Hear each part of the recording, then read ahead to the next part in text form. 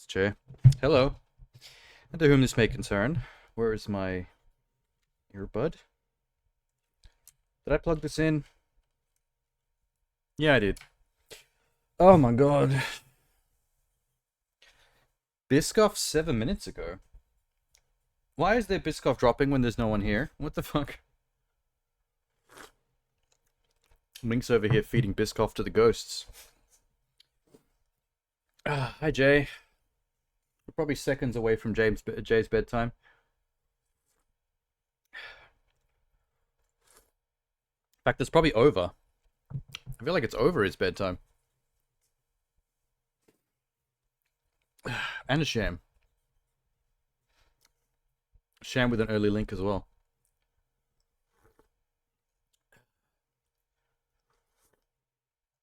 Oh my god, yeah. I need that. I need one of those for quite a while. I was gonna make one earlier and I was like, no. Wait until stream.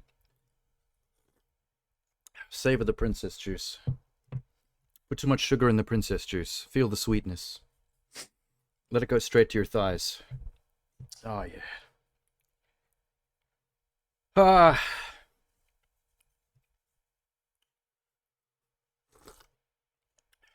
I never watch my links anyway. Pretty sure we've watched everybody's links. Unless it was something super copyright and we had to reject it. like Saturday Night Live.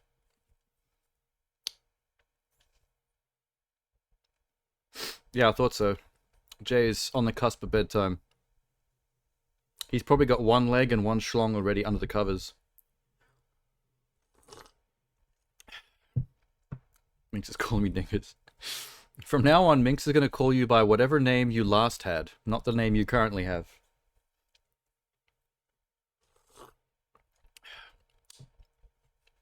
But then again, even though dingus is technically an insult, you did opt to make it your username because you wanted people calling you dingus. And then I guess somewhere along the ways you changed your mind. If only Twitch didn't have rules. Community TOS stuff. We can give ourselves any name. I can call myself Fuckface. Or Dat Cunt over there. Isn't that the... Oh, that's the acronym for thought. You know how long it was before I realized that? That the term thought, when you're speaking about hot internet e-girls that are kind of shallow, it's actually, the acronym actually stands for that hoe over there. And I don't know how that came about. Like, that's a weird one. How did that a hoe over there become a saying that's worthy of acronym? That one's a bit trippy. Wish I had an extra schlong waiting for you in your bed. That's actually really scary. New concept for a A24 horror movie. A phantom severed schlong that just appears in your bed. With not attached to anybody. Any way you can tell is if you're paying attention before you climb in bed, you see the little blood patch spreading under the covers. You're like, oh no, it's the phantom schlong. It's the PS. Wait. Damn it, phantom schlong's a bad acronym, because that's the acronym for Photoshop. Shit.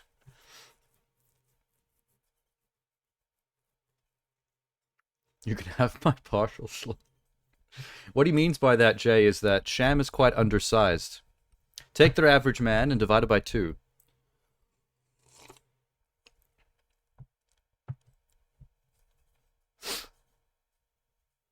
You mean attached to a hunky man? No, I like your horror movie concept better. The severed schlong haunting people. It's kind of like the handjob ghost. Did you ever see that YouTube horror short? I forget what it's called, but it's basically about a handjob ghost. A bunch of people go to like this haunted house and try to stay there the night, but the ghost that's haunting the place is like a handjob ghost. It's a scary poltergeist chick with the makeup, you know, the spooky ring makeup and everything, that like appears like in your bed, giving you like a dry hand job until you die or something. I can't remember exactly what happens. It was viral for a bit, because obviously it's a piss take, but like the trailer plays itself straight.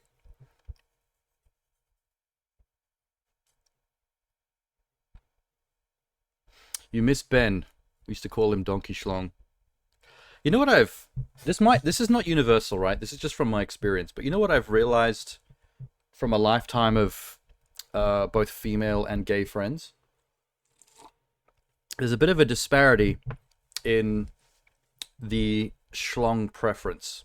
I find that the size queens, the people that always want the big stuff, the porn size stuff, the 8-inch plusers, are mostly gay men.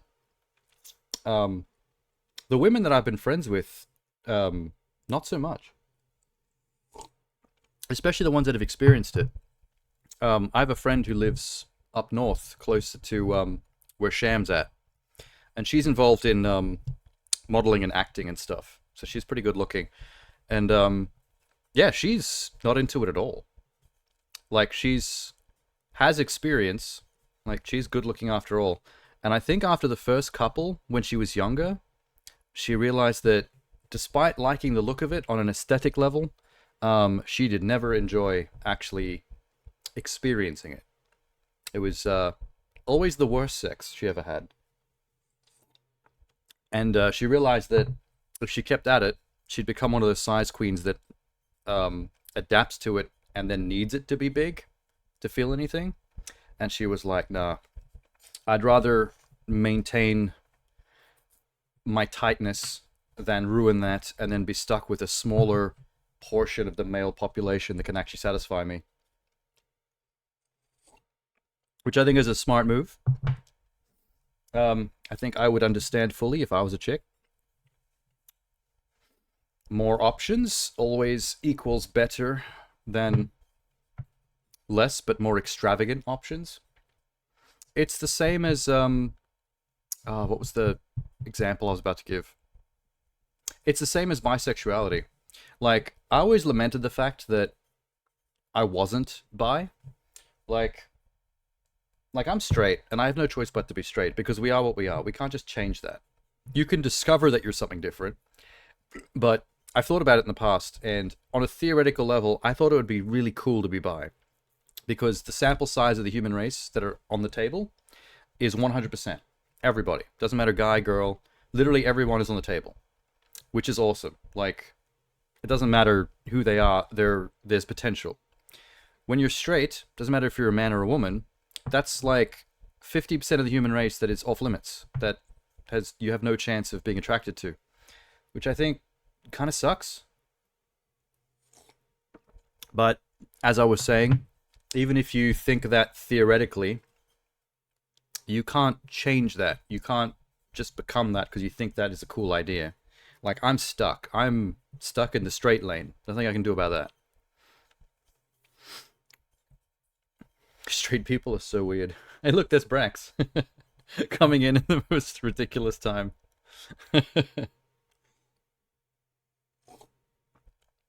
Jay's just here missing Ben.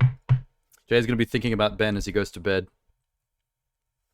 Knock one out for good old Ben, Jay. Don't think I didn't catch your gripping pun, Sham, when we were talking about the handjob ghost.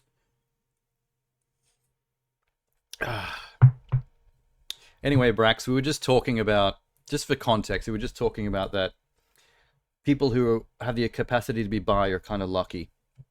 Because they get to get with anybody in the entire world, whereas the people like us that are straight, we only get 50%. Sad. Come on, Princess Juice, get down there.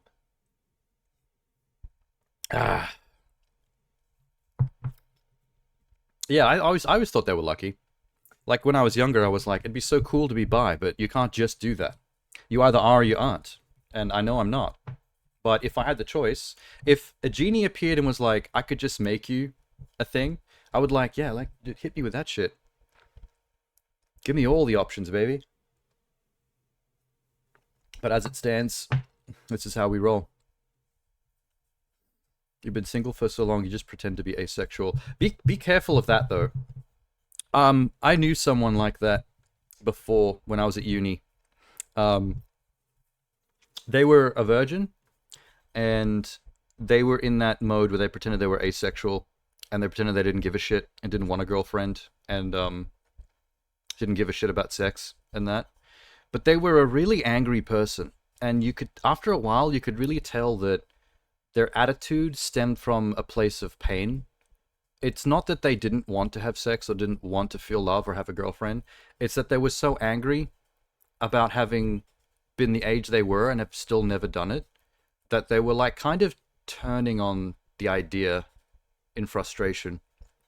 And it made them a kind of shitty person. Kind of obnoxious and annoying to talk to. And it was like, this is a problem that could easily be fixed by getting laid. The second this person gets laid, there's a massive chip on their shoulder that's going to be released like a weight.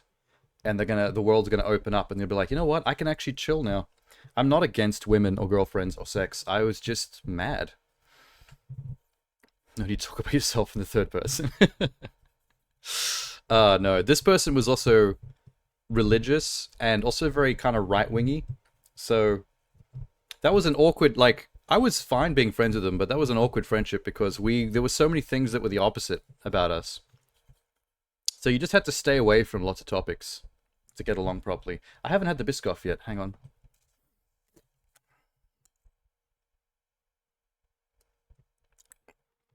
I remember them going on a rant once about Australian immigrants in a class. And someone else in the class who wasn't originally from Australia got really hurt and offended by it. It was a very awkward moment. And they tried to double down because you could tell they felt awkward about, because they didn't realize. And that's sometimes what people do when they fuck up. They double down.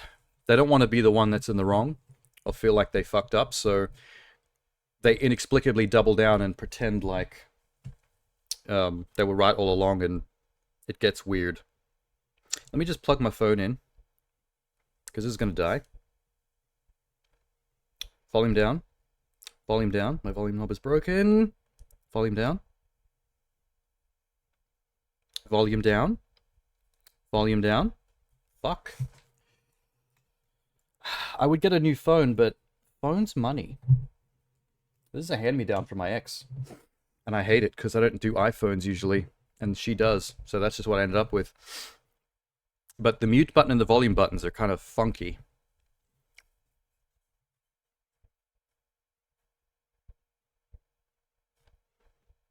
You thought Sham hit a baddie last year? Really? You went on holiday with one, but no smashing. Ah, Sham. Was the hope that they'd be smashing, or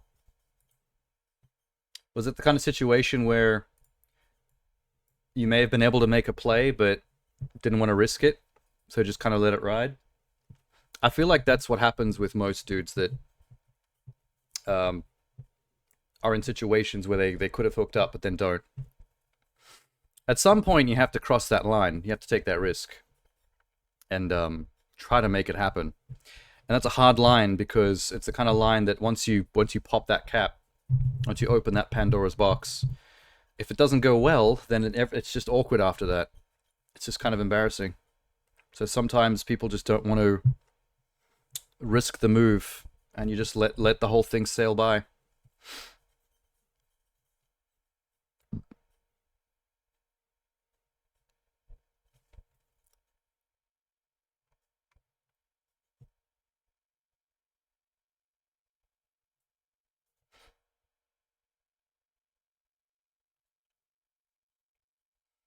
You don't have a lucrative job and attractive body, no point in pursuing dating.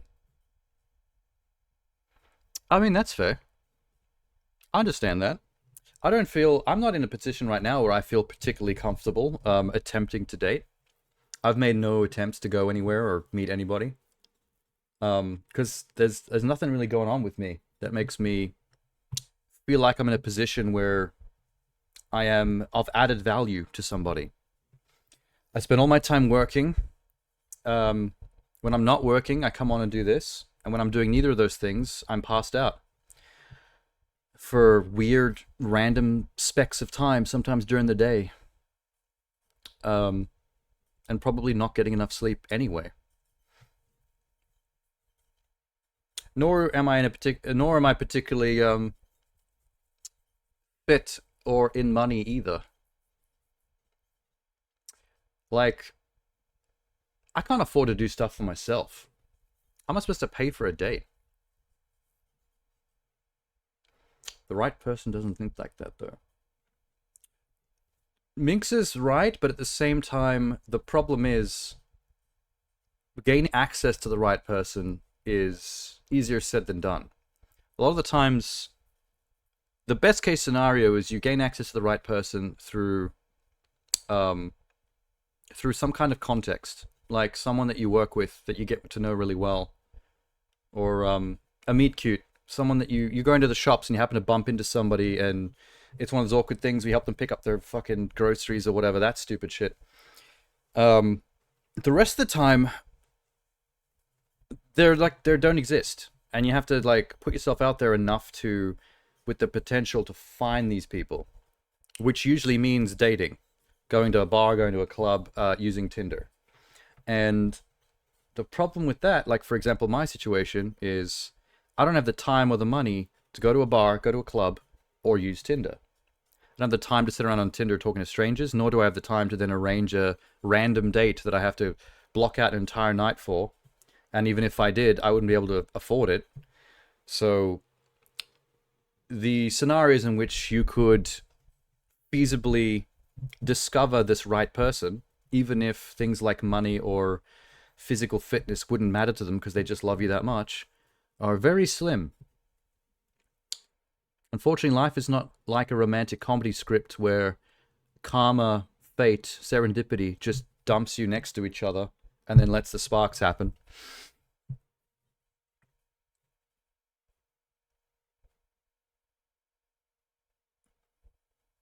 Brax doesn't even want to get into relationships. Just a hassle. That's fair. Be productive while you're not doing it. One of the things with being single is you have this extra time to become like a virtuoso on that piano. Take advantage of it now. You might not always have that time and space to build a new skill.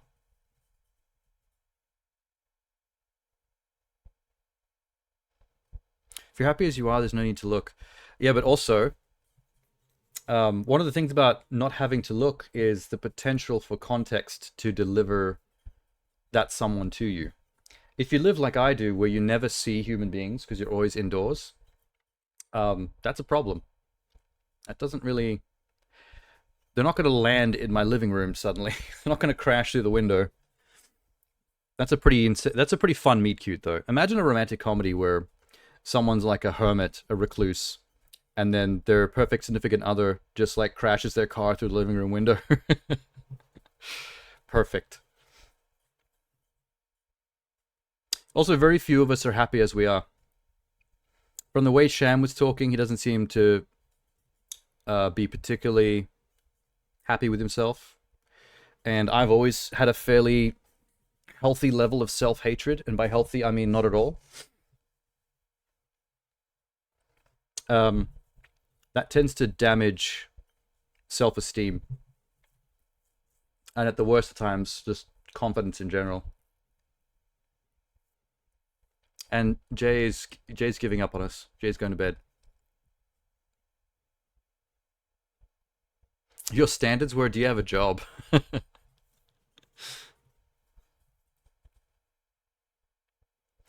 I know people that wouldn't even consider what I do having a job.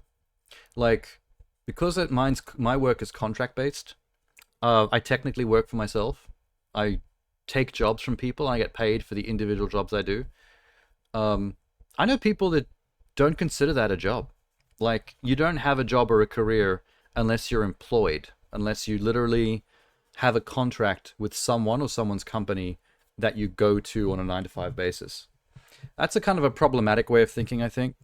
I don't really agree with that, but from that closed-minded point of view, I know I see what they mean, because there's no security in the kind of job, the work that I do.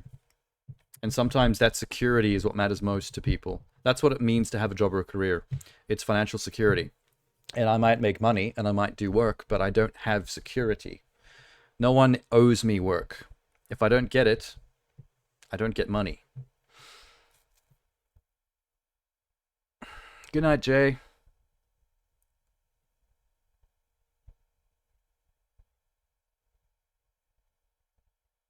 You lost 15 kilos. I don't even know how much I weigh. I don't even own scales. I'd be curious. I don't know what height I am either. These are things I should probably know, because people do bring this up a lot.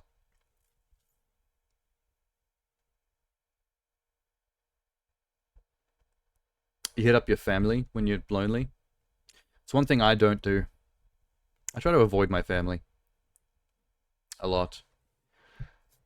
But I go down every Christmas because it's the nice thing to do. Can't avoid them forever.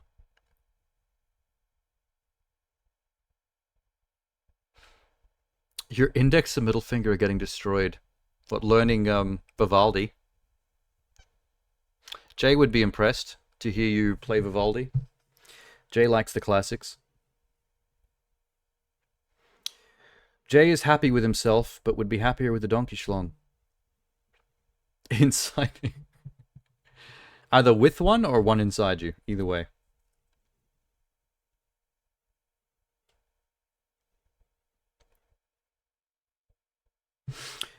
You're one of those rare people that see past the material stuff.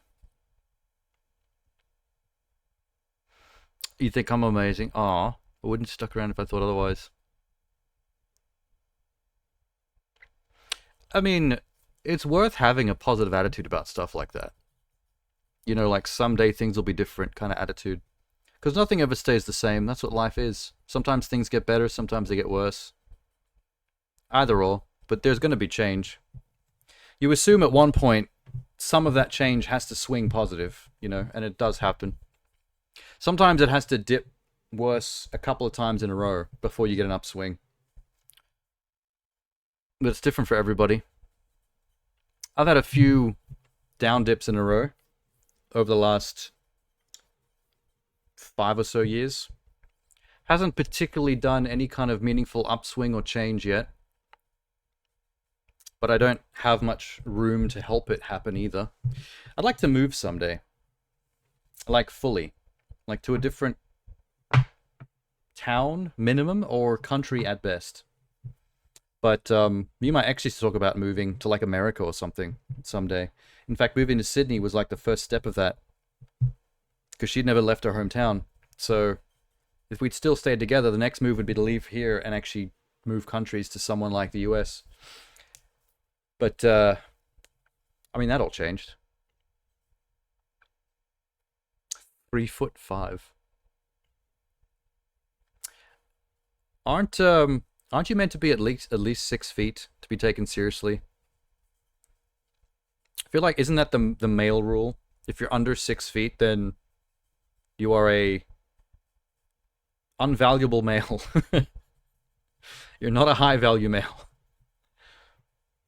That's the meme anyway.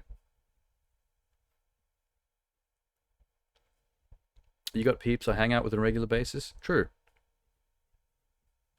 I'm getting a lot of division here though. Minx is saying I should move to the UK. Brax thinks Antarctica. You know, Antarctica would be a trippy one. I think Antarctica would be the one you go to if you want some action. Have you ever been on those websites, those kinky websites, like um, fuck, what's that one that's like Facebook but for BDSM? I forget what it's called. Ah, I know a girl that's on it.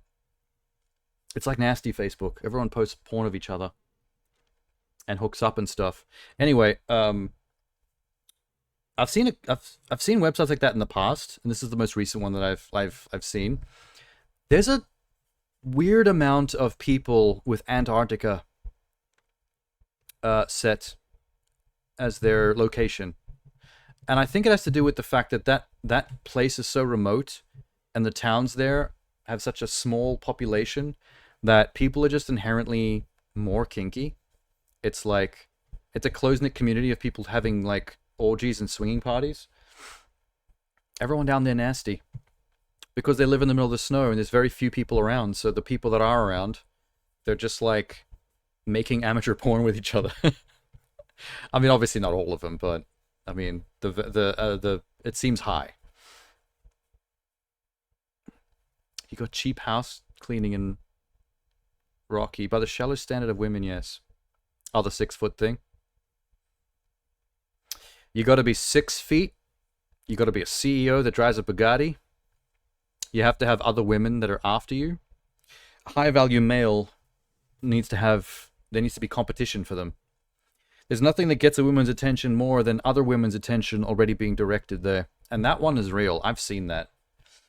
If no women are interested in you, then it seems like you're invisible, right? You get one or two interested in you, and all of a sudden the rest seem to notice you as well. And then it's like, okay, I see.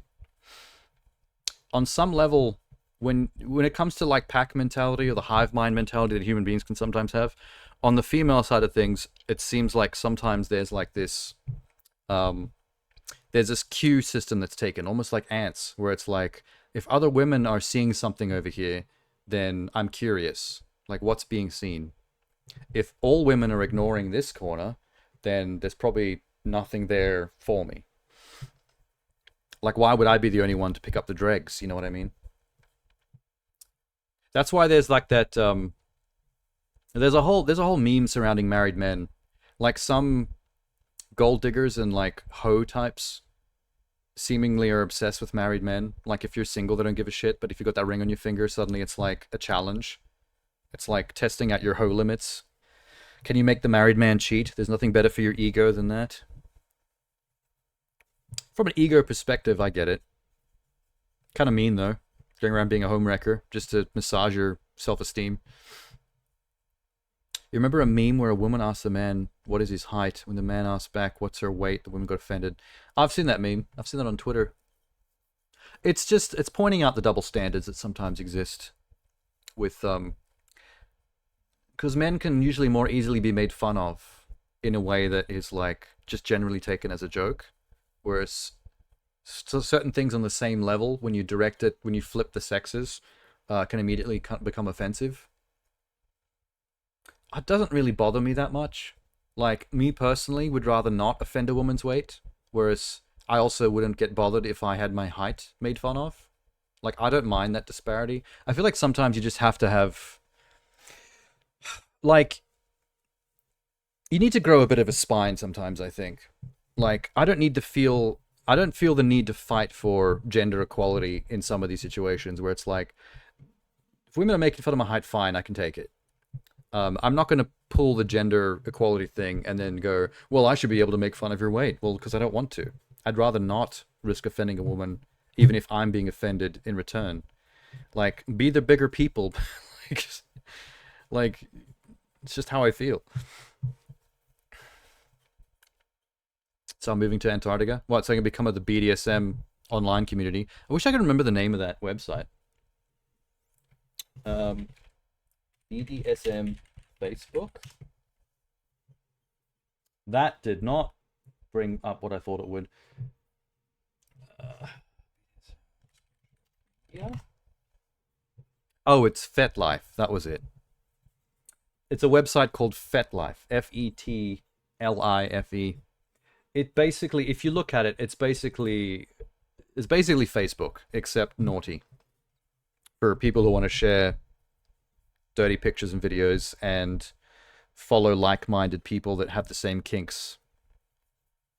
And in some aspects, I'm sure it leads to hookups, but other than that, I think some people are on there just to live vicariously. Like, they don't actually want to meet human beings through it. They just want to put out their nasty in a somewhat anonymous form, even though they are putting out content, videos and pics. I don't recommend my country anyway.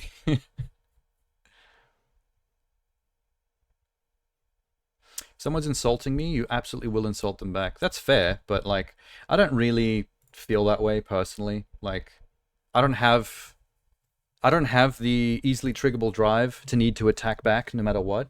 There are situations where I will. I'm more likely to when it has to do with defending someone else than myself. Some of it may have to do with the lower self-esteem, self-hatred stuff that I suffer from slightly. Like, I've heard insults or jokes leveled at me that I would rather laugh at or agree with, because the self-hatred side of me, rather than get offended and wanting to defend myself, it more so finds it funny because it's like, yeah, I'm shit. Whatever. You got me. Like, I don't get riled up because it's like, yeah, you might as well take the piss. I ain't special. Balatro insulted me. So you're still hung up on Balatro taking the your waifu gacha awards.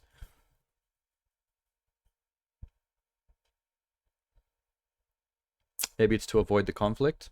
Well, I'm not necessarily conflict avoidant. It depends on the conflict. Sometimes, if it's something online, then it's sometimes worth avoiding because it means nothing. It's going nowhere. It just wastes both of your time. I'm less likely to avoid conflict in real life if it means something. Like, it's easy to avoid conflict when it means nothing online because that goes nowhere. If it's to your face, I'm more likely to defend it if it's... I mean, if you're still insulting me in a certain way in real life, I can still laugh it off because I don't really give a shit. But if it means something, if it's something that legitimately triggers me, like if it's directed at someone who's a friend of mine, and I feel the need to defend them, then I'm not scared of conflict in that instance. I feel like most people online are the opposite, though. Most people online are as nasty as they are because they know that conflict means nothing. They can't be threatened. No one can punch you in the face online. You get to be anonymous and say whatever you want and be an absolute Nazi. And there's no repercussions. Take one of those people in real life and put them in front of you and see if they speak the same way. They probably won't. If I say something online, it's usually like, I'm the kind of person that if I say something online, if it's something that I'm making fun of you for, or if I'm being insulting about something, it's something that I would definitely say to your face in real life, even if it pisses you off and would start a physical confrontation, because fine, whatever. I mean what I said. You want to throw down? Here we go. I'll meet you behind the KFC parking lot. I'll bring my boys. We'll have a West Side Story ballet dance-off. I'm not really scared of being punched in the face, to be honest. I'm not really an aversion to pain kind of person. I'm willing to get punched in the face for something that I mean. I'm willing to lose a fight if the reason the fight is happening means something to me. If it was worth saying what made the person angry, I'm down to get my ass kicked. Fights are funny though. They never go the way you think they will. Infinity Nikki conflict. Play dress ups at each other. Like when I was younger, there was an almost fight that happened with the guy that was getting in my face, and rather than back off, I riled him up. Although I wasn't sure what I was going to do because I hadn't ever been in a fight before. And the fight ended the weirdest way. Like the opening move was the other guy throwing the first punch, right? And he threw the first punch, and like I think I've mentioned this on stream before. He threw the first punch, and I kind of like he did it quicker than I thought he would. I thought there was going to be more talking before he got pissed off enough to throw. So I was a little caught by surprise, and I made a slight flinch where I like tucked my chin down because one thing I knew from some slight knowledge on how boxing works, for example, is that the reason you tuck in is a defensive thing because this very vulnerable. You tuck it in, this comes up, right? So I didn't do this, but my first instinct in terms of flinching was to tuck my head in. But because he was aiming kind of for my eye, I think he was going for the black eye shot. That slight tuck in lowered my head just enough that his fist hit my forehead. And if you get hit flat on the forehead, it doesn't really hurt. It's more of a slightly dizzying clunk. Like you get kind of thumped and you shake it off and you're like, ugh. Like slight discombobulation, but it doesn't actually hurt that much. It's very flat and solid there. But his knuckles dislocated. Like it actually kind of broke two of his fingers in the middle from hitting the hard, bony part of the forehead. So the fight ended before it started because his opening punch basically broke his hand because he hit me in the wrong spot of the head. And so I just stood there, guys, shaking off my dizzy. And the next thing I look down and he's on the ground, like fucking crying and screaming. And his fingers are like bent in a funny direction because when these nubs get dislocated and broken, your fingers like sticking up at a weird angle because it's not attached properly. He was fucking freaking out. And I was like, all right, the teachers are going to show up. I have witnesses. I didn't throw a single punch. I stood there and got hit. I'm the victim. He just fucked up. There's no way I can get in trouble for this. I'm clean. Hit the 10% deflect. The funny thing is that a couple of years later, I saw that same thing happen in a movie. It's like a comedy movie, like an American Pie or what was that one with Seth Green and Jennifer Love Hewitt? Can't Hardly Wait, about the house party. I think maybe it was that. It was that kind of movie, and it was from like the 90s. And there's a scene by the pool where this jock goes to punch a nerd, and he does that on purpose. So he hits the top of his head, and the jock injures his hand, and the cheerleader hot chick that he thinks is going to be impressed that he defended himself so easily from this jock is mad at him because she injured his hand that he plays football with, and he might not get his scholarship. So he's still the bad guy. Like the nerd still doesn't win. But like that tripped me out because even it was the top of the head, not the forehead, but it was so similar to what happened to me. I'm like, was the dude who wrote this script like one of the teachers in the fucking schoolyard that saw that went down, and now he's in Hollywood making movies? Very American. Yeah. American sex comedies that are always about jocks versus nerds with vapid cheerleaders stuck in the middle.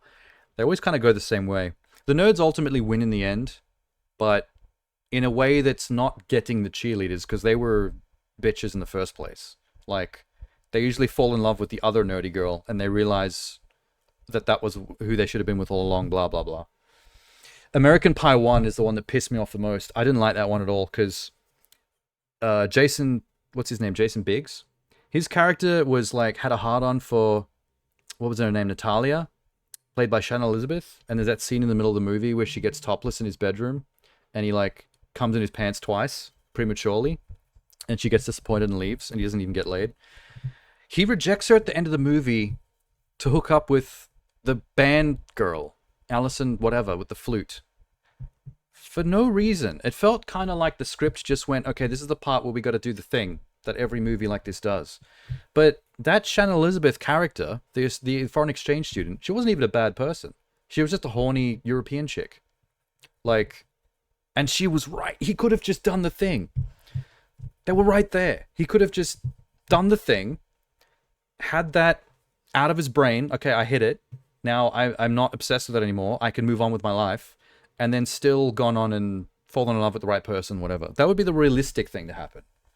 No nerd walks out of the room when the big-titted European supermodel is giving it up for free. That has never happened.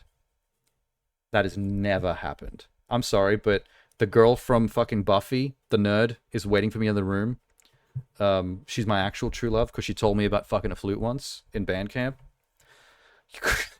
In real life, he would have done both. I'm sorry. It's not very romantic, but as someone who's seen 1,000 movies and has been a movie buff and has studied film at university, I'm used to this stuff a bit too much. The blueprint, the level of unreality, the Hollywood blueprint scriptiness of it kind of triggers me now. I prefer movies that just do the sheer hard reality stuff. Like, this is just what would actually happen.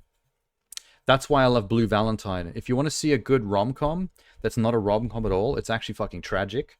Blue Valentine with Ryan Gosling. It's a raw movie.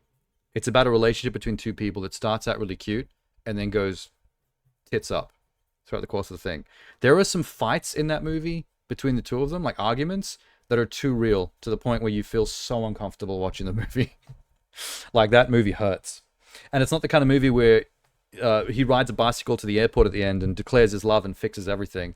It's realistic. It's a slowly eroding relationship, just like they do in real life, that is not going to be fixed, but we have to watch it break apart gradually in the most realistic way possible, and it's very good. Ryan Gosling movies are super good. Most of them are. What's that? The Nice Guys with Russell Crowe. That's an amazing movie with him and Ryan Gosling. Crazy Stupid Love is really good as well. That's a pretty traditional rom-com. But that's actually a good movie. That movie goes places you wouldn't expect, and it's really funny too. It's got what's her name? Gwen Stacy from the Andrew Garfield Spider-Mans. Emma Stone. God, she's got a movie star name. Emma Stone. What a fucking cool name. But she did the flute thing, though. You could have had both, Sham. Could have lost his virginity to the European supermodel and then still, become best friends and had a relationship with Allison, whatever her name is. She was right there. Fuck that movie.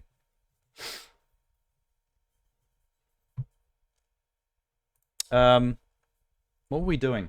Sorry, distraction. Sham had a link. Here we go. Sorry, that was 45 minutes ago, but we've just been sitting. I put that in the wrong field. I'm sorry. The fuck?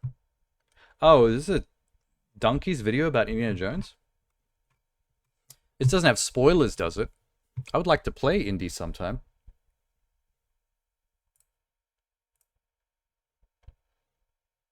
He got PTSD from the queef flute. Hey, we didn't have to see it on camera. They didn't. If that movie was made today, we would have seen it. They would have cut to the scene of her doing it for sure. Movies definitely got nastier. We'll see you next time, Brax. Didn't even know it's 9 p.m. already. Dude, it's 12:15 a.m. here. It's already past midnight.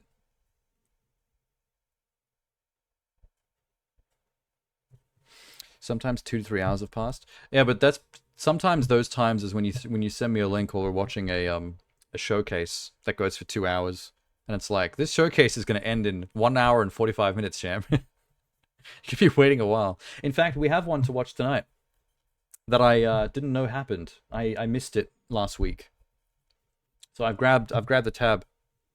It should be a decent one, actually. It's the end of year PC gaming showcase.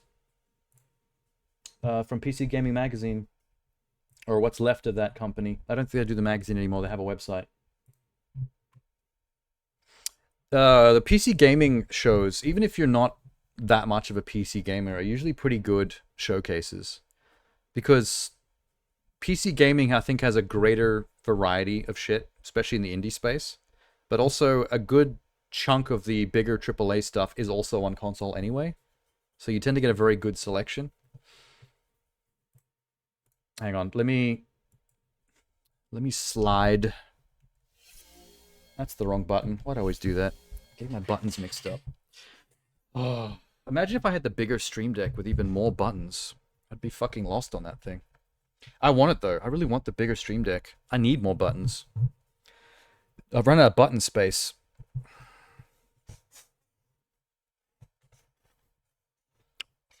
And by the way, I'm saying Stream Deck. I'm talking about my little switcher, not the Steam Deck that Sham just referenced.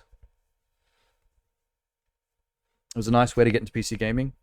I mean, yeah, it's one of the best ways to get to PC gaming if you're not someone who has a history of spending big on a rig or building your own PCs at a budget. I've built a PC twice in my life. Not the one I've got currently. This is a pre-built by someone else, some other techie. But my two previous PCs before this were PCs that me and another friend of mine that knows a bit more about hardware than me, we actually sourced the parts on computer websites for cheap. And then we spent like an entire day building the computer. Building computers can be fun, but they take a while. It takes longer than you'd think. A lot of little fiddly bits. Steam sales are so fucking good. I know. Nowadays, with me not being able to spend much money on anything, I try to avoid them because in the past, I usually... When a big Steam sale is down, where games are like 80 to 90% off, and you get games for like $2 or $3, I've bought like 15 to 18 games in one cart, which is why my Steam library currently has over 650 unplayed games that I've never even touched. I've got a bit of a back catalog. It's the only reason I'm never stressed about how poor I am, because I don't need to be able to afford games because I have an endless supply of pre-bought shit. And I spend most of my time on Game Pass, but if I ever get to a point where I don't have access to Game Pass, like Steam has got me. I got so much stuff. I ain't building that shit. I would say don't do it if it's just you doing it and you need to learn because it's too easy to fuck something up. But if you ever have access to a close friend in real life that lives near you or in the same town as you, that is a huge hardware person that knows exactly what they're doing, it is pretty fun to build a PC. You just need someone that knows more than you. That's all. But it's pretty chill. Like, there's something cool about building up a cart on computer websites of like RAM and video cards and things like that. But it's not, the building is the second hardest part if you don't know what you're doing. The sourcing of the parts is actually the trickiest part if you're not in the know, because you can't just stick anything on anything. Like, you have to have a nerd that knows what goes with what. Like, you have to have the right power supply for the amount of power required. You can't just get the most expensive, biggest power supply, because having the excess power is also bad for some reason.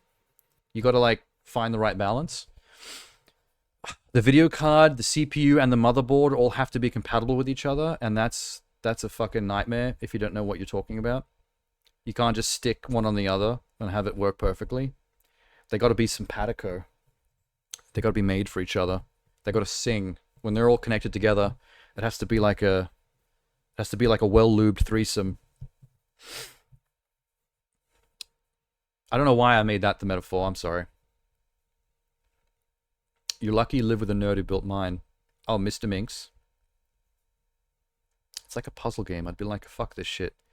Oh, speaking of building a PC being like a puzzle game, you know what is one of the 650 games I own but have never played? PC Building Simulator I own on Steam, which is exactly what you just described. It's a game about sourcing parts and building PCs. That game.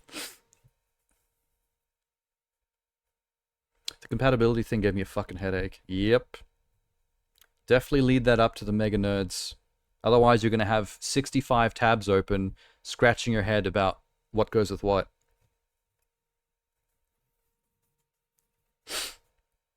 You have PC Builder as well? Yeah, same. I've never touched mine, but that was one of those games that was on sale for like $2.50 one time, and I just threw it in the cart.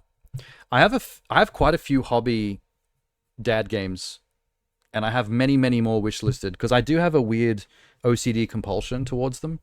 Like, I own Train Renovation Simulator, where you get given a fucked up train station and you go around in first person, like scrubbing the graffiti off the walls and picking up the litter, and like repairing benches, and basically rebuilding the train station. It's basically Power Wash Simulator if you were just a train station renovator. It's in the name. That's not even the weirdest one I've got. I think I've got World War II renovation specialist or something, which is basically like you're a construction renovator in a part of a fucked up part of a European town just after World War II, where buildings are slightly broken down and stuff, and you're basically just like rebuilding brick walls, putting bridges back up, re-putting in trees. You're literally rebuilding parts of town from a first-person perspective, in a very, very particular historic context. There's also one called Monument Renovation Simulator, where you're just a guy that cleans and renovates monuments. So imagine like a statue to fucking George Washington or whatever in the middle of DC. You go around fucking scrubbing the mold off the damn thing.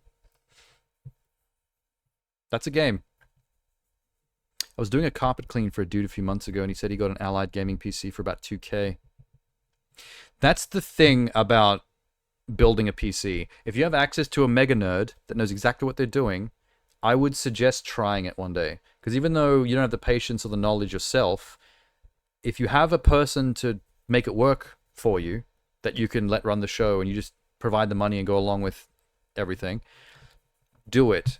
Because you can get a very powerful PC for shockingly lower than you think you can if you source the parts individually and build it yourself. Like, that same computer built by fucking Alienware and just sent to your house will cost double. You know what I mean? Like, that $4,500 PC, you can build that for $1,800 individual parts sourced. So it's worth it, but it's something that you don't want to fuck up if you don't know what you're doing. So, you know, like Mink said, get on Bumble, get yourself a nerd. My other half plays Cyberpunk with mods, don't think it was a 2K. Exactly. Your other half is a nerd that knows how to source parts and build a PC.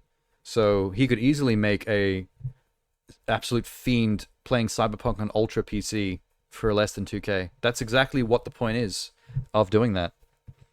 It's really worth it if you can do it. It's the big if, that's the problem. I like wasting money.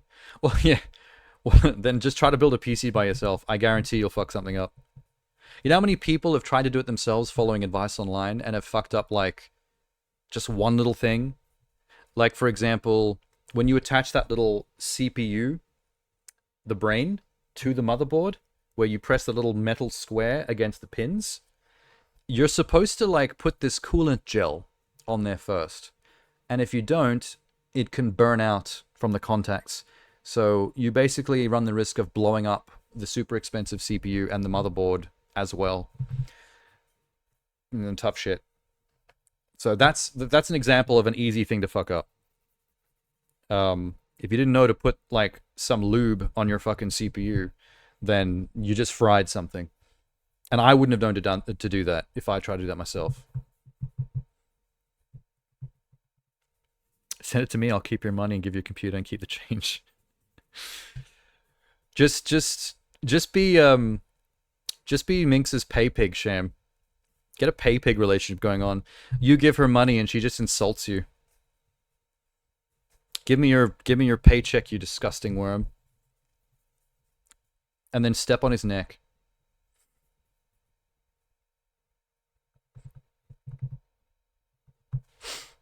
Alright, where's my headphone? I'm wasting too much time. I've got to get to this PC gaming showcase. I don't actually know how long it is. The preamble usually takes like a fucking hour. There's usually a long timer at the start. What the fuck is happening here?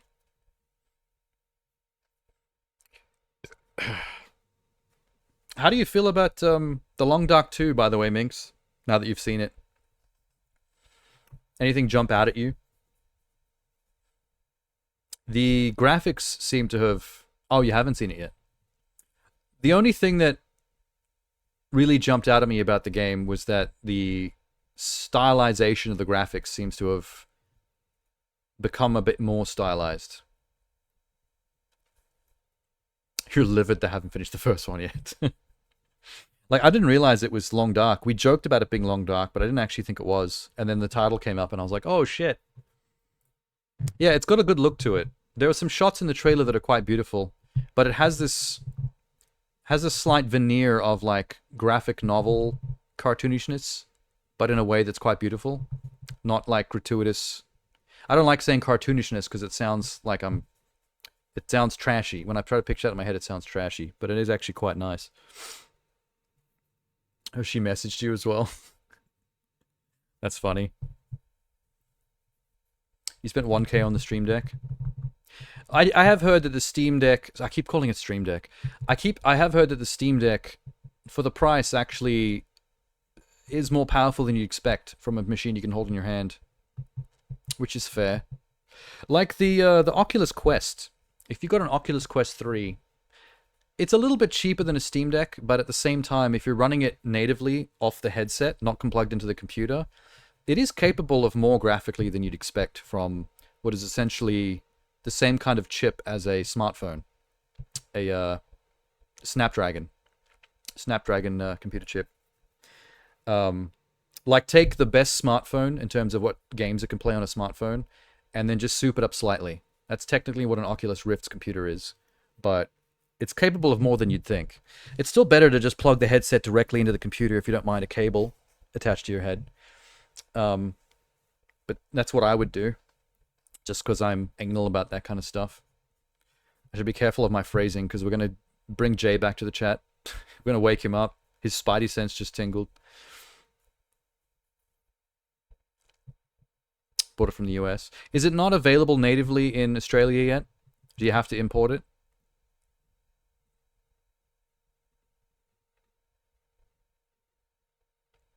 It's one of the best controllers you've used. Oh, wow. To be honest, when I see the Steam Deck, I always think about it like the Wii U or the Switch. I'm more aware of what the Wii U's like to use. I haven't used my Switch yet. I've touched someone else's, but I remember using the Wii U to play games like Pikmin 3 and Zombie U and stuff. That's just what it looks like to me whenever I see it. It's just, it doesn't hold... There's nothing in the Steam Deck for me. You know what I mean? Like, it's perfect for someone like you that doesn't normally do the PC thing. It's an entry-level PC that also doubles as a handheld, both of which is something that is valuable to you. Unfortunately, neither situation is valuable to me. I don't have a lifestyle anymore that a handheld is useful, because I don't play anything out of the house, because I don't leave the house, and also I also play everything online through Twitch, and I'm not going to attach a Steam Deck to Twitch. I already have a PC here, so there is literally like not a single reason why like I would get a Steam Deck, and it has nothing to do with the quality of the Steam Deck itself. It's just, it doesn't fit into my life and needs even in the slightest. They made an announcement for Australia? Oh, they were released on the 19th of November. I don't know if you want to go price check that, Sham. It might be the situation where you're like, ah, shit, I should have waited. Hey, at least you got yours early.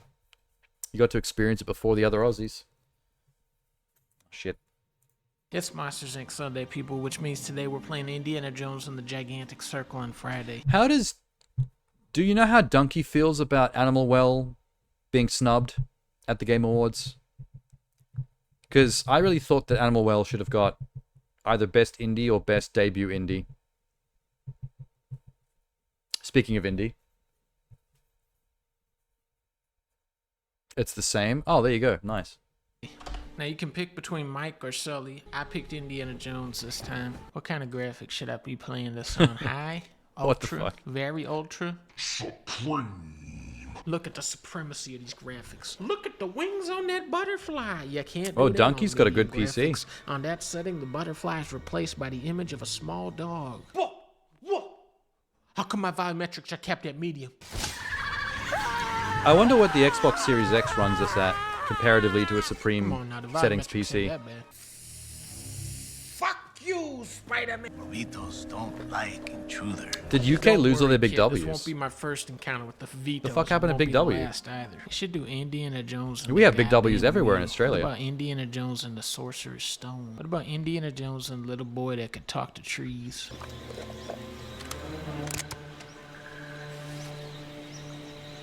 Not so fast. Press F to pay respects. Technically. Respect paid. Senor, nobody has come out of there alive. Please. Don't worry, kid. I was silver in Overwatch. The golden idol. Really? Ow! Fucking thing. Stupid place. Let me rob it. Not a very good Indiana Jones. Don't worry, kid. This is my first time dying. Thankfully, I brought an exact replica of this treasure that's actually worth more, so I'm just gonna swap that one out. Gotta get your hat. It's like Red Dead. This is very accurate to Indiana Do you remember the old Jones, but Indiana not Jones very game? accurate to Monsters. Infernal Machine, I think it was called. Where you could lose your hat while you're running around fighting Look and at diving this. around. And you could actually just go up and pick it up off the ground. You get it. I must You didn't be a have rough to, shot. but I feel like everyone who played that That's game exactly what I was always thinking. picked up This their hat looks to again. be They a always went mask out of their from way the to get the hat back. Hemativian period. You just Yes, got to, I man. believe It's this will just go how here, it's right? done. You ain't no indie if you're not going back for your hat. Dang, I'm smart. Ancient Egyptian. Although obviously. fedoras are probably not A that depiction of expensive. best step. You could Well, just that leave the much is hat and get obvious. another The one. Egyptians believed that only cats had access to supreme level value metrics quality. He took the cat mummy, Marcus. Damn, this game has more artifacts than Dragon Age. I should do this ad test real quick. Well, that's E at the top. C, B, 3, V, and then a little Egyptian hieroglyphic of the mummy of the cat. I believe that an ancient and very dangerous Bjorkman's cult letter. is behind the theft from Miss Lawrence. Man, Isn't I this love the reading plot of notes and National things in Treasure games. 2? What are you packing? Only the essentials. Diary entries I'm and shit. definitely gonna need to bring this. How many thing. I'm gonna diary need entries this have I read big out giant aloud on pig Twitch in the jar. last 3 Gonna years? Need this thing and this thing. It's probably a I'm lot. definitely gonna need this thing. I like that. And I've This never one read keeps any dead of here, but I'm them gonna need this word big for one. word. I always add some stupid shit. Is that all you have, Jones? I feel as if little, Why are you doing this, little DeMarcus? baby flies Stop this. landing upon me like a little bitch. Can't just run away from your problems, Indiana. Da, da, da, da. He put on the hat. Stacy's grape soda. He put on the hat. Indiana. Mr. Jones. So fucking slow. Climbs the wall, has an erection, loves Nazis, he'll hit you with the Another pan. time, chum. Yeah. Bam. Oh, look at how the light shines through the bottle. Light through the bottle. That's technology. volumetric lighting Baby there. Delegati. This is perhaps the most valuable painting in the world. Only one copy was ever created. Oh, dang, they got two of them? No. Hammer. Eh. This Indiana Jones game looks so much fun. Oh, no, he's got my hammer. He picked it up. Who doesn't want Eh. to punch fascists? No. Shovel. Ow, ow.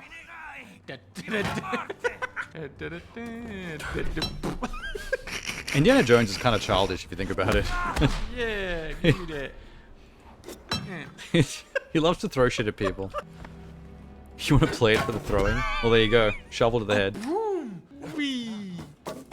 Motherfucker dodged Was it it. me? I do like that the trash bad again. guys in this are kind of smart. Eh.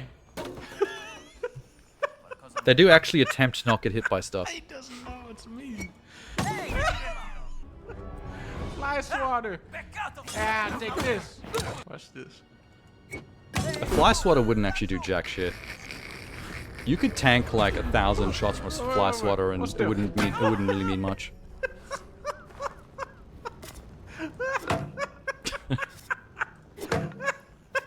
This is a good game. They should have did all the Indiana Jones movies like Did you ever play Chronicles of Riddick Only zero back in the was Xbox made. OG days? Seem pretty flimsy. That game was so good. That did nothing. It sucks. Come on. There we go. Whoa. This'll get him. Wait, eat that bagel. Wooden I'm gonna get you spoon. with this soup spoon. Ow. Hey, don't you throw stuff at me. Baby Baba Balici, one of the greatest paintings that has ever been created by mankind. Only $11 though, surprisingly. Yeah, you got evil type of guy. Have some wine. Even the lighting reminds me of Chronicles of Don't Riddick. you have a book to find for me? Fortnite, best strategies. God, that was a good game. I wonder what it'd be like come now. on now, Like that if was right nostalgia to you. would I'm gonna kill rear its ugly somebody head a with bit. this.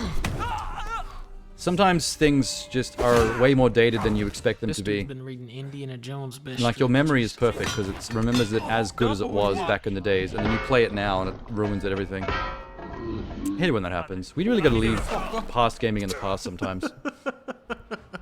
What you doing with that rock, boy? There are games that are universal. And this is where we find out how Timeless many even. A's is this game. It happens. He keeps the wine bottle in the animation? Oh, this is quad A. Oh, yeah, you gonna fight me? Triple A. What if I go in the water? Then What did he you say? gonna do? Quad A? Ah, what are you gonna do? How you gonna light me on fire? I'm in the water, you dumbass. Ow. He gave him a taste of his own medicine. May the Lord bless you, sister. Adoro I tuoi santi insondabili progetti. Is that actually Indy making that noise? Look at this dude. I have the collector's edition. Federico, please don't tell me you spent $7 million on that painting. Dude, look. You go right downstairs. There's a second one right here. No. Yeah. This is where the Jones goes, dick. Yeah. Wow. Wow. Yeah. Yo, you eating the spaghetti? I think there's a move you can unlock later You on want where this you bacon? actually Why wrap everybody throwing shit at me? the whip I around said I someone's would neck and split choke the them out bacon. from a distance for like Keep long doing distance this and stealth you kills. get no garlic bread. That's it. I'm eating it. You get nothing. Ha. What are you gonna do now? I'm surprised none of them can climb. Not a single one of them are trying Wait, to I climb have up there. this? Wait, I want those guns instead. Bap, bap, that thing. Bap, bap, boom. Do, do, boom. Do, do, Let me. That dude with the other gun did nothing. Come on, that should have worked. Oh no, they're sending in the dog. What the fuck? Phantom Guard. You fools. Oh yeah, You're giving me all the best I saw an weapons. article I'm becoming more about this powerful game. the longer That this basically the goes whole on. article is just about the I fact got that another one. Boom. you can level up I your got another one in experience here, by too. just taking Big photos shovel. of cats that you find. Boom. It has cat photography stay right here, mechanics. 10 out of 10 game. I know. Just give me one more chat, one more chance. Oh my Okay, god. yeah. Just one more, and then I'm done. I swear.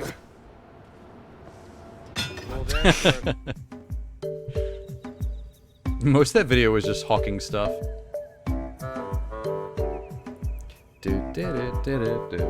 Wow. Wow.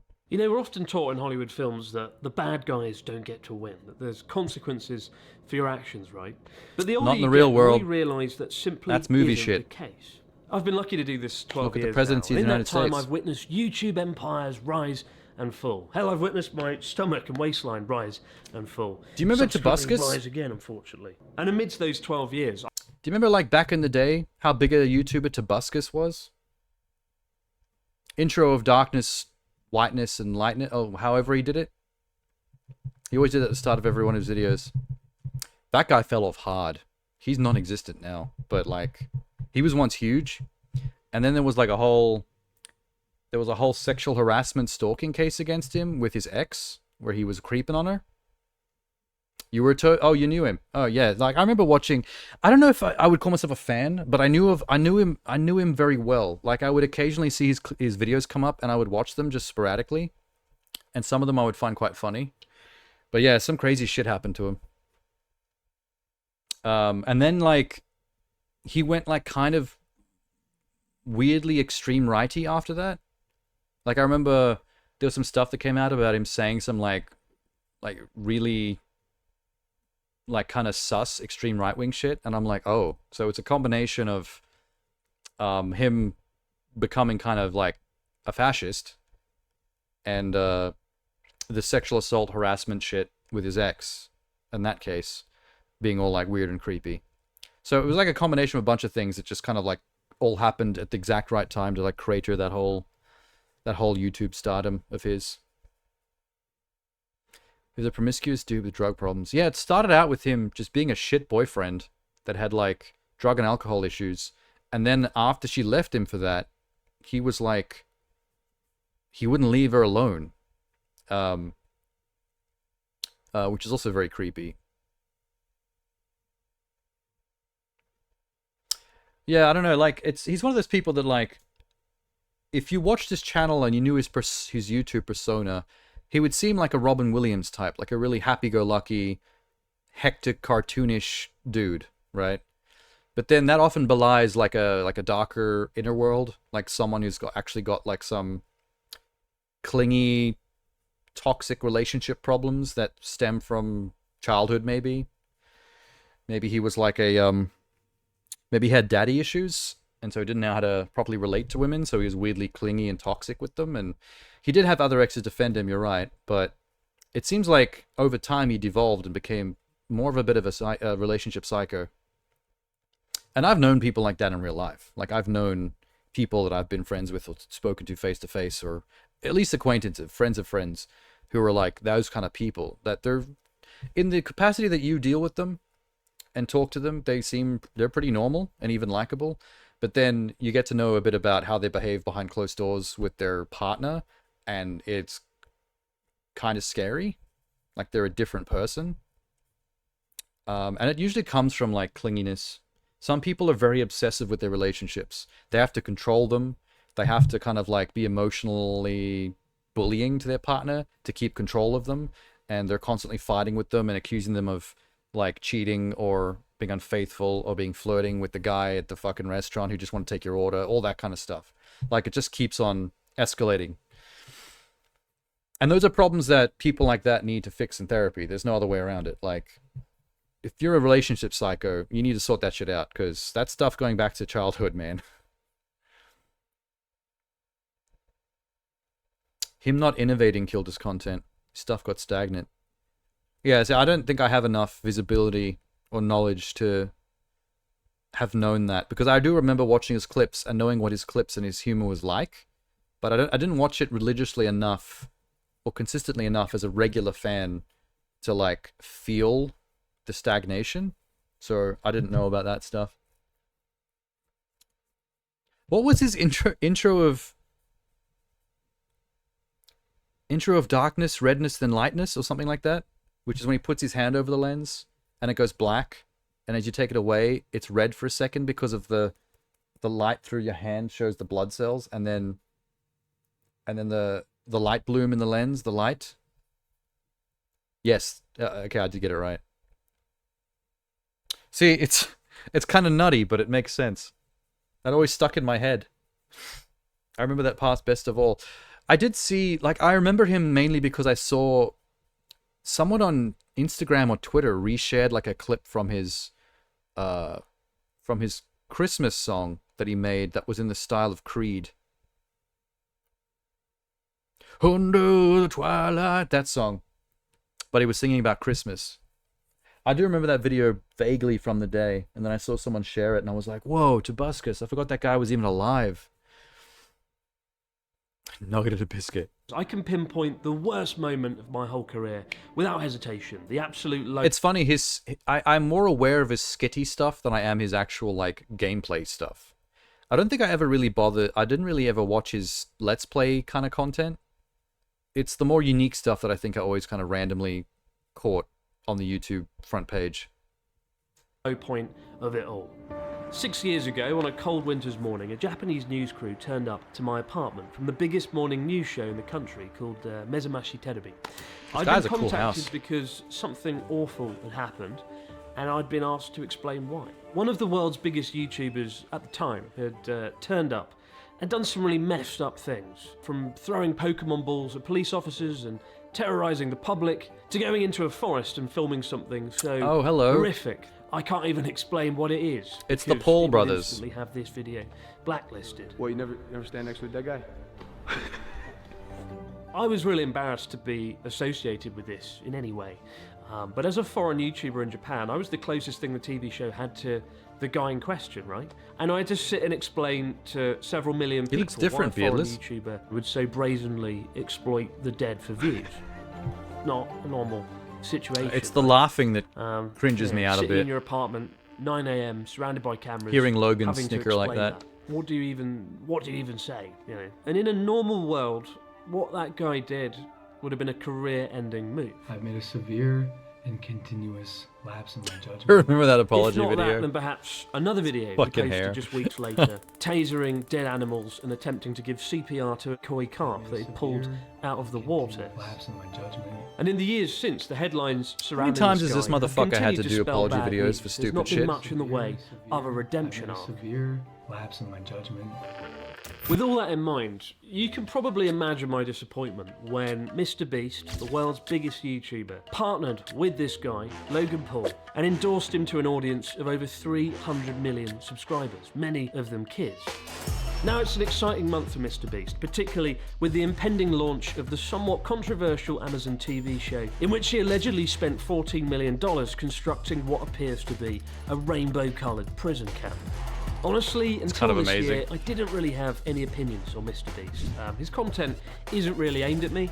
Still, you look at the 300 million subscribers, the 200 million views per video, and it's hard to deny that that is an impressive achievement. I have no problem and you with have Mr. to wonder Beast. what drives someone to want His content can be a little where bit, does that motivation come from? I don't know, We're told cheesy? that it comes from a desire to make the world a better place. It's about inspiring about it. kids and highly publicised charity work. And even a cold-hearted cynic like me wants to think that the person at the top has a noble ambition, you know, that they're guided by something It's very more than just a dictionary masked definition YouTube. ambition for money, views, power. Maybe he really is a force for good. Oh wait, he just wanted to sell snack boxes to children. I like my cheese jerky, Oh. bro. Snack boxes that quickly appeared in photos shared online to have practically Oh. turned mould into a flavour profile. Yummy, Oh. yum, yum. Shut up and give it to your kids. It's got an electrolyte. Mouldy He cheese. partnered with a guy who not only did all the awful shit that I just listed off, Good but who lord. recently turned one of the most important moments of his life, his wife's pregnancy, into one big billboard for the aforementioned snack box. At first, it was very strange. My How God. could Mr. I didn't Beast, even the know guy that. Who is famed. for Logan being a Paul used genius, his wife- mastered the algorithm. His How wife's could he not calculate that partnering giving with birth such to a their man kid would be anything as an other opportunity than a to shit idea? But perhaps it advertise shouldn't his come as a Lunchables? surprise, as this is literally the guy Oh my God. who once made a video saying Logan Paul's name 100,000 times. Several months before Logan Paul himself went into a Japanese forest and gave the world 100,000 reasons to forget his name.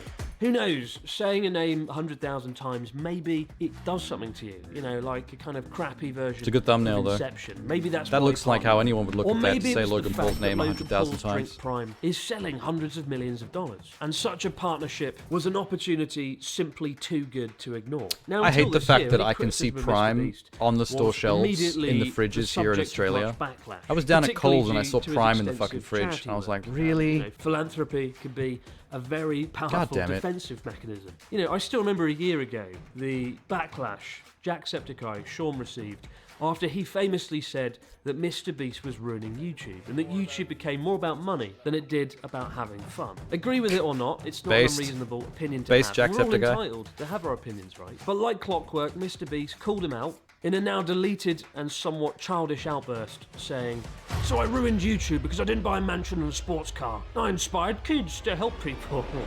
Oh, he says that out loud. And yet, literally last month, it was revealed he did have a sports car because he got done for speeding in it, complete with a nice, clean-shaven mugshot to match. In an also now deleted such a goofy video looking where he dude. bought a BMW iX, You always a see Prime and Feastables on sale. $100,000 car, Oh, there's another Biscoff. which I think fits the definition of sports car. I've never Allegedly, seen he drove at Feastables, 122 but I have miles seen per plenty hour of Prime. in a 70-mile-per-hour zone. And look, granted, he was a young man, he's come a long way since, and we all make mistakes. I myself have got a speeding ticket or two. Not for doing 122 miles per hour, but I don't think my K car could do that speed if I pushed That's it an off adorable a cliff. car. But that What the reply fuck? of his He's got a voice Mr. stuck Bean with me. car. Right there, it was the story of how Mr. Beast kind of sees himself. And as somebody who did charity fundraising myself this year, you know, cycling for 2 weeks, raising $1 million, I think it's great that you can use charity as a sort of shield. The next time somebody criticises me or my videos or anything about me, my hair, I could be like, fuck you, I cycled on a bicycle for 2 weeks, I raised $1 million for charity, I inspired kids. Oh, he says that out loud. Now, a few weeks ago, I had a rant about this on a stream after I drank a little bit too much caffeine. And now people have heard the story of how I became Logan Paul's PR man. Hopefully people understand why I had that rant, both here and there. It sort of went viral online on YouTube and Twitter. I think it's better with the facial hair. And it's quite interesting seeing the response. In fact, both him and Mr. Beast both do. Because, you know, it's easier just to say nothing on these sort of matters. Keep your head down. I'm still pretty neutral on Mr. Beast. Even doing this video now, like, I don't hate him. Of me. This video I'm not a big fan either. He does what he does. Than I would have otherwise had. A lot of things he does are sort of very beneficial for charity and stuff like that. Which is fair enough.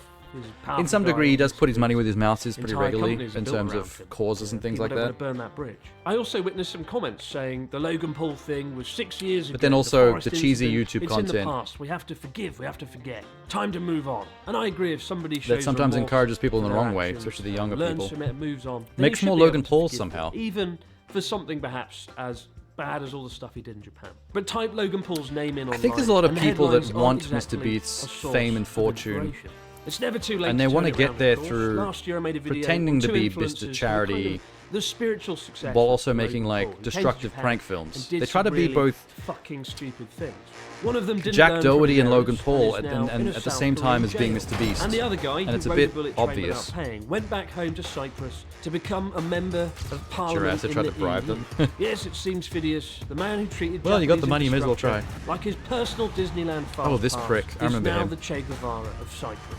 But whether I like it or not, and I definitely don't, this drama crap matters, because when I run into a friend, I just feel like family, viewer, Mr. the Beast first isn't question they always ask hateable is, enough "Oh, to what do you hate. think about that He's very drama neutral. on YouTube? Like, what do you think when you've got people like about Logan Mr. Paul and Beast, Jack Morty Doherty Lump? I like my cheese and dripping. What do you Sneeko and think people like about that Hawk being Tuur absolute Toy?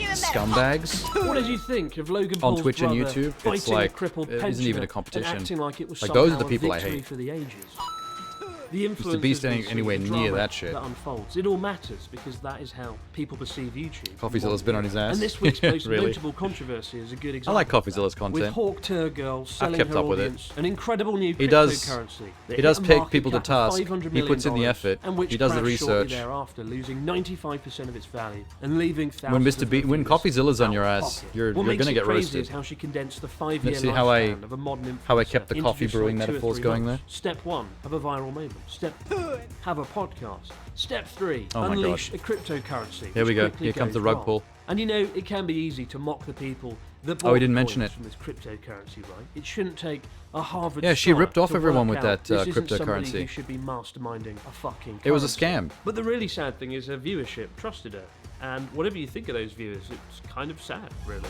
Yeah, Now, when they've my all initial lost money, rant got picked and up she's on richer. stream a few weeks Good job. ago, it was sort of misconstrued. People thought my argument was making money is bad, or making money is bad as an influencer, which simply isn't the case. And if it was the argument I was making, it would be very hypocritical as somebody who's done sponsor segments myself. If I hadn't said yes to a few sponsors, I couldn't have built this epic studio. I couldn't have hired a team to create Japan's largest travel series, Journey Across Japan. We had 63 episodes. Hey, nice only thumbnails. one of them had a sponsor segment in. Very proud of that. And I couldn't have spent 6 weeks in autumn. I like your producing a saturation. documentary about a Japanese town that tragically got completely destroyed in an earthquake. Please watch the documentary if you see it come up next week on YouTube. It's far more important to me than this. But the argument God, his I hope house to is make so wasn't cool. a controversial one. It's making money. Maybe I should with move to principle Japan. matters and partnering. Get a rad with house people like this. that don't mock the dead in a forest matters. And if the people at the top of this platform with unimaginable reach don't have a good moral compass to guide them, then we all lose form. That one wall there is Particularly kinda dirty, the though. next generation growing up I wanna- watching this, I want a especially if cleaner- they're a raised cleaner on house. a diet of lunchly. My message this Christmas that- is I wish they'd simple. stop showing Choose that very carefully Lunchables who you shit. watch That on is disgusting YouTube, looking. on social media making me feel ill. in general, because where your views go gonna have a lolly. really matters. It is an endorsement No, I'm not. of that channel. There's a Biscoff of those waiting, people. fuck. Obviously, don't watch Damn it, me. I was I'm in the too mood for grumpy sour lolly. and No, I I can't, swear 'cause too I have to much. I only let my imaginary Minx's children watch 2 YouTube paste. channels. Number 1, Captain Disillusion, and number 2, reruns of Tom Scott. Please, Tom, come back. It's been too I used to long. watch And Captain this Disillusion Christmas, videos. when millions of people sit down Now to I mostly watch just watch Mr. Carver Beast Digital. hosting a game show on Amazon with thousands of contestants jumping around carefully choreographed explosions in a Minx field, should have her hoping own, to be noticed by Senpai. her own Why not brand put of on Lunchable Home called Alone Minx instead? Paste. it'll probably be a lot more entertaining, and there's no risk of running into Logan Paul along the way as well. Frothy minx paste. Thanks as always for putting up with me, guys, and as I said, there's some great videos coming out in the next few weeks. Have a good Christmas, and as it is the holiday season, of course, time for me to go and collect my How do you KFC harvest the minx Christmas paste, Minx? bucket. What makes it so See you frothy? later. The people want to know.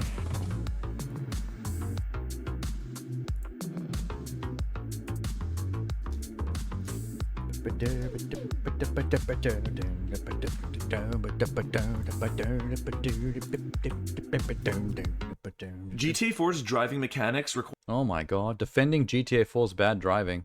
Why do I feel like we've watched a video like this before? requires skill and patience to maneuver a car at high I always speeds forget without how crashing. brown this The best game way I looked. can describe the relationship between the handling model and how it interacts with the game world is this. You have to maintain control of your car while the outside world is constantly trying to take that away from you. Let me try to explain the way a car behaves in this game. Imagine the car is It was filled with very water, nice like feeling. a tanker truck. I liked okay, it, it was imagine a buttery. tanker truck is filled with water. When The the truck slams car on its handling, brakes, not all the Minx's water rushes to frothy one end, paste. and now a lot of the weight is pressing on the front. When a car makes a sharp turn, the weight will try to propel the car in that direction instead of this direction. I just realized that I compared the entire game's handling model to a tanker truck filled with water. Yeah, I can see why some people did not like the driving in this game. Now you might be thinking to yourself, wow, the handling in this game must be so floaty that he's comparing it to literal water. Okay, first of all, shoot up. Second of all, fair point, but there are a Miga lot couldn't of benefits swim, to right? this handling model, I swear. I seem to remember him Cars not being feel able to swim in very these heavy, games. so there's a lot of weight behind every movement. One of the benefits of having very weighty cars is that car crashes feel so real and visceral. There's so much impact and weight behind every single movement. In GTA 5, car accidents feel so much worse. When you hit a car, all the energy is completely lost. It feels more like you're hitting a wall than I didn't another have a car. negative In GTA 4, the momentum outlook is fluid and carries into on other GTA cars. 5's The forces handling transfer, though. I didn't just really. like real-life car It had been crashes. okay. It's It had been so long between the two games. I didn't really notice any difference. I do believe there is a difference. People have told me there is, but it was such a long time later that, like, GTA 5's car driving was still good to me. I remember them both just being good for their own reasons in their own era of gaming. one of my favorite things about the physics engine. Everything is so chaotic and fluid. I adore it tremendously. Remember, cars are heavy, so you have to be very mindful of the weight distribution and where it's going. If you just accelerate and turn mindlessly, you can either understeer or oversteer severely. You have to actually corner properly, brake before you turn, accelerate out of it. Everything upsets or remember in alters the GTA weight 4 distribution flying of out your the car. window? Here are just a few examples. Yeah. Some roads are littered with potholes, If you impact and that makes the car dead more on, unwieldy. just Look at how the right, car's you would just get suspension and weight propelled is out the dipping and windscreen. shaking. This very much affects your It's so handling. awesome. Hitting these potholes at high speeds can make your car jump or even lose control. Hitting a curb can sometimes curb your wheel, resulting in the car being flung into another direction. You could in GTA Even 5, when but the it's car instant death? shifts Oh, really? gears, the weight shifts a little I bit. couldn't remember It's if I ever crazy. if it ever The happened to city me in is also GTA 5. full of life. It might just be Jaywalkers, people rarer, pulled over, cars using like harder to signals, make it cars not happen. using signals. You always have to be ready for anything. That is what driving in New York City is like. It's not supposed to be easy, it's supposed to be chaos, and I love it that way. All of these little things that you have to pay attention to I'm not while a very driving, chaotic and also driver, at the same though, in games time, like this. trying to manage your car's weight balance. I'm pretty chill with how I creates drive. Such an exhilarating I like and following also the road entertaining rules. experience. Now let me tell you how the Like, map I don't just hoon complements the and go on handling model sidewalks and shit. perfectly. Look at the way the Liberty City map is built. And I slow Notice down when I'm something coming into missing? turns. There is no countryside at all. City driving is the only thing you'll be doing. The biggest straightaways are these two in the middle, and look, they're cut up using construction sites so they don't even go all the way through. Yeah, there's the Skyway, but that's only confined to one island, and it's full of elevation changes. There is not a single road that easily takes you across the entire map. The city complements the handling, and together it masterfully encapsulates the feeling of driving through a hectic and chaotic big city better than any video game I've ever played. The entire Well, like a madman. game is built Anyway. to make sure you aren't just one button go forward. It's made to minimize that as much as possible. Yes, it's more difficult to drive in GTA 4. Yes, the handling is floaty, but do you know what it never is? Boring.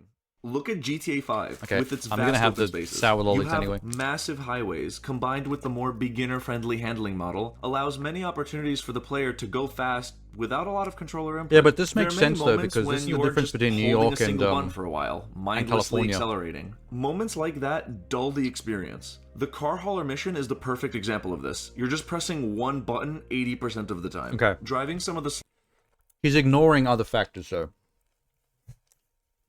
He's dissing the car hauler mission for being hold down button and just cruise down the highway. But the point of that mission is not the gameplay mechanics or the driving itself. The point of that mission is the conversation that you're having in the car. There are two NPCs in the car, and it's a big character building exposition moment of those characters speaking to each other while you're on a cross-country highway drive with that hauler. So he's dissing one aspect of it that's not really the point of that mission. That's a little disingenuous. Slowest cars from one end of San Andreas to the other can be absolutely mind-numbing. Drive a slow car from one end of Liberty City to the other, and say what you want about the handling, at least it'll be entertaining. This mission is really boring, let's add some nice dialogue. I don't think they did that at all. Rockstar is not the kind of game dev that cuts corners or just does things random like that. That mission was designed as a character building moment between two characters that generally never speak in the entire game. What's his name? That funny lanky dude? And Trevor? It's the only time in the game they really interact. And it's a long conversation with the two of them, their obnoxious personalities, vibing. I remember that mission like it's crisp in my brain. Because I thought, I really liked it. It was memorable. It stood out. The driving is so not everything much more is about nuanced in GTA. When he was talking about it, he made it sound like he relates to GTA only on the level of its driving mechanics and how that relates to missions and stuff. And he ignores all other aspects of the experience. As an open world game, there's a lot more to it than just how does a car drive and how does that relate to the missions where cars need to be driven. He's got a slight one-track mind, but then again, this video is talking about that one element. Like, it's all he wants to talk about. But I just thought that one bit was just slightly disingenuous. Than it is in GTA 5. GTA 5's handling is just a little too stiff. The upside is that cars that are supposed to feel stiff, like sports cars and supercars, drive very well and are very fun to drive. The problems start happening when any supercar can drive up entire mountains, and SUVs have literally no body roll whatsoever. In GTA 4, normal cars are fun. I guess I don't pay enough attention to the in GTA 5, normal realism cars can of get car very boring physics to have noticed any of this stuff. 5's driving is just slightly it's not too wrong. simple for me. However, 5 does have some notable improvements. Like, I really it's pretty funny how seeing that bumpers can now supercar be climb the removed. mountain. Gas tanks can be punctured, and I love the way car windows break. Yeah, in GTA 4, bumpers don't really fall off, which I always thought was very weird.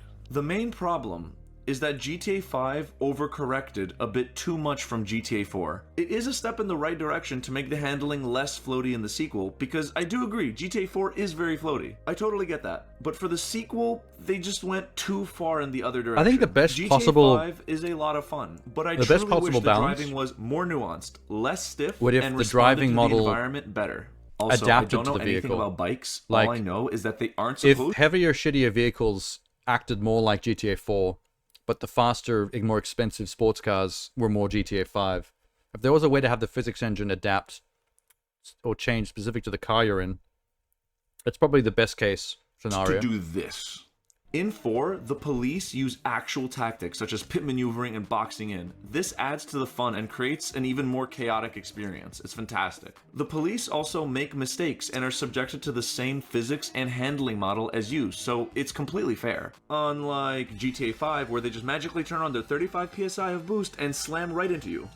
Now, I want to make something perfectly clear. I am not saying GTA 4 is better than GTA 5. For context, if I were to rank my favorite GTA games, it would be a three-way tie between San Andreas 4 and 5. I love all three children equally, but for very different reasons. Say three-way tie between San Andreas 4 and 5 is a bit of a cop-out. in their own ways, it's true. You shouldn't be allowed to do that. I'm not a GTA 5 hater, but plot twist, I used to be. For context, I finished my favorite GTA is a tie and between GTA, GTA 2, GTA London, GTA Chinatown Wars, GTA Liberty City Stories, GTA Vice City Stories, GTA in 3, 2018, GTA Vice City, after the GTA San online Andreas, mode GTA became 4 and 5, horrible. I had and a GTA newfound 6, which is not appreciation even for out the yet. chemistry and dynamic of Franklin being the youngest, but in many ways is actually more mature and level-headed than the much older Michael and Trevor. Yeah! Oh, man! Fuck! Work first, bicker later, man, alright? Also, the animals, the glass breaking, the planes, the map, very, very, very good. I'm only talking about the single player, by the way. GTA 5 Number one, Online Saints Row past 2. 2017 is absolutely terrible. I still have a lot of Vietnam flashbacks from experiencing the downfall of online in real time. Also, can I just say, Rockstar City Never really bothered design with is it. one of the best in the entire industry. They did a great job in Midnight Club 3, where it naturally rewards love the Midnight player Club. for exploring the city by having all these nooks and crannies, I don't think I played alleyways, 3 and though. shortcuts that you I played can find. Midnight Club 1 This and 2. absolutely influenced the think I city missed 3. design for GTA 4 and GTA 5. Both HD renditions of Liberty City My favorite and Saints Los Row Santos are is a filled tie to the between brim Saints Row with 1, little Saints Row shortcuts 2, to Saints Row discover, 3, and Saints Row there's 4, no and the feeling Saints of Row copy reboot. paste. Both And also cities Get Outta are Hell. peak video game design. Grand Theft Auto games in general have put more thought and effort into vehicle design and driving characteristics than any other non-racing open world game. Look at Just Cause or Watch Dogs. There you're just in a car, driving. That's it. Nothing interesting or engaging at all. I'm happy that they have driving and To be cars fair, because in I Just absolutely Cause, you're love not supposed cars, to be but just the in a driving car. experience You're supposed to feels be like a paragliding complete behind the afterthought. car on a grappling No hook. substance whatsoever. I get bored of it super quickly.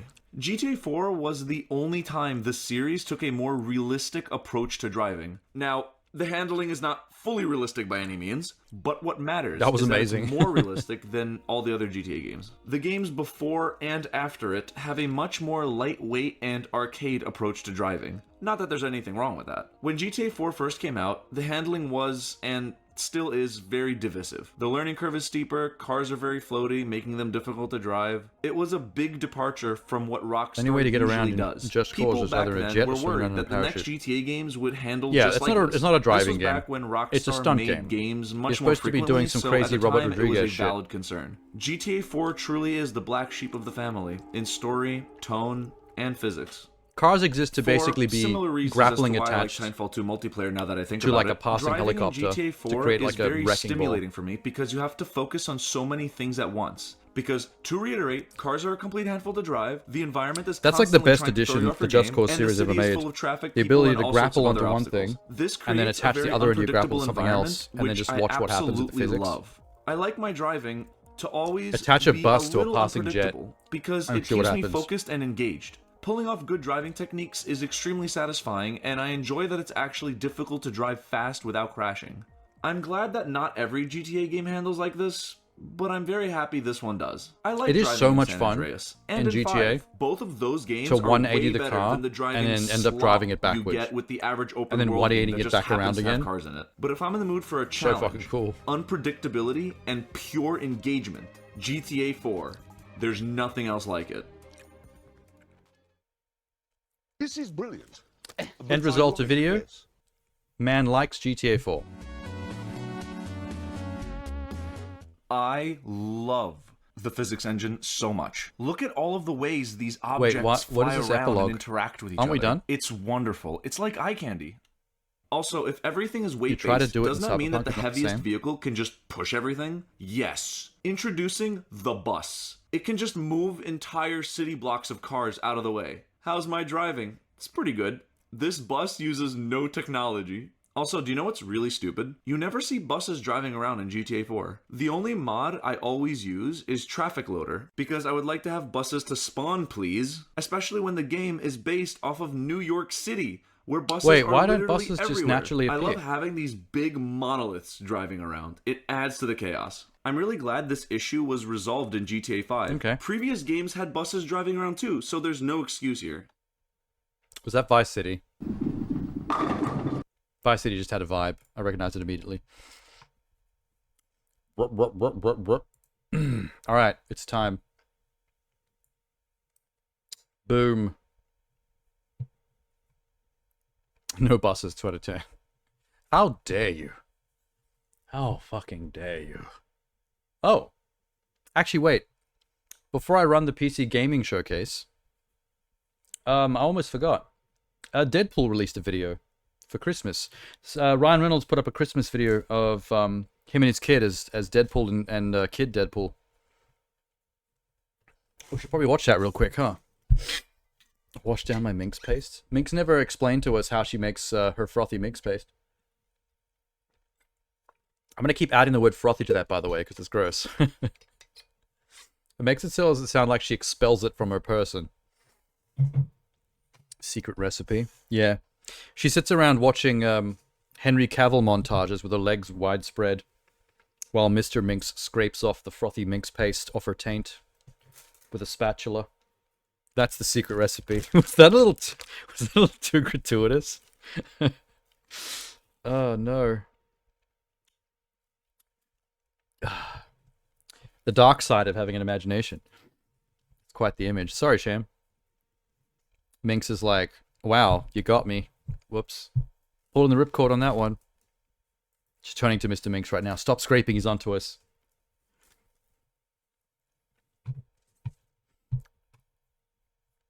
Where is this Deadpool video? Here it is. Ba.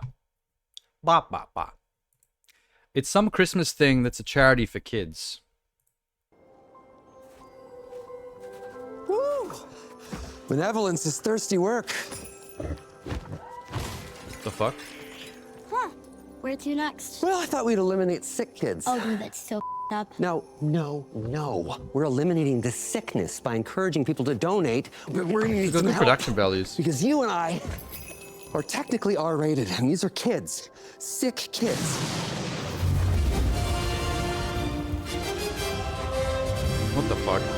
Did someone call for help? Linda Carter! What the fuck are you? Wait, Linda Carter? Doesn't even look like her. Aren't you a wonderful woman? Okay, so what's the plan? We're gonna help eliminate I didn't sick even kids recognize by her. raising money for Sick Kids Hospital. What Like her do outfit, you though. need me to do? Don't be so obtuse. So obtuse. You know, the thing, if you don't mind. The thing. Come on, lady, give us the sugar. Stand back. Here I go. What's happening? She's gonna do No, it! keep the leather outfit. That's dope.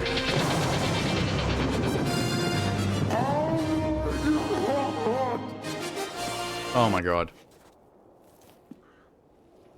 Yeah, I told you to keep the leather outfit. This is on you. Who did this? The DC lawyers, I know it. That's one f***ing ugly sweater. Yeah, it's probably the same guy that got Linda Carter doesn't really seem Now like the that great an Batman. actress if you're just Let's going by ride. this commercial.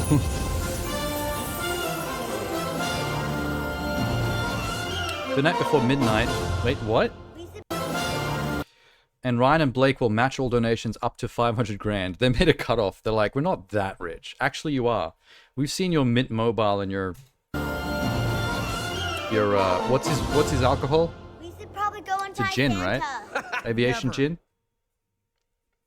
What did he have? Mint Mobile, aviation gin, and there was one other thing. He's a businessman now. I wonder if that was his actual kid. It was in the movie, so it must have been. Wonderful woman. Took you a while to get the pun. Rich people should donate all their money. What, all of it? So that they end up on the street? That's just sour grapes talking, Sham. How dare they be richer than me? They should give all their money away. To charity, or to me. I'm also a charity. Charity case. Help me. Imagine having so much money that you could just casually give away 500 grand, though. It'd be good content. They'd be rich again from their YouTube content money. From that alone. Once you're rich and famous, you can't lose. Once you're there, you're always there. Why is YouTube like, hey, did you like that Deadpool Ryan Reynolds video? Why not watch the reaction to the Deadpool Ryan Reynolds video by Tyrone Magnus? If you're lucky, he won't whine about something being woke. How about no? Over it. On the list of ways to become washed up, donating all your money isn't that bad. I mean, I think when you're doing something that benevolent, it's not even counted as washed up anymore. I mean, you're poor by choice for a very good reason, for a benevolent reason. It's like, that's applause worthy. When you call someone washed up, it's like, it's from them fucking up and it's a loser state. You have to have fucked up and not been what you once were. Like Damascus. Damascus is washed up. Brought it all the way back to him. Somehow. All right. Let's see what they got. Why is it quiet? Normally they play music while we count down. Gonna go to Disney in Japan. Oh, cool. That should be good. PC gaming show Most Wanted will it's happening shortly. Stay tuned for brand new game trailers, exclusive interviews with game developers, and more exciting announcements as we count down Why our is this list voice of the kind of 25 sensual? most anticipated PC games. Please stand by for an important message from the Council Corporation. This sounds like a European woman about to do a Joy video. Why don't you sit back and remove your jeans, grab that little penis of yours, and start jerking. Start slow. Hello. And as I increase the sensuality in my voice, I want you to increase the speed of your wanking. I'd like to welcome you. Get yourself to the Dave, cusp, to the council. edge yourself real As nice, a new employee of the council, and then please squirt, you remember lousy little we're a worm, normal squirt. company. And before you begin your first day of work, I'm gonna drag the this building, 50-year-old woman. not some other secret Wait, underground this is a building, woman from but the this UK. I basically just normal did building. Minx, if Minx was making a JOI video for your OnlyFans. Success. Products. I'm going to make Services. Seankichu eat some Science. cookie paste. He's going to Normal love science. Not mad science. Get rigid, you naughty little Okay, Twitch boy. It's normal. Just normal science. Who is this man? I'm distracting Waste myself so management. much, I've got no idea what's And happening. of course, science. It's just normal science. I don't know why I have to keep Could it be saying it. It's just her paste is the normal new Gamer Girl science stuff. bathwater? The Council. To all outward appearances, a completely normal company. But deep This is beneath the new its way you, headquarters, there lies a laboratory so This is the new way secret to even discern whether DoorDash Minx is listening can't currently or not. deliver to it. Just randomly start talking There, shit about a Minx and see team if of she like pops in outcast and scientists gets pissy at conduct us. clandestine experiments. First, they dabbled in teleportation, but that God, accidentally she's there. went to hell. So I think she instead, let some they of them go experimented just with to alternative energy just to sources. put us off. If she also always reacted, it would be too accidentally put to predictable. hell. Just to let some of them Then slide they so that we can created get a false sense of zero-calorie security. cola that doesn't skimp on taste. Weary of demonic invasions, Isn't this the council voice I was just decided to doing? perform much safer and far more important scientific What the experiments fuck? to determine the most noteworthy and anticipated upcoming. Do you PC like games. science, you little bum We're going boy? to kick off the You mad do, don't science you? behind the You like to most finger your wanted list prostate shortly. while you think But about first, members of the vaccines. council have been researching some of the biggest gaming trends in 2024. Let's start with something we've seen a lot of this year. Big budget titles underperforming and little indie games blowing up. This guy looks big. like a CEO Games of like something. Star Wars Outlaws and Concord Yeah, are Outlaws. expected to make a I don't big care what anyone splash, says, I want to play that fizzled game. out quickly. It looks cool. Meanwhile, unexpected gems like Content Warning and Powell became I have smash Content hits Warning on Steam, actually. For more, let's I think go to the it's a free council to download. talk about those curious It, blockbuster busts and underdog It's basically breakouts Lethal of Company 2024. if you Kicking were it a off for team of us is bloggers from PC YouTube trying to Gamer's film very content. own Evan One of you Lardy. has to use the Take it camera away, Evan. and film scary things happening to the others. It's basically, other than that, it's just Lethal Company. But it's a free Thanks a download. lot, Midas. So to me, this is one of the most interesting trends of 2024, and it's been going on for You probably can play a it bit when it longer gets a than 90% that. off sale in 4 But it years. really The came problem with into AAA prominence this games year. is when they get a Small 90% games off have sale, always they're still been where expensive innovation because happens, whether their it's actual full Dwarf price is so Fortress much or that Stardew 90% Valley is or still too much money. Minecraft. There are just so many reasons why one I've seen designer games that are so programmer can expensive make that when they go something that a team 90% of off, 100 either they're still can't like or won't. 18 or 20 I think it's bucks. funny, And I'm you know, like, what the fuck, the man? games where you can tell that executives decided to tick boxes thinking it would be the next big thing, even though those trends are I'd really late, want to play are the that ones that are Dustborn game. failing, and the ones that are bringing People talk so much something shit new about or fresh Dustborn, or kind but they of never actually give retro are proper the ones that are examples for why succeeding. it's We bad. expect the biggest game publishers in the It's world only to ever release like successful games. we hate You know, woke they have stuff the biggest budgets, kind of the arguments. biggest development But I'd time, actually like to know marketing, all the bells what and is the whistles. game. But it doesn't always work out that way. Independent developers. No one's are ever explained to me what's roughly meant on to be equal bad footing, about it, or at least aside as from equal like footing as they've it's woke ever and I hate been. woke. This new And it's like, yeah, but generation what's of woke about gamers it? is more It's hungry for fucking no details innovation ever. than before. Just They bad don't game just automatically. want the next big thing, they want a new thing. Helldivers 2 was not a surprise to me as someone who was ready to play that on day one, who played the original I'm sure there's a game, Dustborn who review. played Magicka, I have one who Dustborn. knew I have what watched those devs Dustborn were reviews, and they capable weren't of really with that co-op negative. And how much they leaned Like I into saw a the bunch of 7 out of chaos 10s it. and you know, stuff when I was team killing reading and all some that, you know, reviews. friendly fire. If you leave that on, There was some funny negatives in shit terms is of gonna like happen. certain and that's the kind of stuff that, specifics you to know, the in a boardroom, gameplay. they'd be like, no. Whether you're AAA or indie, But, like, that's sort of the new baseline. I still wasn't satisfied. I'm like, I need to know It's a golden age of what this sorts. game is like, start to finish. Personally, I'm Because I have a feeling most of its haters, the kind of most like all those anti-wokies on Twitter, right? I have a feeling most of them have never even played it, or maybe haven't even seen any gameplay. They've just heard what it's about and they've seen screenshots, and that was enough to hate it. And that's kind of sad.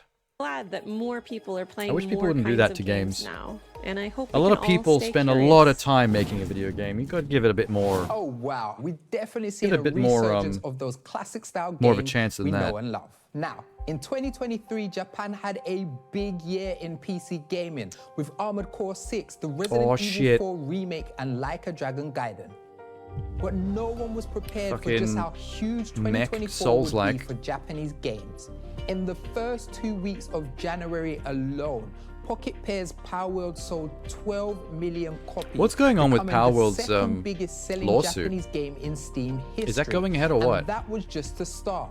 Tekken 8, Like a By the Dragon, way, this is the Infinite pre-show. World, The show Persona hasn't 3, started yet. Reload, Elden Ring, Shadow of the Erdtree. I could keep going, but I'm gonna run out of fingers to count on. For more on how Japan is absolutely man is reading that crushing it on teleprompter. PC, let's take this topic to a few of our council members. Very carefully.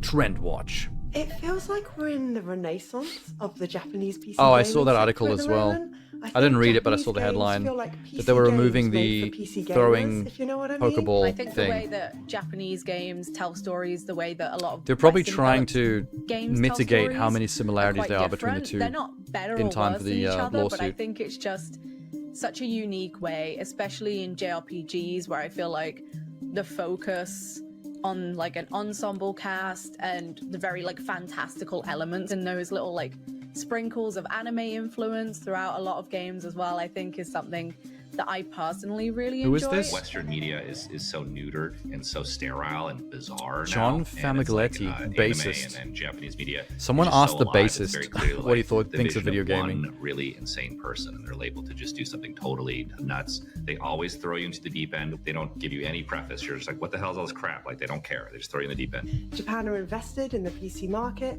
The number of Japanese gamers using PC is rapidly going up. Is she the keyboardist? And a lot of older Japanese games have now made their way onto PC recently. There are already a bunch of really We've got 14 exciting, minutes until the game Japanese game games show that are starts. lined up. The Freedom Wars remaster, Monster Hunter I'm gonna let it- Wilds I'm gonna let it coming in roll 'cause I'm curious to February. see what You've other got stuff they Like a say during the Dragon, pre-show. Pirate Yakuza in Hawaii, that's coming out at the beginning of the year.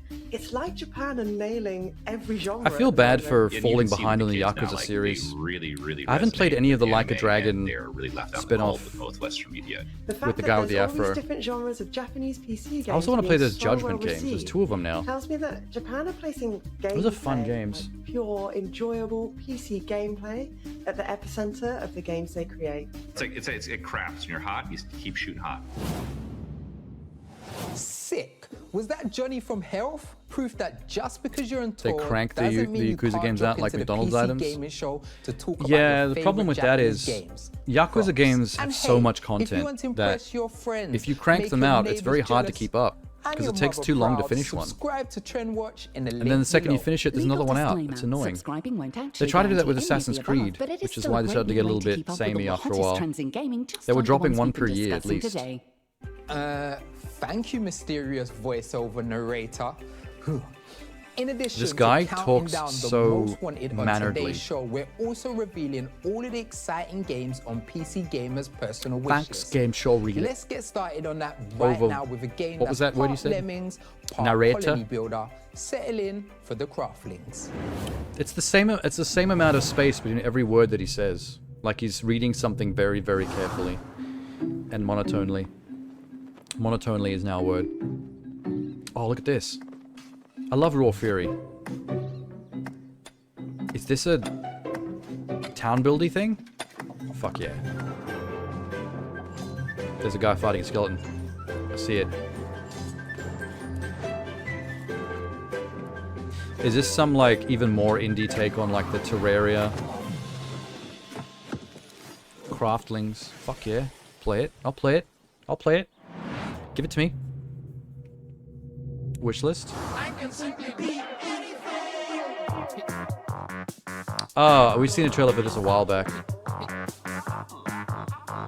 It's half-headed Henry or something, and you can possess objects and take on their properties. It's been maybe like a year and a half before we saw a trailer for this at like Summer Game Fest or something. Sorry, Henry Halfhead. I almost got it right. What did I say? Half-headed Henry. Onto one of the biggest trends in gaming. Co-op horror Most Yakuza games are the same template. Became it's a bit easier for them to smash in update it. 2020, leading to hundreds of thousands of players laughing and screaming in games like Lethal Company and Content Warning, showing us there's nothing friends Hey, I think like it looks to do good. more I'd than play hang out Half-Head and get Henry. scared. Henry Half-Head. We're going to drop into proximity chat with someone who spent their fair share of time in sandbox horror games.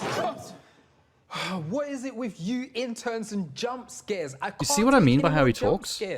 Sorry, Mr. Whitaker, I wasn't trying to scare you. I just wanted to talk about co-op horror games with you. No. I've played too many of those games where you have to creep around in the dark and get scared, then get killed by ghosts or even giant speech spiders patterns or aren't something. natural. Yeah, no, those are all things It's I way really, too really mannered. like. It's like he knows he's on camera and he's trying really it's just hard to because we're in read an every word office, perfectly. so it's not that dark and spooky. So I thought maybe I could talk to you, Like or a robot. someone higher up the council, about the popularity. Is he talking of about these Phasmo? games.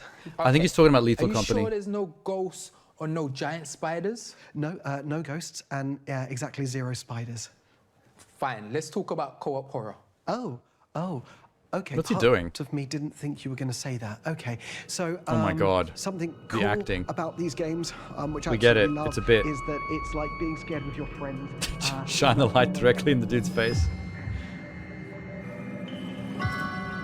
Okay, this is getting stupid now. See, there was a spider here. Admittedly, it's dead and it's What happened to not him? a giant spider, but it's right to be cautious. And thankfully, as a result, everyone is absolutely fine. Oh my God, the intern's dead. Okay, that was a bit unpredictable. There was no giant spider. That's the one time There it was funny. was a ghost. Oh my God, the We're intern's stopping dead. the show, right? Because he's literally dead. Killed by a Midas was normal-sized dead too. spider. And so was the normal-sized spider, which, as it turns out, was just afraid I hope this is the end of their Midas, as bit. Midas was of We need to it. move on from these guys now. That would be the perfect way to go to something else. Hey, normal spider. For more on the co-op horror game trend, we take you now to... Orange coat guy kind of sounds like Banjo. What? Hey, Amelia's dead. She's hot. I've respawned. Damn, they're back. Hey, I've lost half of my loot, but that's gaming, baby. Me too. She's back. Yes, and so did I. But I lost that. I Super thought sweet when I high-level read jacket, when I so read Badger, I'll probably just head I off thought and you start the I grind thought you for that said again. Banjo, Before as in any more Banjo ghosts or Kazooie, spiders show and I was up, like, it doesn't let's sound get like the Banjo at council's all. take on the popularity Banjo's like. of co-op horror games. I love Banjo. My gosh, what a year for I love every horror character in games. Banjo They do a Kazooie. great job of taking a group of players and putting them in a space where that they can laugh, Even the scream, witch. and cry, and create some really memorable interactive moments. Kind of what she You either sounds have like. to help your friends or skedaddle and leave to survive and still I wonder how they There's designed the something to me languages in about these Banjo games that is Kazooie. very Did they just make them reminiscent say of going through make a any haunted noise, house or with your friends and your family? did they direct them right? to make certain Technically, you know kinds you're of noises? safe, but there's times that you really are kind of questioning, like, what's going to happen around that next corner. I think the unique appeal and why they've become so popular. Oh my God, Eli is Golding. Just because of its sandbox nature. I love her music. They're not that scary. They're very funny, but the sandbox element means that you can just kind of do anything. While playing Lethal Company, for example, you know, relying on a friend to use a flashlight to peek around a corner to see what challenge that the developers have put in front of you. Now, of course, while you're playing it, you're not thinking about developers, you're not thinking about, you know, your connection. You're disappointed All you're she's thinking not old. about is what It's team horrible building. thing is around What, the Lethal corner Company? that could potentially eat me, rip my head off, or cause me to die. It's just Lethal so Company is much a very fun good game. Having that journey. Everyone's and copying it now. experience Did with you your see the friends. underwater one that's Just coming out? coming together, It's exactly doing, Lethal like, these Company, objectives except and stuff, but at the same it's time all being underwater scared together. scuba scuba diving and for also gear. Test your friendship too. And then Are you scary, gonna be there with spooky your shit friends, happens or in you like the just get hull out of and save underwater yourself? boats. That's the best thing about horror co-ops. It's so much fun, but also very, very terrifying. The at the graphics same are time. interesting for the underwater one. Horror games aren't the only thing. It's to more be colourful scared than of. you'd think. Sometimes just reading the system specs of a new game can send chills down your spine. As games get more demanding, gamers look for new ways to improve performance. MOBAs which are takes miserable us to our next experiences. trend, Everyone's toxic on upscaling. MOBAs. Upscaling with DLSS and FSR used to be an optional way to achieve higher frames per second, but more and more we're seeing it becoming a requirement for new games, and we don't think that's great news. Why are we For looking more at on that, let's those overclock things in the this distance? pre-show to Ultra by checking in with some of our experts. Oh my god. It doesn't matter. You can see this pipe in the distance. Technological jump 7% sharper. with this AI upscaling Yay. that allows you to take these frames and Oh my god. blow them Cyberpunk up at 96 and still frames make them per look second. good. Let's It makes go. complete sense that developers are going to use it. It makes complete sense that gamers would want to use it for free performance. It's just the way that it kind of balances out. I have 20 graphics cards sitting on a shelf. I've got Can I have one? 18 processors over here. I've got 5 different motherboards. You know, all these Come on, things share the developers wealth. have to try and factor in to say, okay, we want to make sure it runs on this configuration. We want to make sure it runs with this graphics card. And that takes a lot of time. Say you're like really into skiing and you're trying to go down a slope and you want to get under like 2 minutes, but you just can't do it. So you buy better skis and then you nail it under two minutes and everyone on the mountain cheers you, right? Then next year you go back and they've made the course harder and then your skis no longer get you in under 2 minutes. If anything, your skis now This is a metaphor feel for like they're a PC gaming. requirement for even going down pretty that good one, hard actually. slope, rather than a benefit to it. I think I just that want to be able to run pretty games much at is kind 60. of where Everything maxed I guess out. people are seeing how DLSS I'm happy and with FSR 30. and I other don't really care technologies too are being much. used. I can live in 30. I know what you're thinking. I'm not really an FPS this whore. Is awesome. Things can't possibly get any better than this. But this is just It helps not being a pre-show. competitive Coming up gamer who soon, wants to we've play got things the like Overwatch where the post-pre-show, frame rate otherwise can known mean as life or death the and show, being faster where than another we person. reveal the 25 most wanted games as voted on by Silky more than smooth. 80 industry experts and creators. Snap that 180 no scope. Way back in the days, by which I mean about 5 years ago, Battle Royale utterly dominated Happy if you can get the at least landscape 40 of on gaming. Steam Deck? And I'd be while happy with VR that, is yeah. still huge 40's with fine. games like PUBG and Apex, the new hotness is I'd be fine with that on my extraction normal shooters. desktop PC. Following the success of genre granddaddy Escape from Tarkov, there are loads of extraction shooters gearing up to drop Can get in. rough Like because of the Ark Raiders, Steam input Arena lag. Breakout Oh, really? Infinite, Bungie's Marathon, and Beautiful Light. So what does Yeah, the like future I'm of fine with 30 extraction frames per second, but shooters look not. like, and I don't will normally have to deal Tarkov with any be this input lag crowd? issues because of Let's it. start a session with the council to find out. The only thing that I prefer, the only thing that I'm an FPS whore over something about is extraction VR. shooters really kind of tickles The higher brain the for frames a lot per of second in players VR, the better, a lot of because it people has playing to Battle Royale simulate enjoyed that idea. You kind of hit real the life ground, you eyeball do your frame rate bunch as much as and possible. See where you get. I think Otherwise, it extraction can make you shooters sick. take that step further. If So you're having a obviously frame you rate hit the ground, hitch you in loop, and VR, you that's retreat going back to to fuck with your tiny brain little and you're going to bunker. hurl. But I Which is why most also VR games think aim that for like having a little bit of tension, they can get having, they like, can get your as high as loop like on the line every 144 time you get frames into per a second. firefight is something that's just really I think that's what the people remember index once is. you're in, it's really got you, you know.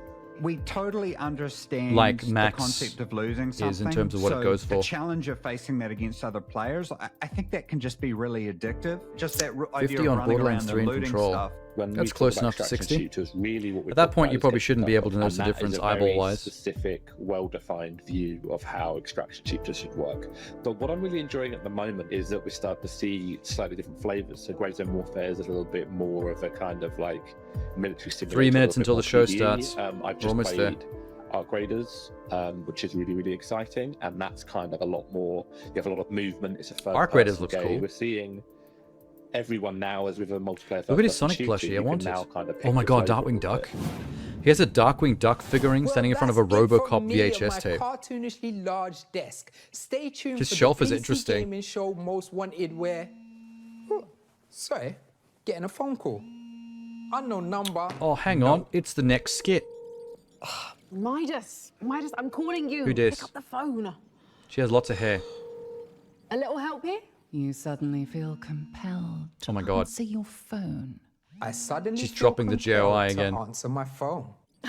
Midas, at last. Frankie, What's with the phone call? You know I'm digital, not analog. Because I'm in the lab. Well, why is the secret underground lab we built in 2024 What does the digital filled with analog joke outdated mean? Equipment from 1976? What does it mean when you don't want to For the answer phone vibes? calls because you're Anyway, digital, we're not getting analog? ready to start the show down here. Did you tell everyone that on the PC gaming show Most Wanted, our council of industry experts will share their She's supposed to be picks the for Baldur's Gate 25 lady. most anticipated PC games? I was about to, but I got interrupted by a phone call. I was Oh, also you both about said to the say same thing we've about got the Baldur's Gate interviews, lady. trailers, announcements, I don't and know, a maybe. lot more. And it's all hosted by the one and only Frankie Ward. Frankie, that's you. Hey, Frankie. Right. Who does she play in Baldur's actually, Gate? I can't talk. I've got to get the show started. Right. Her phone Where is was so I? old school. Oh, of course. Before you lot head down to Frankie in the lab, we've got an exciting trailer. So she's for our hosting friends the at PC gaming show Husgrass. Here is in 1 minute epic and space 47 flight seconds? Action shooter Rogue Eclipse. Can we get the JOI voiceover lady back? She was making me tingly in the pants. Neat. Having flashbacks to playing Chorvs. I still think Chorvs is one of the best Starfighter games I've played in ages, just because you can drift the plane. It feels like this one's drifting as well. I think everyone's now copying Chorvs. You enjoyed Sam Lake having a Max Payne monologue. That was cute. I do think it doesn't work as well because his voice isn't a very noir voiceover voice. It's kind of like a goofy European voice. It's too silly sounding. Like, I would have got the actual Max Payne voice actor to do the inner voice for him.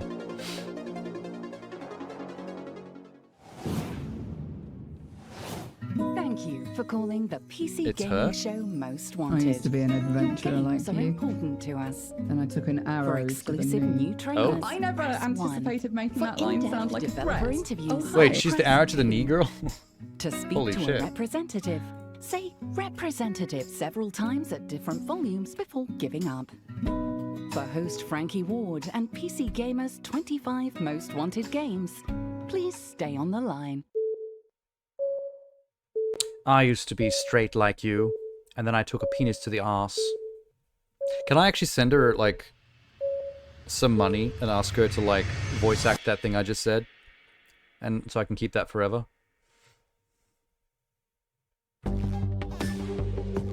Does she have a... What's that service where you can pay celebrities to, like, send you a message? Yeah, Cameo, that's the one. That's what... Yes. Yeah, unless... If she's too expensive, maybe not, but...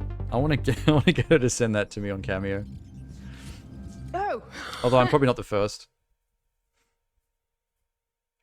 Oh, she broke. Wait, this is not me. This is the actual show that broke. We're restarting. They just hit restart. Oh, hello. Hello. Welcome to the PC Gaming Show Most Wanted. I am Frankie Ward, broadcasting our show. Ignore the from a man to the right, top-secret he's an underground NPC. lab where the finest scientific minds of our generation are on the brink of an exciting new technological That was his whole job. breakthrough. He's now gone. The We'll never see him invention again. Of a numbered list filled with video games. It's never been done before. Why Her hair is spend wild, man. hundreds of millions to build a secret lab to study That looks video cool. games? Because these days there are so many games coming out, you need a wish list a mile high to keep track of them all. Did you know that by the time I finish this sentence, 14 more games will have been added to Steam? Aw. And 8 of them will be hidden object games about That actually stresses me out. I'm trying to play all the games, but I can't keep up. Of the most exciting and anticipated Concord PC hair? games on the horizon. Oh, no, whoa. We've assembled a team of more than 80 talented game developers, prolific content creators, Oh look, and there's a expert cult. critics. What's happening? We gave them one assignment. Dive into the ocean of upcoming games and catch the biggest and best games worthy of I think your they attention. just... They didn't have to do the cult thing, they those just chose 25 to. scientifically selected games Just will use become Google. PC Gaming's Most Wanted. And by the way, we've got a lot more Remember than the one 25 character with the games big to show frizzy hair? you. We'll also Was be it a revealing smash or a some of pass? the awesome games on PC Gamer's very own wish list. Not only that, Oh, the black we chick with the travelled terrible far from our sunglasses. secret lab this year to talk directly Yeah, she to had game developers at probably their one of the studios. worst So we'll be bringing you a fashion behind-the-scenes look at designs. some of the exciting games they're Yeah. creating. No, she looks much better. Right. She's a Get cootie patootie. ready, because our biggest show ever is about to begin. Let's get this show started with How our big? first look at some of the awesome games on the PC Gamer wishlist. Oh, like 2 hours big. And we're getting world premieres right off the bat. Here we go, baby. The life of a merchant should be easy. What? Oh no! I'm not ready. I'm in the middle of playing it still. Yours is not. This is yet, Moonlighter 2, isn't it? I you recognize that want little lime green backpack motherfucker. You seek wealth. I mean, it looks like the same game, except golden they made it future for your 3D, not friends. pixel art. I'm actually on break from Moonlighter just so I can catch up on some Game Pass leaving games. I'm supposed to be going back to this next week to finish it off. Tell me, little merchant. And now they're like, hey, how guess much what? can There's a you fucking pay? sequel. What timing? I do like that they evolved it. You don't have to go from pixel art to full 3D. It's not necessary, but it is interesting they did that. It's gonna feel different, but also somewhat the same. What is this? This is a Ninja Turtles board game.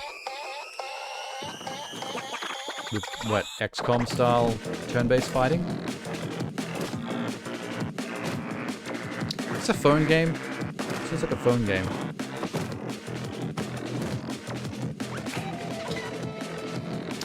Donatello seems a bit OP. It definitely looks like it's designed to look like an actual tabletop thing, with little figurines and cardboard sets and everything.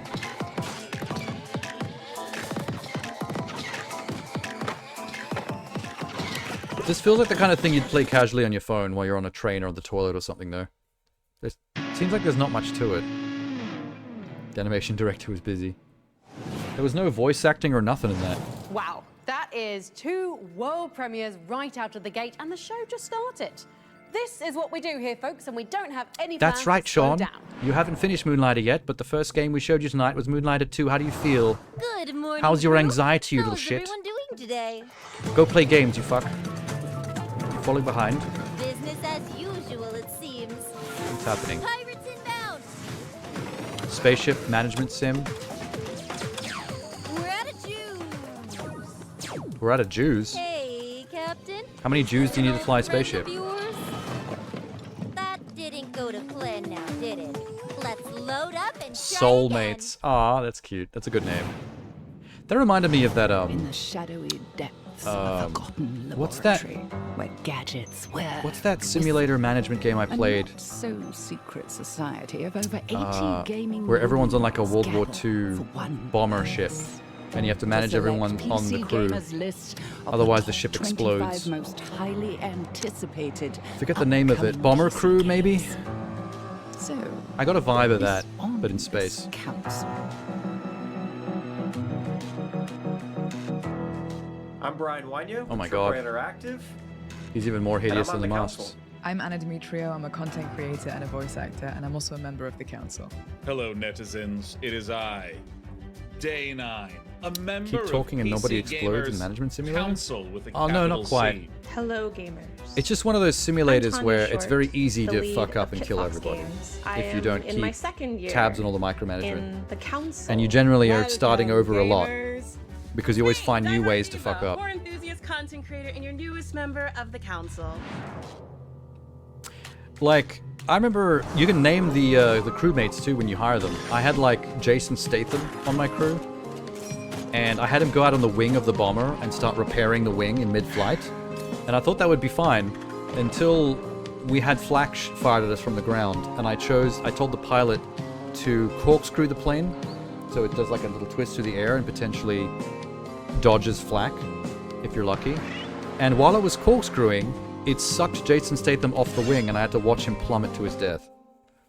And I was like, okay, that is logical, that makes sense, that is Enough realistic. appetizers. Let's get to But the I killed main Jason course, Statham. the first entry on our most wanted list. Remember, All the games on our list were selected and voted I also on by learned more at that than point that you 80 can make them industry put on a experts. parachute before they Here's leave the the council's plane, pick for number in case something 25 like happens, of in which this year's case Most Wanted countdown. they will survive the fall, but then you have a 50-50 chance of them being found and picked up, or them Number dying to the 25. Nazis Judas. out in the field. Judas. It's Dash from Tech Radar Gaming. Back in 2007, What was Judas again? BioShock blew everyone away. Oh, by the really maker. pushing Oh, yeah, the yeah, yeah. envelope for video We haven't heard game about this for storytelling. ages. Now, Judas, which This is is from coming the creators of creative BioShock and BioShock director Infinite. Ken Levine, looks like it's going Yeah, to Ken do Levine. that all over again in 2025.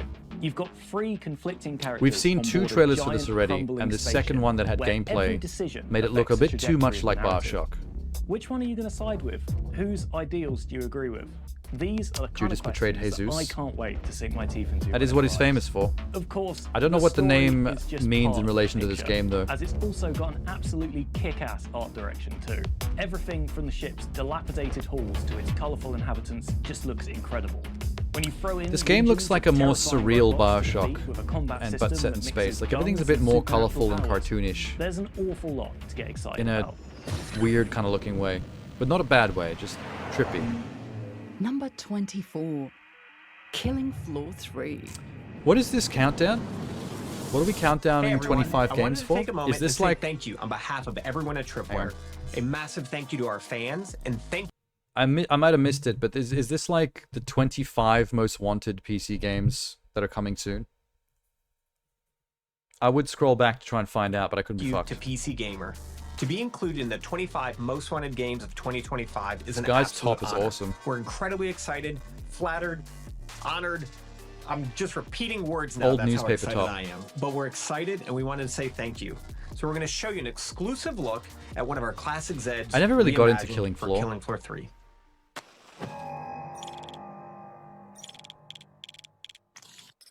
I was always in terms of games like this, I would be more of a Painkiller player. I prefer Painkiller over Killing Floor.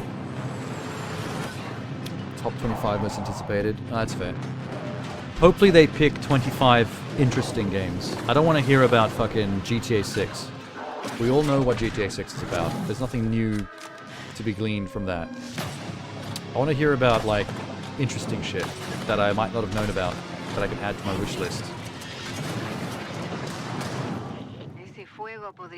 It's the same problem I had with the most anticipated award at the Game Awards. It's like, it's the least interesting category because it's just going to be GTA 6. Co-op carnage, and I cannot wait to grab my friends And all the other blackjack nominees are games that are like big and well-known stuff as well. It's like, I don't want to know about I want to help you the most keep well-known track of all the anticipated thing. great I want to games know we're about all the showing weird you shit today. that I might have Just missed. head to our Steam page at pcgamer.com/wishlist and you'll find every game from today's show. You don't Speaking care of much this, for the new let's Monster scroll Hunter? through It's going to be PC more like Gamer's World, I don't think I'll play overstuffed it. wishlist for something new. Isn't the You've heard that beta money out? Makes the world go round. You should be able to and try that's it triply true in at our the next moment, game, right? which mixes up a fantasy city builder, Or it was a board out. game, and a real-time strategy, all in the same pot. Ooh, that sounds Here's cool. Gold, Gold, Adventure, Gold. Okay, this is intriguing. I like genre mashups. They always intrigue me. Gold, Gold, Adventure Gold. What the fuck is with the name? Oh my god, the art style is rad. And the song is rad. Gold, Gold, Adventure Gold. Gold, Gold, Adventure Gold. So you give cool little waifus quests. And I'm guessing you make gold and then build up your city? This is fucking cool. Oh, okay, it's a town manager when you're attracting adventurers to your town. To pay them gold, to go on adventures for you and bring back shit?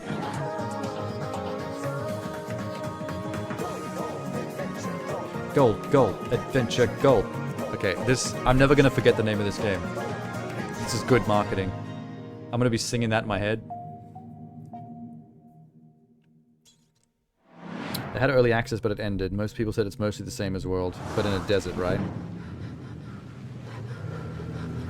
I thought the name was weird and silly until I heard the theme song, and I'm like, this is perfect. I'm never forgetting this game, ever. The art style was cool as well. It was very wholesome, very chill. I want rad-looking waifu warriors to show up in my village and be like, you do have work for me? And I'll be like, yes I do. Here's 2 gold to go kill 20 pigs. Specifically, Farmer Harold's pigs. I hate Farmer Harold. I want him to suffer. I want his family to suffer. This town's economy is not going to be reliant on that man's pigs no longer. Fuck Harold. I also want to play this. This looks like a more realistic version of Jusant. My only problem with Jusant was that there was no stakes. You couldn't actually lose. The game was designed in a way where you couldn't die. You can't climb a wall without your character automatically putting a piton in. Coming up Which in means the if you show. fall, you'll just be hanging from the rope.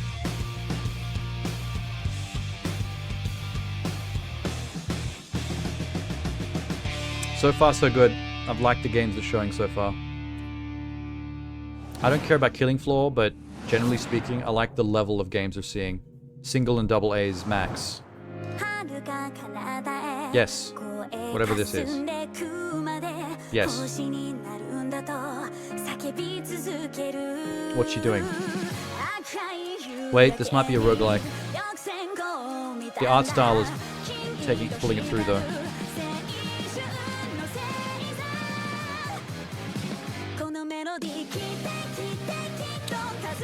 It's saccharine roguelike with anime waifu music. It's like the opening intro of an anime. Good stuff. Carry 2 weapons on hunts, and you have a bird mount. But Rise has Doggo. Doggo is better than Bird.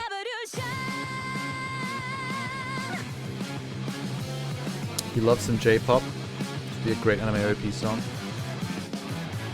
It sounds like one, 100%. Starlight Revolver. It's a cool name as well. Although it's one of those nonsense names that doesn't mean anything. It's just like cool words stuck together. So Starlight Revolver is an ARPG like Diablo, but instead of demons and monsters, it's magical anime girls and minigames. Yes. That's okay. going to the top of my list. That's a better Up description. next, you know how they Anime say, take waifu only pictures, Diablo, leave I only want to footprints play. When you're going into nature? When I thought it was a roguelike, I wasn't really twist interested. I just liked the to style. take every creature, But if it's just leave Diablo, but it looks like smoking that, I'm so in. craters. Strap on your I'd play jetpack, that before I'd play grab your Diablo. space lasso and prepare for Revenge of the Savage Planet. Anime Path of Exile. Exactly. Like, I'd totally play that. 100%. I'd play that before I'd play either Path of Exile or Diablo. We will get back what they have Oh my stolen God. from us. Kindred will rise again. Oh no. I don't like that. This is cool. Let's not go back to the live action again. Let's stay here.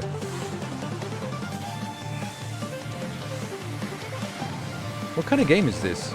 It looks co-op. There's other players, but they're all everyone seems to be teaming up. Is this survival crafting cartoon spaceman? Like building a base, going out and getting resources, coming back, building the base bigger. This art style is reminding me a lot of Savage Planet. Is this a spin-off to Savage Planet? This might be the same franchise.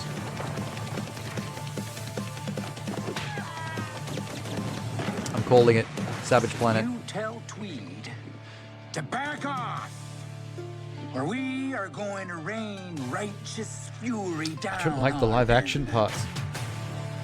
Revenge of the Savage Planet. Called it. Called it. I'm good. So the first one's called Journey to the Savage Planet. I knew they had a sequel coming out, but I didn't think it looked like this.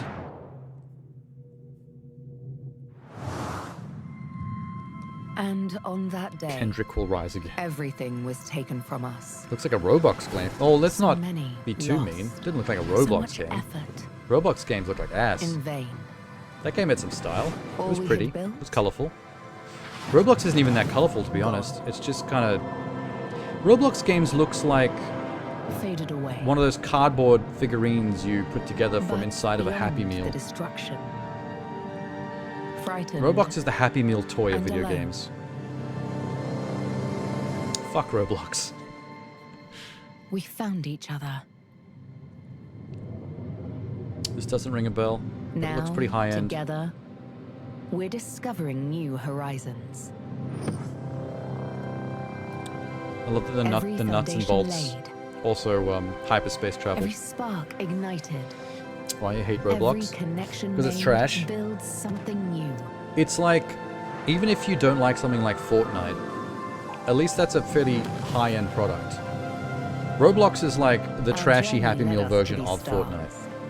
And from the fragments And they're of the both past, free, so I don't know why we anyone will would forge a play better, Roblox brighter tomorrow. when the cleaner, more pristine, more high-end product is free also. Just because it's glued together with paper mache doesn't mean it looks bad. It looks pretty bad. Roblox has no style or sense of self. It's just some stuff.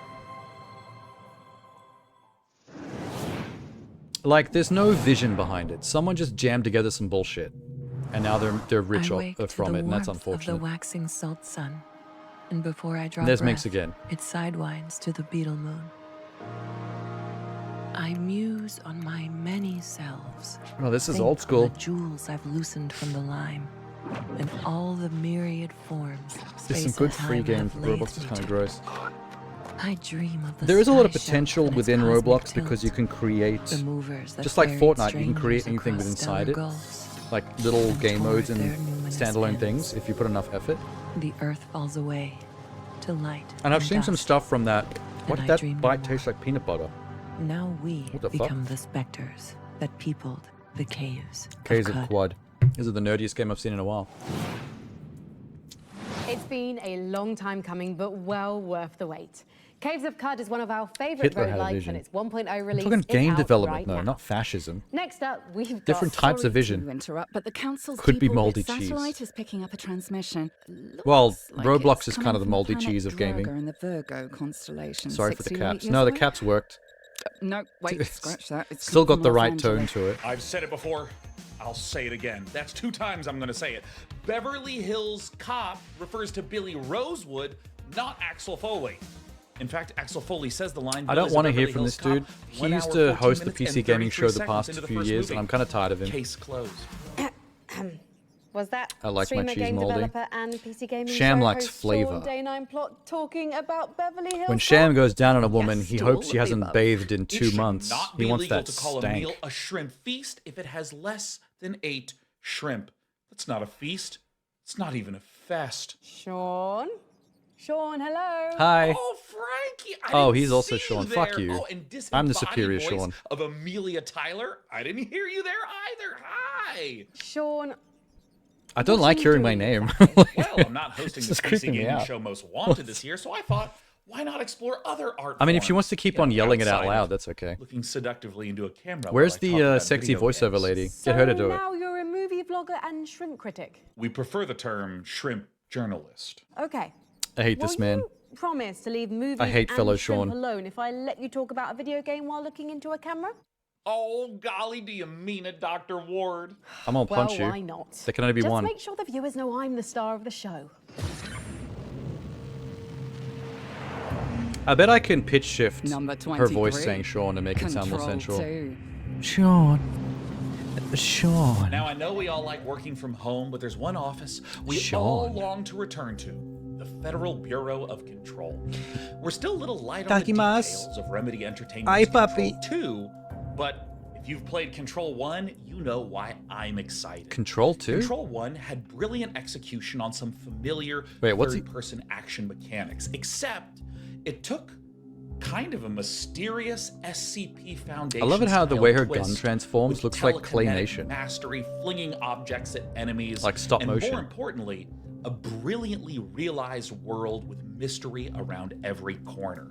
Control is the kind of game that even for someone like me that doesn't play a lot of shooter games, Like when you I throw a desk at an couldn't wait enemy. to keep learning more about the world and what Remedy had created. And so, I'll get there if eventually. you're It's like on Game me, Pass. we're all dying I've got the time though. to return to It's not the leaving oldest anytime house soon. for some more telekinetic fun. So that's his Here's one favorite. for your witch list. In Crescent County, witches go high-tech with jet-powered motor brooms in a life throw sim rockets and back. racing Cool. game that delivers itself to number 22 Hey. on our most wanted list. We're back on the list. Crescent 22. County. Crescent County. I don't think I remember this. Welcome to this very narrow green screen. I don't but remember we'll this say one at a all. huge thank What is you this? For voting Crescent County Hover one of biking? PC gaming shows most wanted. Wait, no, this is the 2024. Witch Broom Ever since we one. announced I do remember summer, this. The reception's been incredible. It's been amazing to see all the fan art. I think you're a witch delivery person, and you have to deliver packages on via broom. At Comic-Con and spending time seeing people You'll resonate love it. with Yeah, the, I know I will. core concepts. of I've never Crescent not loved a County, Remedy like game. making I have deliveries, faith raising in your Remedy. friends and kissing them on the I mouth. always We can't assume wait to show game you will a be bit more good, of the game. unless a lot proven of the otherwise. cool modifications you can make to your broom, all the cool little shortcuts around the island. And all the general It's like with mischief the that you can get into too. all the So if drama that sounds like your surrounding vibe, we'd Intergalactic love it with if Naughty you could join Dog. us on It's the like Discord. We've got something in the people are works we're hating on very it for the excited most about, like but we also basic, really want to show non-even people more about gameplay-related process of things. game dev, as we But think it's really like, important. are you So forgetting that follow Naughty us on Dog has a social media, perfect track and we record? hope we can get There's this no in your reason to hands very believe they're not going to make a Thank good you so game no matter much. what. Thank you. Bye. Yeah, That's sorry, another we company that changed our has minds. Our first a playtest proven is gonna track be on record where Steam I'll and believe the itch on game the is 8th of great December. until proven otherwise. Yeah, how cool does Crescent County look though?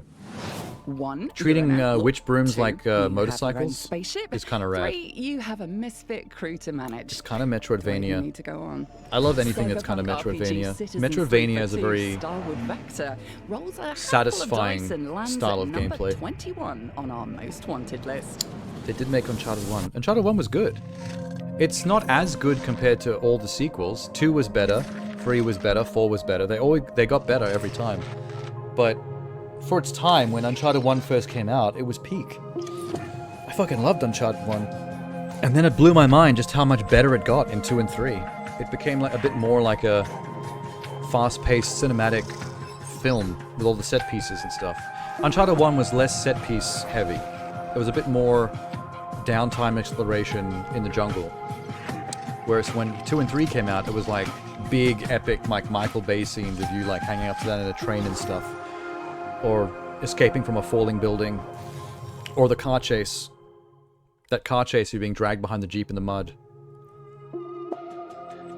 That kind of shit. That's the only thing that 1 doesn't really have compared to the others. But it's still solid as hell. It was so monotonous. Did you play it after the fact, or did you play it day one, before when it first came out?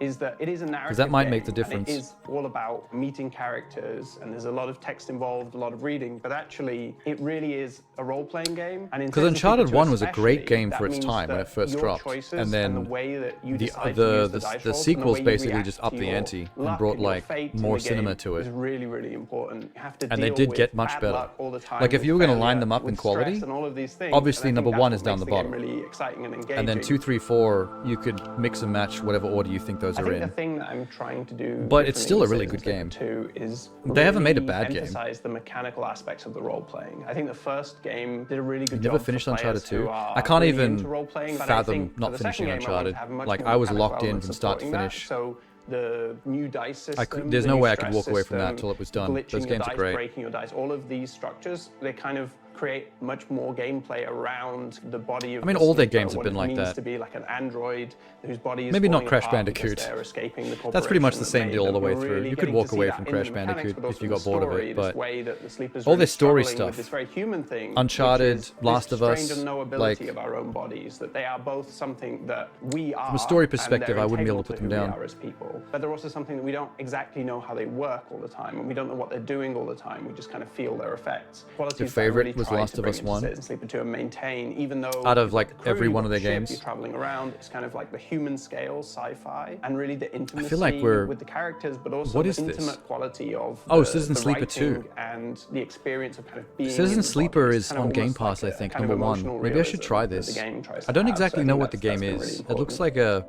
Working on a choice-based sequel is cyberpunk definitely a roguelike different kind of challenge to working on an original game. You know, the game is already in the world. with it dice already rolling has fans, mechanics people have for expectations, and when you're adding designating new whether your ideas, you're kind of choices are thinking all the time successful or about the not, and that audience. changes Oh, the they're gonna love story. it when they get to this bit, when they see this, and especially like having returning characters and having things happen in the same universe has been really exciting to just know that I'm dropping all Looks these pretty little fascinating. golden pieces of moments that will connect to people.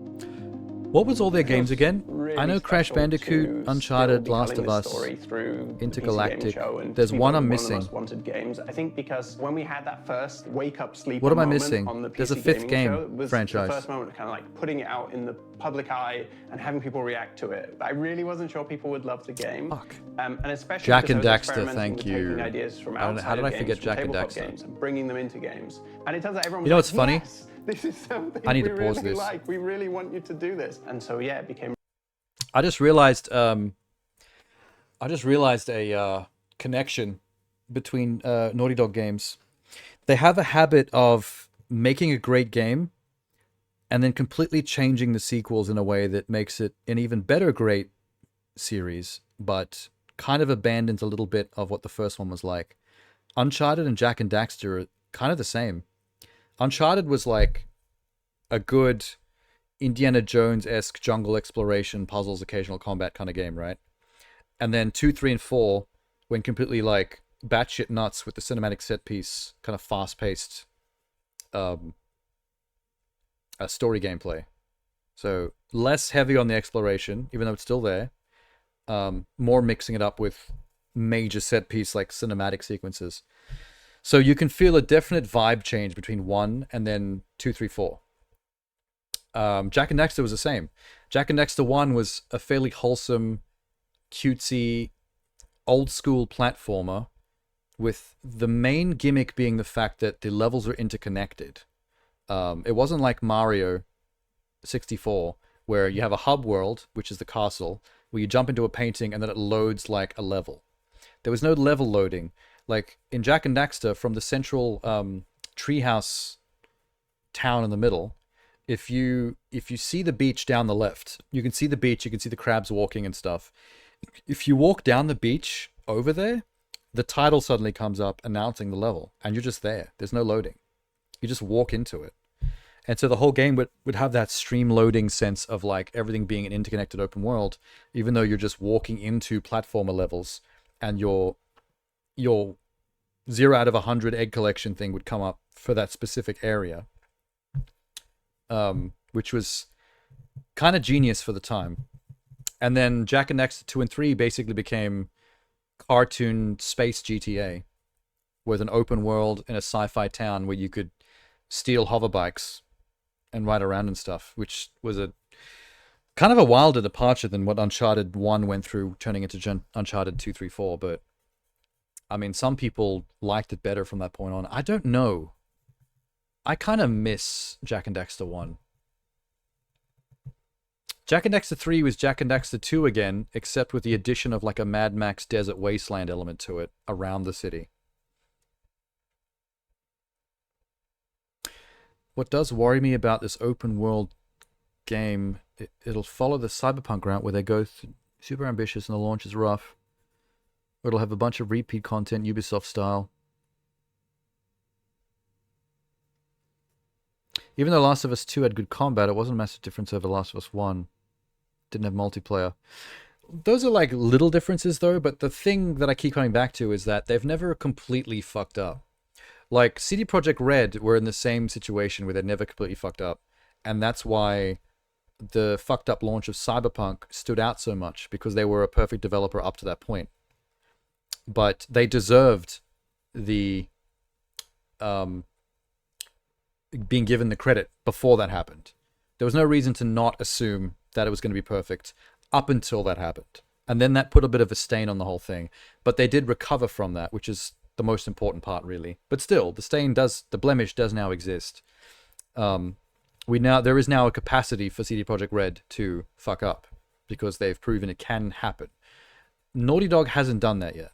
They've not made a bad game, and they've not fucked up a launch either, or done anything that was particularly questionable. They still have the room for that to occur. The thing is, I don't assume it's going to happen just because it hasn't happened yet. Like, they're rolling. It's not like a statistical thing where it's like, oh, you've rolled a 6 10 times in a row. There's now a higher likelihood you'll roll a 1 on roll 11.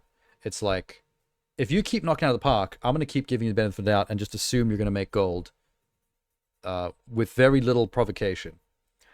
you can show me no trailer at all. Just show me a title screen. Like, the trailer can be one of those 8-second trailers where all you see is the words come up and say Intergalactic. And I'm like, that's probably going to be a really good game. Because you guys have earned that. You've earned that positivity from me, from your track record. If you fuck it up, then the landscape changes. If Intergalactic turns out to be a fuck up, and they pull a generic Ubisoft open world game scenario where it's basically like a 6 out of 10, it's not terrible, but it's nothing special. It's just the same as every other fucking game. Then there's a new vibe. Then there's a potential that now Naughty Dog are capable of dropping mid. So the next game they make, it's like, you still have made more great games than mid games, but you now are capable of making a mid game. So I'm not going to be as positive, even though I still will be, because you've still made more good than mid. But that is a shift, an attitude shift. It's the reason why CD Projekt is switching to Unreal. The Red Engine hampered them. Yeah, they did take way too long to make that. They seem to be fighting with their own engine for like a decade. That's the thing with Naughty Dog as well, though, is that they've never had those issues with... Like, they've been working on this for 4 years already. Or something. And they've never really had an issue with project management or tech. They've got a pretty clean record with getting shit done and having it look and play amazing. So, I'm not riled up at all. Really important. I'm staying in that positive camp until proven otherwise. I hope you enjoyed this look at Citizen Sleeper 2. Wishlist the game on Steam and will be coming out in. If anything, it's more. You know how you were saying why you're worried because they've never done an open world and you don't want it to turn out mid because they don't know what they're doing. I have a slightly different take on that, where I find it more interesting when a developer that is known for certain types of things, but doing them perfect 10 out of 10, does something fresh.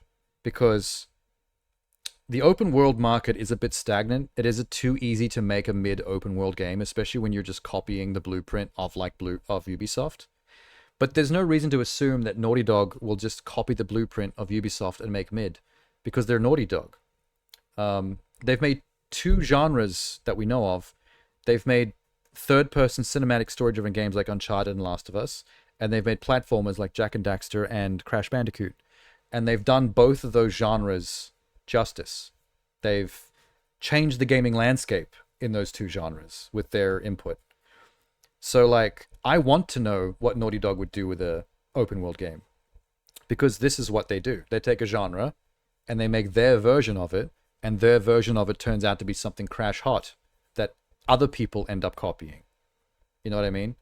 Like, I don't feel like we'd get Plague Tale if games like Last of Us weren't huge, because Plague Tale feels like you're playing a cinematic third-person stealth action game where the emphasis is on the cinematic storytelling, just like Last of Us. I'd put those all in the same bracket, the same genre of game. So that's my assumption. I feel like Naughty Dog is going to do something with open world gameplay that, from their unique design perspective, is going to be exciting and interesting and different. And hopefully it's so good that it's going to drive other people to copy them, because that's what's happened in the past with the other stuff they've made. It'd be cool. Wouldn't it be cool if Intergalactic had multiplayer? Score, we've just revealed our first 5 most wanted games. At number 25... I mean, I'm always down for co-op.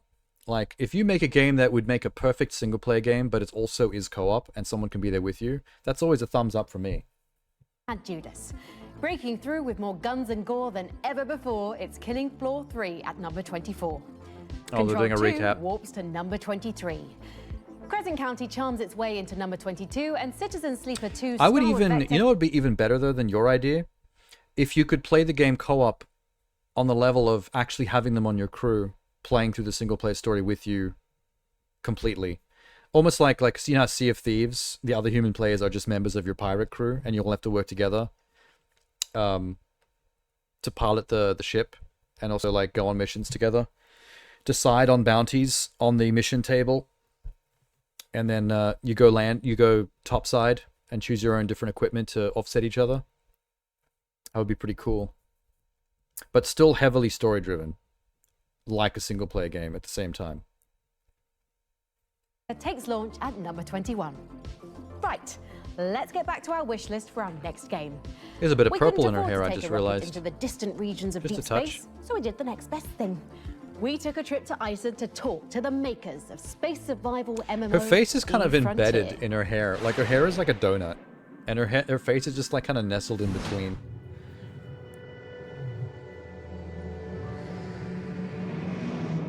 Reykjavik, Iceland. There's a lot of mud. You say Iceland, you think ice, you think snow, but no, it's very much mud, very much rock.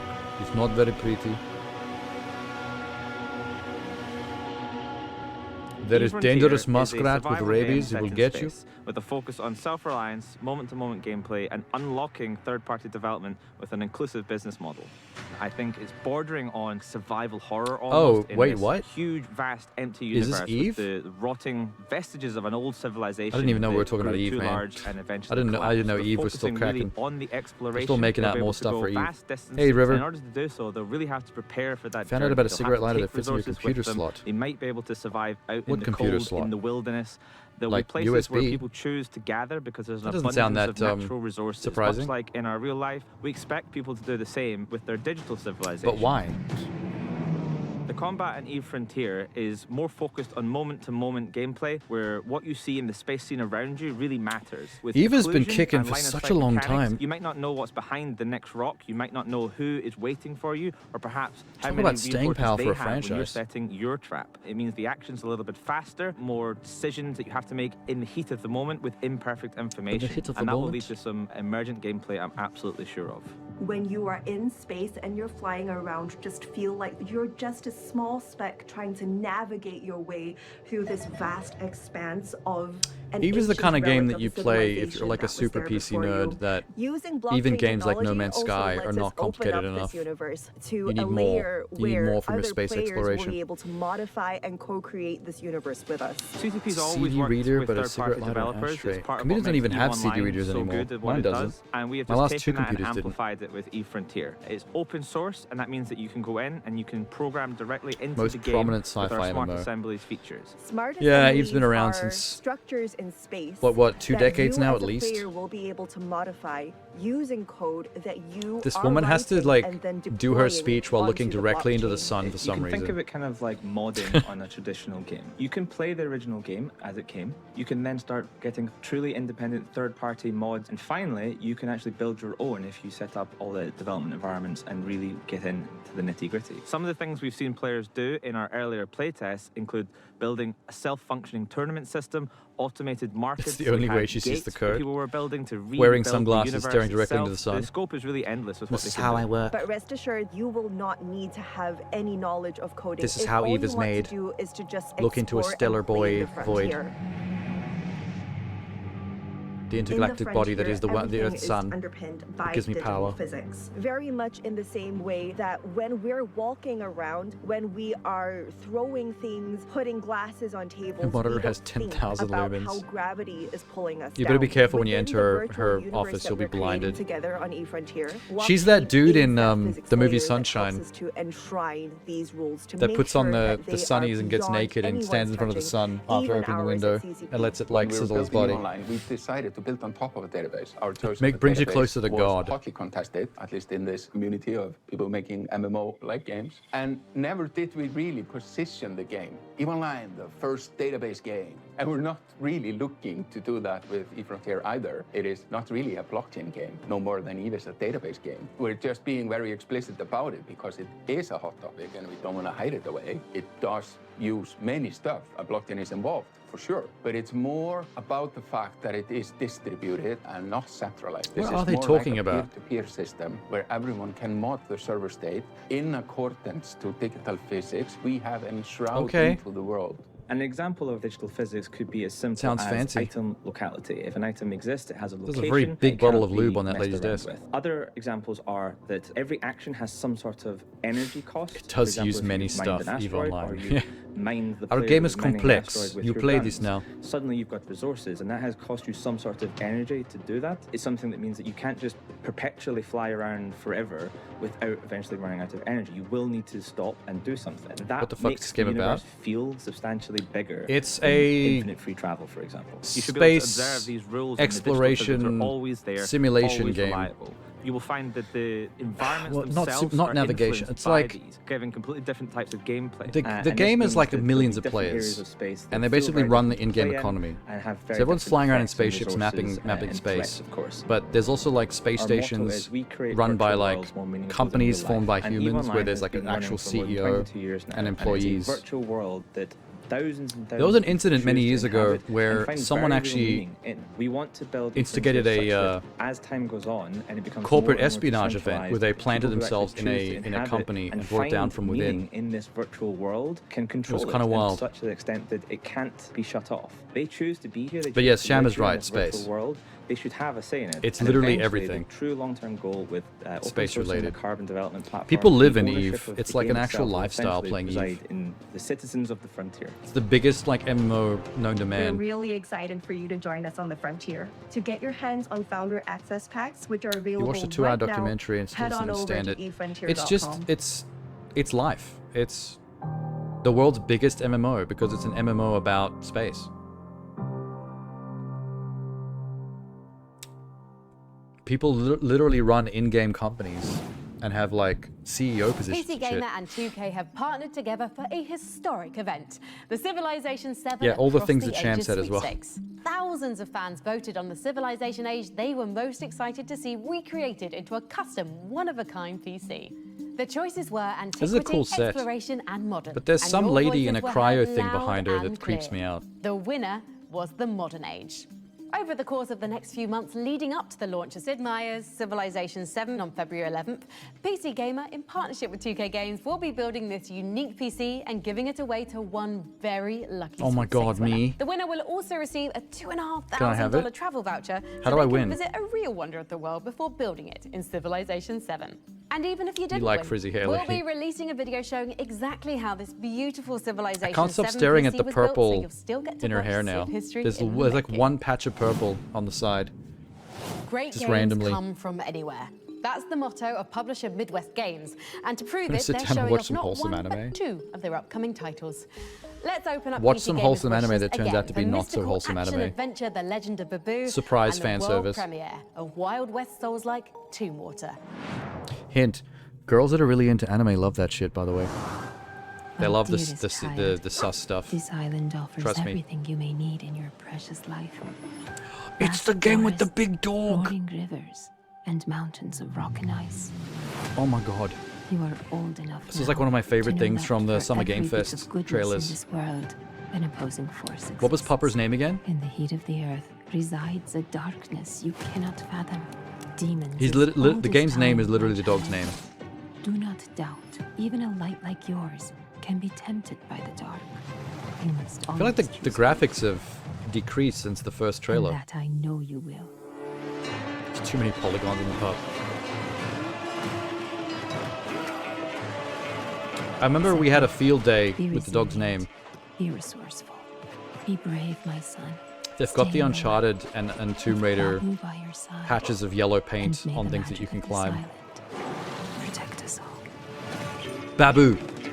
It's the legend of Babu. You can sleep on Babu. And he has a red thing down his head like Kratos. I love Babu. The accursed I want to play town Legend of Babu, Doom please. Water. Tell me, lone gunslinger. How dare you call Babu boring?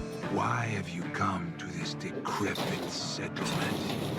Cowboy pixel art simulator? Roam the streets, and horrors. This is screaming cowboy roguelike There's right now. something sinister in the soil.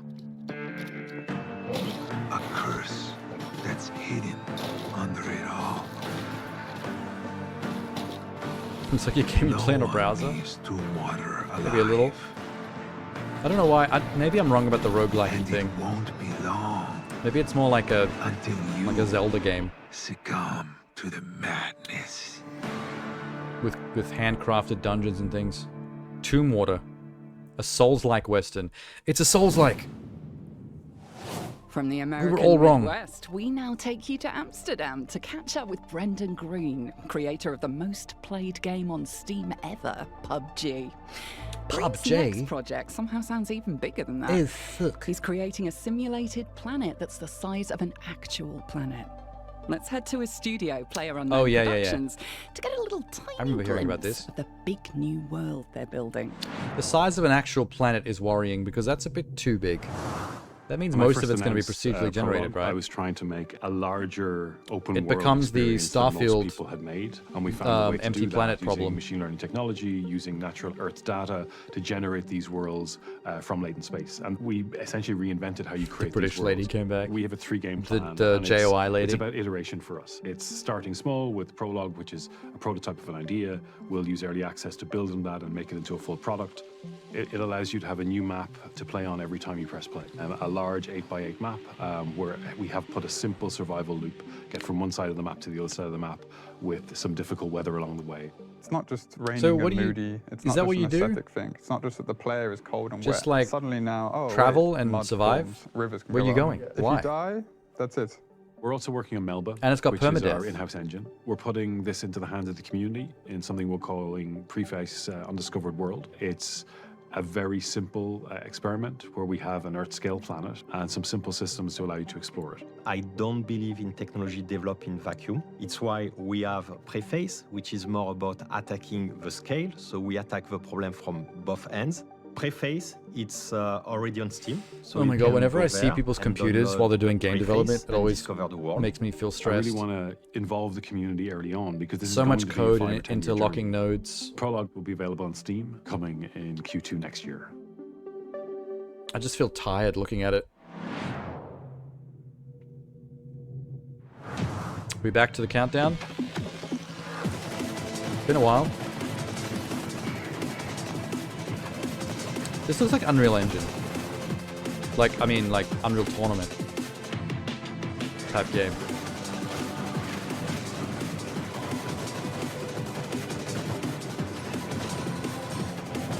This is so old school. This is like 90s, 2000s gaming right there. Abyssus. Wait, is that really the name? Abyssus? Is that meant to be like a Among Us reference? A bussy. That would be a better name, to be honest. Abyssus. Oh, this is Orcs Must Die. Oh, hey. I recognize this man. Didn't see you there. So you're interested in becoming a war mage? You think you've got what it takes? Protecting Hey, streamer. the rift is just something brave war mages like me. I love born to Orcs do. Must Die. It's such a We fun do it for game. good reason. Trust me. I played it These in green and co-op with a uglies friend, gets through, just designing all the orc traps with him. pillaging, That was a good the time. whole thing. Anyway, when you can't get old Maxie, no one protects the rift better than these war mages. Test Drive was a recreation of the roads of Hawaii. I do remember that. That was an Xbox 360 era Each one of them's got their own thing. special war mage powers, like this. Or I this. considered trying it back in the day, but never got around to it. Just because I wanted to see what it'd be like driving They around have their own unique weapons accurate and Hawaii. traps. But as you can see, it's not just one trap they're working with. It's a whole lot of traps. They even get to make themselves stronger during missions. How much more powerful can 1 to 4 war Is that a mages furry? get?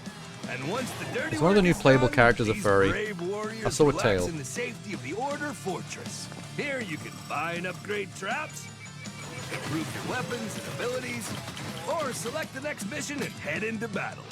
When choosing where to fight, you'll want to pay attention to the rift distortions, the weather, and even the time of day. All these things can change the way every mission plays. You know, looking at these war mages The really OG gets me Fortnite. thinking. Man, They're pretty Orcs Must good, Die is nothing like Fortnite. Let me show you how it's really done. This isn't really emblematic of what I remember of Orcs Must Die gameplay, though. Like, you can fight the orcs yourself, but you will lose if you try. Like, the whole point is you have a bit of That time before the is a orcs lot start of coming out of a orcs. certain entrance But luckily, you've and down got a loads certain of new lane. ways to kill them. And the this idea is time to you just can build play with traps up into to the 4 of your environment friends. with the money you make, Orcs must die. so that the Death traps like springs destroy the into action orcs, in and then early you just like help out to 2025. take out the Do not stragglers. go anywhere because we've got a lot more great new games to see as And there's our a lot Most of Wanted traps, countdown too. continues. There's springboards to bounce them into spiked ceilings. There's wall things that come out and flatten stuff. There's like swinging maces. Number 20. Perfect Dark. OG Fortnite was a tower defense game. It was, but it was more of a base building Perfect action Dark game. Gameplay trailer looked amazing. But Orcs that's not Must the Die only is more reason of I'm a. excited. You get a level and there's lanes, and all you do is basically just spend money on putting traps into the environment, and then you get a new level and you have to refigure out how to design your traps. So it's more of a trap design game as opposed to a survival crafting base building thing that the Fortnite was designed to be. More of a puzzle game. About it. Look, I'm an old school gamer, so retro Old school N64 gamer. GoldenEye is one of my favorite shooters ever. We're talking the characters, the level designs, the missions. That game is immaculate. But I missed Perfect out Dark. on Rare's next treat, Perfect Dark, and I was always Man, I intrigued wanna see by the new lead footage of Perfect protagonist, Dark Joanna already. Dark, and I loved the whole This game's alien trailer was so conspiracy awesome. thing. Seeing Perfect Dark's fluid gameplay, Joanna's traversal, which is giving me Mirror Edge vibes, and stunning graphics, and it's just giving a perfect blend, and that's why I'm hyped. We need more gameplay of that for sure. What's this? Is this a platformer based on like your computer interface? You're like a little floppy disk guy. And the level's all desktops and windows. That's awesome. Yeah. Yeah. Yeah. There's a bee, there's a bee. It's got coasters for wings. Mainframes. Okay. Sure, why not? That was kind of creative. Number 20, Perfect Dark. Number 19. Menace. Menace. What was Menace? RTS? Looks like an RTS. Looks like Command and Conquer. Old school gamer, bruv. Slanted.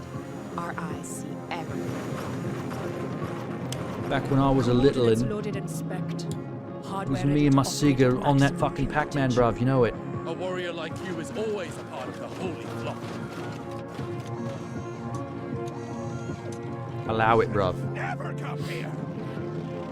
Wonder if it'll have Hades too. Probably. If Hades is on the list, it'll be higher up. In like the top 5 or something. Yeah, I'll help in a sec. Actually, this reminds me a bit more of Company of Heroes. The vibe of Company of Heroes. Like the realism angle.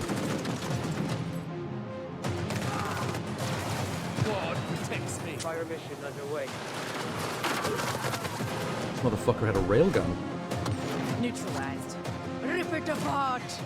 Rip it apart. Death takes my enemies. There's a mech.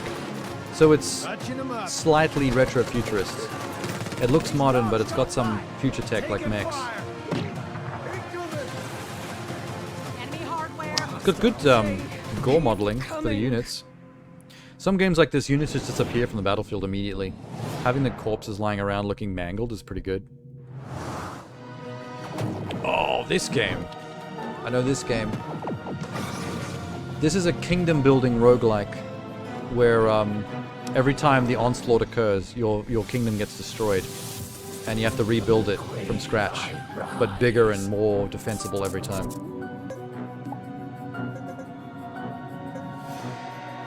It's like a time loop, I think.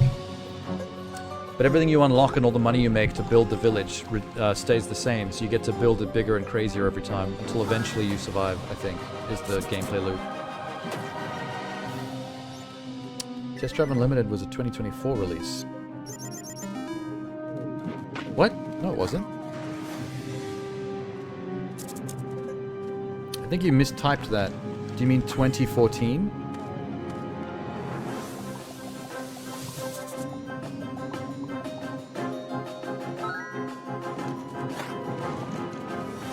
Oh, it has a 2024 release, Solar Crown. Oh, do you mean like they're releasing a new remastered version of it this year? Super Fantasy Kingdom. There's something about that game that reminds me of Loop Hero. I get Loop Hero vibes from that.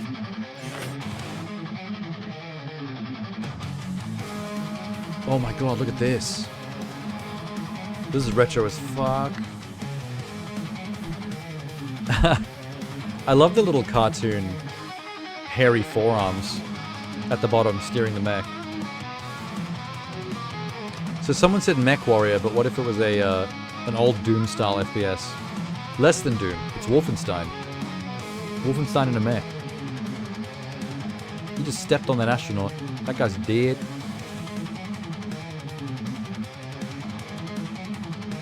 What was that called? Mecha Blood Quarry Assault. Okay. It's even named like an old school game. There's nothing more important than family. Maybe the pilot's a monkey. And who would know that He was a very better than hairy the man. makers of Mafia: The Old Country.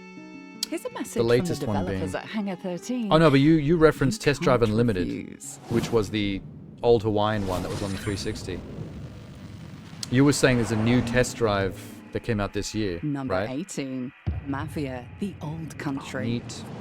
This is a bit too big and well known though. I want to hear more of the weird stuff.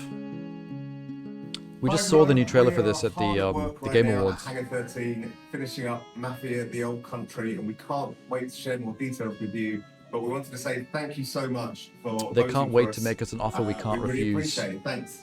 Thank you. Thank you. My only question is, in the open world of Mafia Old Country, do I get to run my own vineyard and like run the bit like a wine business? That would be really cool. That's like your source of income. It's building up Number 17, your wine business. Dune Awakening. Dune Awakening. This one is a bit 50-50 for people. Some people are mad keen, other people are very sus about this. Hi everybody, my name's Joel Bylos and I'm the Chief Disappoint your Creative nonna. Officer on Dune Awakening Always. here at Funcom. And I'm here to express a heartfelt thank There's you no way to for us satisfy being on Nonna. the most wanted list. Look at the fat 2024 Harkonnen has been a figurine this huge guy year has for on his desk. From the movie in the beginning, to our first gameplay That's cool. reveal in the middle of the year, and now our huge ongoing beta, where thousands of players are battling it out on Arrakis. Hey Sham. Now, if you aren't there already, He referenced you. the best way to get in Huge ongoing is beta. to go to our website and wishlist Dune Awakening on Steam. Wait, let me give you the... And we look forward I gotta give you the to horn. when the game launches in early 2025. That was so mean. I had to roast somebody. It had to be somebody in the I've chat. never been so excited about crash landing in a desert. It was lovely to hear from the folks at Funcom, and I am Such a definitely looking random, forward it was a to random exploring roast. Arrakis in It was too good though, I had to throw it at somebody. PC Gamer wants to know what you think. And since we can't read your minds, not legally anyway, I do follow the think link that on Dune your screen Awakening to take game the looks PC cool. Gaming It's Show just a via genre that survey. I don't normally Trust play. me, it's much easier than trying to communicate with us telepathically. So it's unlikely that I'll, you know, partake.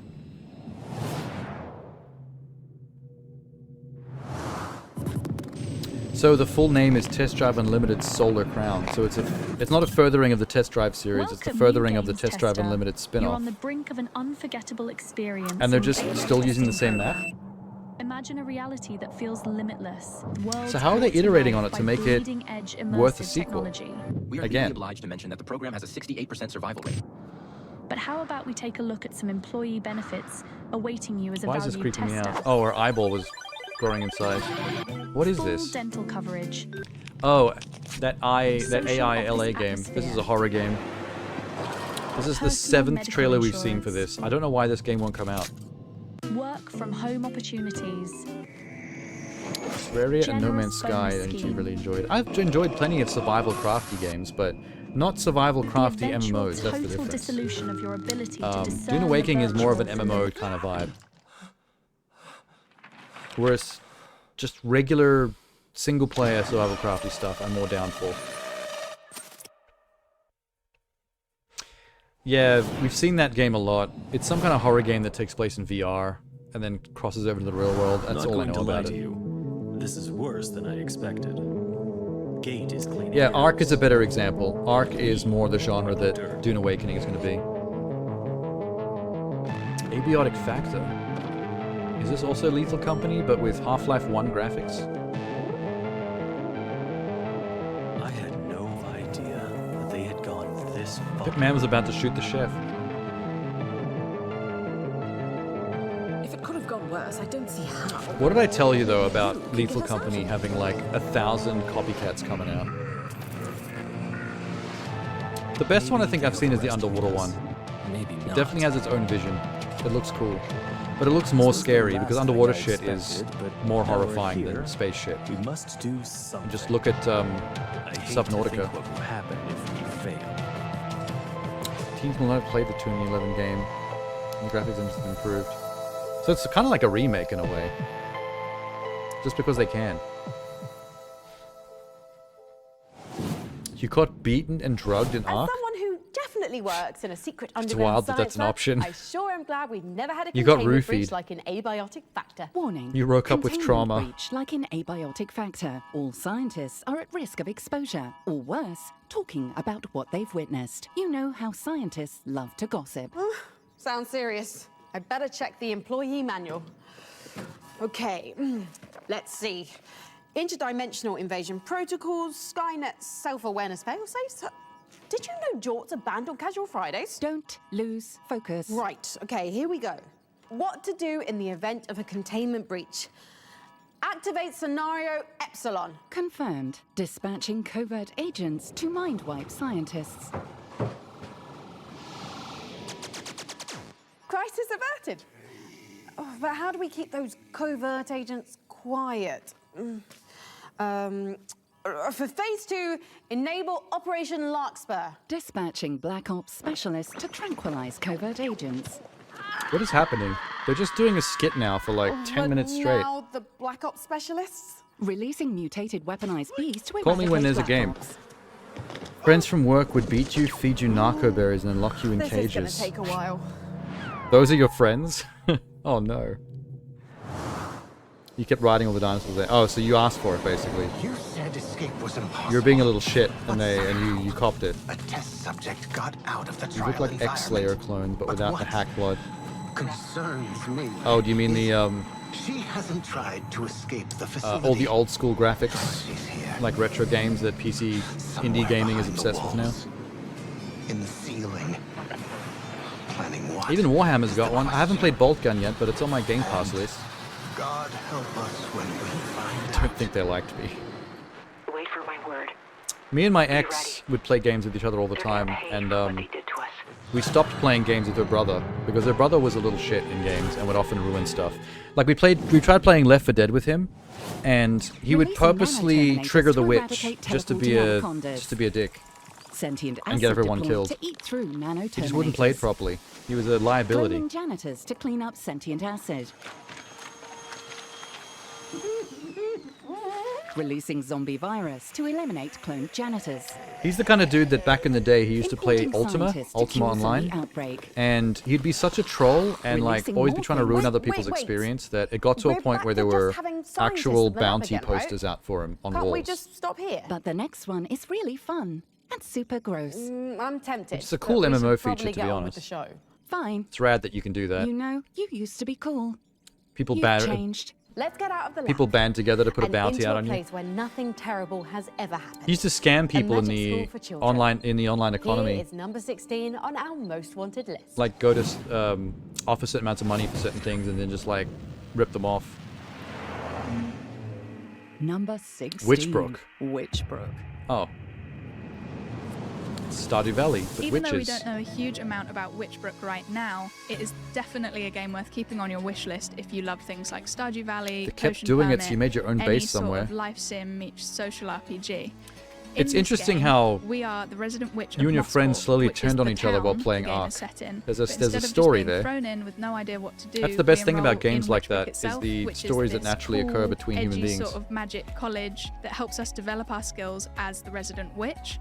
So during this time, I imagine we'll be learning new spells, just learning how to harness Look our at her shrimp abilities, sweater, that's all adorable. Of this fun stuff, while also developing relationships with the town. Get yourself to a complete Gamer little Geek girlfriend that missions, wears little shrimp deliveries, sweater. all sorts of stuff that is perfect for anyone who's looking for the next sort of cozy-ish game with a little bit of edge to it. During the relationship A little stage bit of with edge. these people, we'll What, also the black get to do magic? things like The go fact on that you're a dates, which witch? is really exciting for anyone who, The like fact that me, you loves the sacrifice romantic virgin side blood of in like order life to sims harness in the general. Dark Lord's so we magics. don't know when it's coming out. Magic it's with just K. coming soon at the moment, which does give us a lot of Oh, chance Lucifer, to learn a I bit brought more, you sort 4 of see some children. trailers. We've seen Absorb a couple their of life essence screenshots and that give me it this power. super cozy autumnal vibe. But yeah, hopefully this is the next cozy game worth keeping an eye on, because If it I was a certainly witch, looks I'd that make way one of those right like now. pentagram things in the ground and summon one of those really well endowed Coming demons up, to you plow me better like make always a happens in little extra hentai. room on your wish list. Hell yeah. Because we've got a lot more new games to show you. What is that? Take a look. TMI? All he needs a couple of candles and some blood.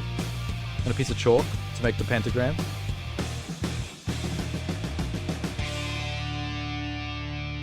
Oh, this game looks awesome. I love this game. We haven't had enough trailers to know how it's played exactly, but you live on this giant wheel-like base, and all the characters in the game are clones of yourself with different personalities, and you gotta manage like everybody to like run the base. Robots began the impossible. You see more of that game, man. They just showed a hint of it. I want to see them actually talk about it. They changed. This is definitely not it. I don't know what this is. This looks like a survival crafting game with a claymation art style. You could do backflips. That's pretty dope. The backflip is smooth.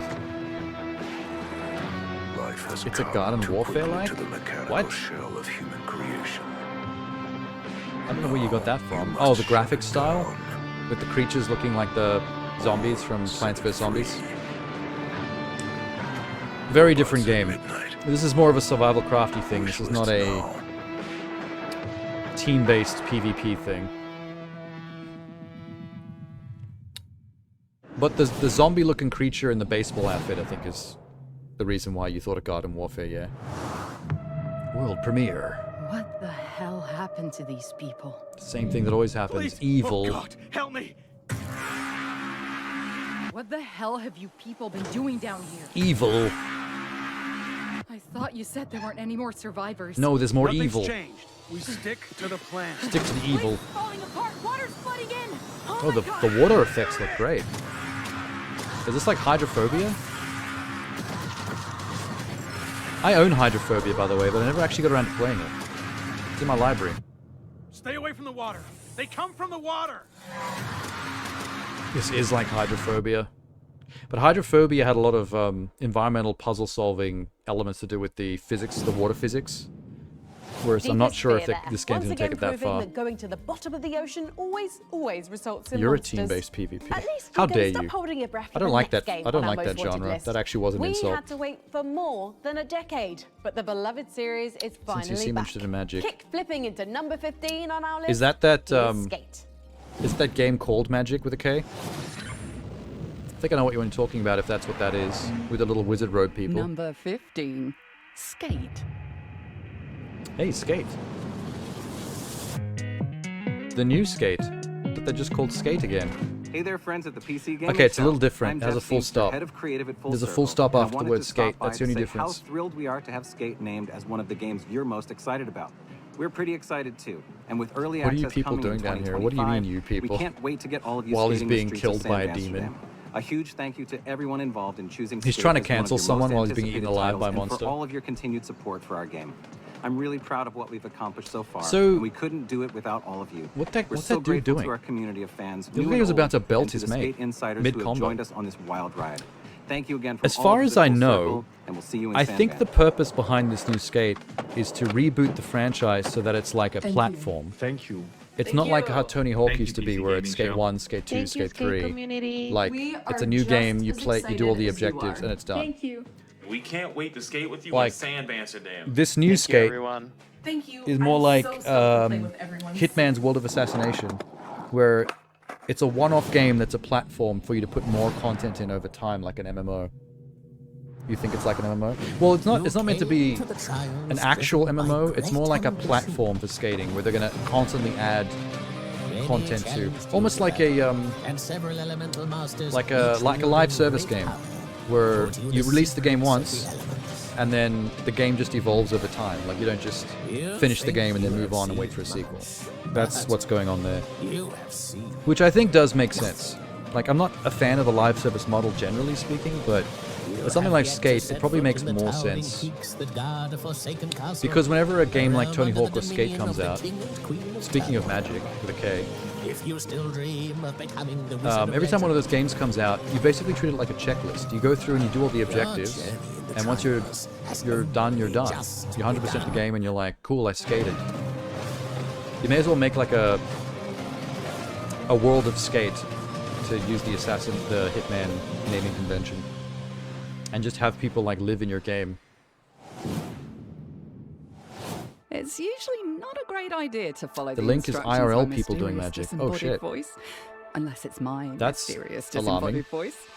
Visit PCGamer.com. Outfits and boards and battle passes. Yeah, people will spend the money. Most wanted Steam There's page. people that'll enjoy Where you'll hanging find out in all that the game with great their friends games enough from that they'll today's want to show in customize their one character. convenient place. Like Fortnite. Now, back to the If show. you're going to be in the game all the time, you might as well look unique.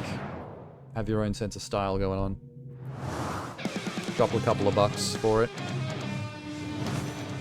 Here's that Viking game. I've seen one trailer for this before. The graphics are a little bit cartoony, but the gore isn't like top level. Look at this barbarian hack and slashing, chopping off arms and legs and shit. This is the Braveheart game we always needed. With army combat. When at last their freedom they would bring, through blood, fury, and bone.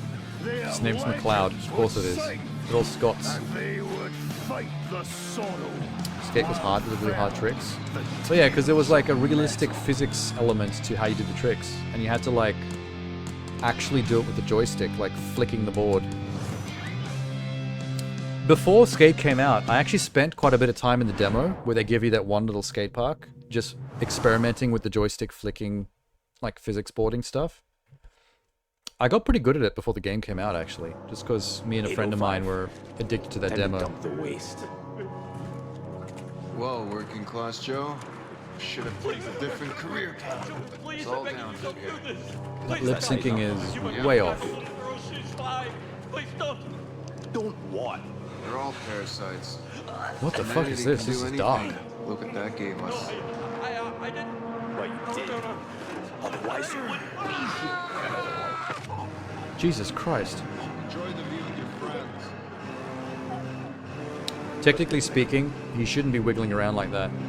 If you're thrown off a high platform by the neck, you die instantly from neck break. I should have broken his neck instantly. Oh, it's ready or not. Boo. Not interested. It made horse kind of a pain. Yeah, the accuracy required was like real world skill shit. It made it a pain, but it made it more of a... Number 14. It made it more of a challenge. Project It made it more of a 007. realistic challenge.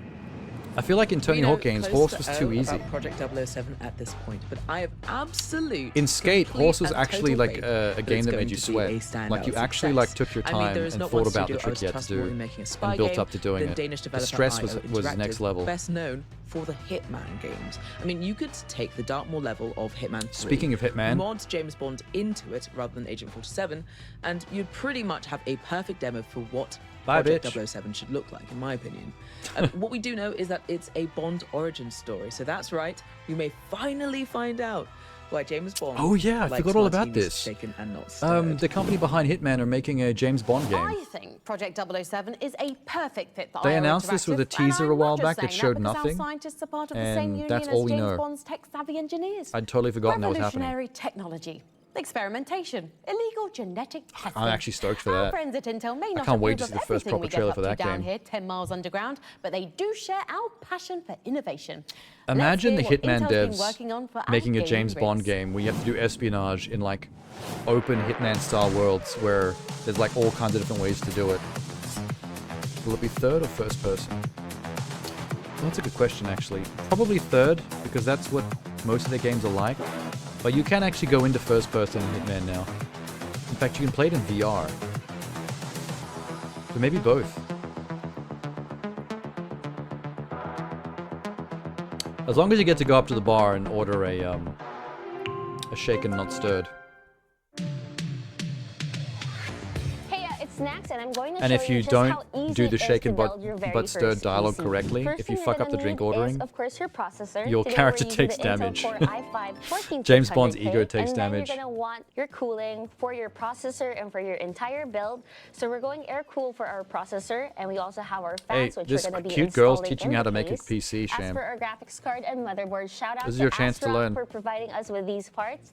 For the graphics card, we do have the Intel As long as you can Arc bang 770, Femfatals. and for James the Bond needs motherboard, to we have the more than a Z790 health meter. He needs to have an Nova. ego And then meter you're gonna want that to takes have your damage when you do RAM, things that aren't your cool. storage, And of course a power supply. when you unit. bang a The first thing Femme that Fatale, we're it gonna be increases your doing max is we're ego gonna be meter. installing It's like the processor. the meter gets So we are bigger. using an ASRock Z790 Nova motherboard. Now this is compatible You're looking for the forward for a 12th, Lunar Lake 13th, tablet. and 14th gen processors from Intel, Well, which like will make a- it easier if you guys want to upgrade in the future. like a tablet computer. The good thing about the 14600K is that it has 14 cores with 6 performance cores and 8 Sham, is this hot? efficient cores.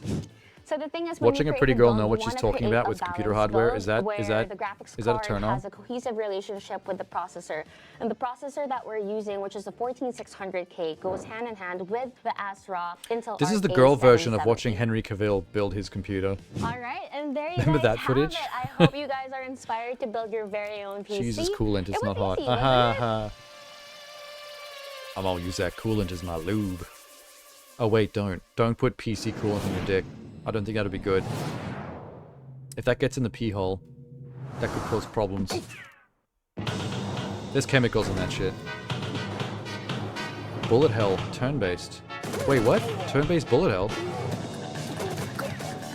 Oh, cool. That's new. Where's Tenna? Get Tenna in the chat. Bullet hell is close to Toho. So it's turn-based in the sense that when you move, time moves, like Super Hot.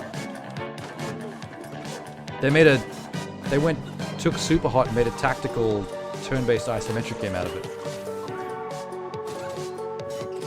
What was the lady's name? I missed it, sorry. Got the rewind. Microsoft Surface with Lunar Lake should be good. What's Lunar Lake?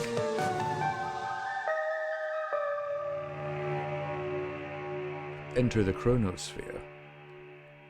Cool name. Was that an Australian game? Yes, this game was partly funded by Screen Australia and Screen Victoria. So that was made in Vic. Cool. Aussies represent. If you want to date smart people, go to university bars. I went to university, I have a bachelor. Didn't do much dating though, unfortunately. Captain's log. I was very busy. November 16th, 1937. And then I ended up dating someone from my work anyway. Quarantine across Enceladus was announced. We So I never really did any actual uni we dating. will endure.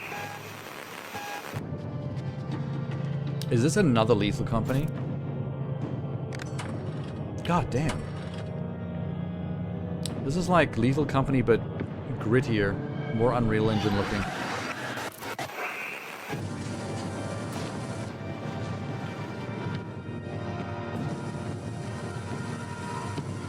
Oh, it's underwater. This is not the Underwater Lethal Company game that I was referencing before. It's a different one. This one's got more generic graphics, unfortunately. The one I was talking about is a lot more stylized.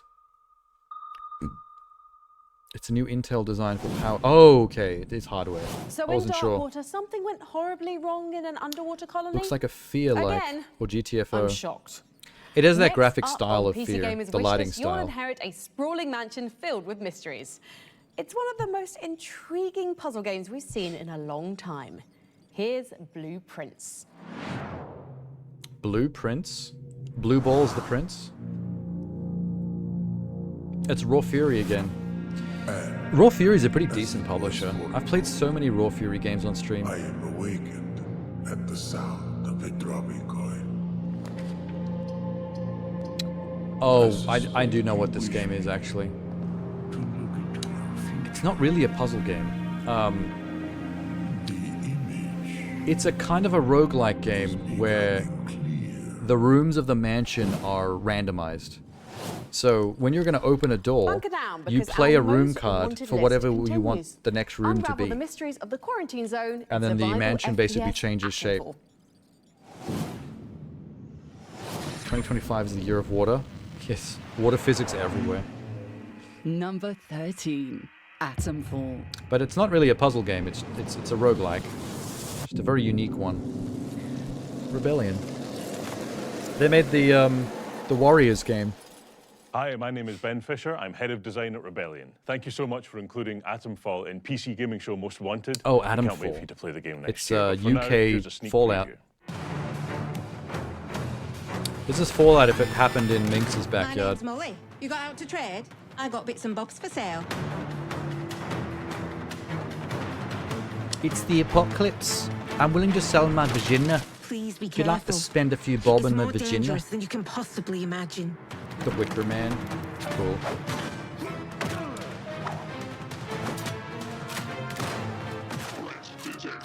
From a Fallout style game perspective, this does look pretty interesting. There's something about the location that makes it feel a bit more unique. Like the rolling green grassy hills of the UK. Like it would have been set in London or something, and it would have looked just like every other Fallout. They took a more unique approach. Of all the things I've seen, Can't wait for the Monopoly it's in roguelike. I Eric's bet that home it exists. will happen. 100% exists And already it on all Steam. begins with her. Oh my god, she can teleport. She's gone. Find her before she leaves the building. Get that Nightcrawler bitch. Find Herman before they do. Oh, isometric. Wait, what? That game had very high-end graphics when it was in the cutscene for a game that's isometric top-down. Look at this. I need passage. You told me you wanted out. You and your brother. That's actually why I'm here. I respected your decision because I thought This you game has respected way me. better I'm looking graphics for than it has Herman. any need to be. You want passage, huh? I'm not keeping these for you anymore. You're taking with you this time. I won't Look at get this. past this gent without a dart. Kind of looks like Commandos. What's keeping you? He's not here. Like, obviously, it's not to say the isometric part is not good graphics, but they've made an exceptionally high level of visuals for a game you're going to spend most of your time looking at from the sky.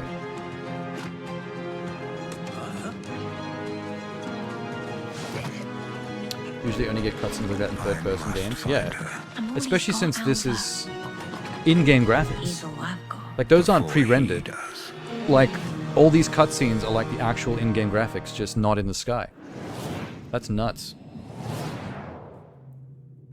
Isometric games like this don't have cutscenes. Well, not. I mean, they sometimes do, but most isometric games like that that have cutscenes, they tend to be like pre-rendered, and they don't look anything like the actual game graphics.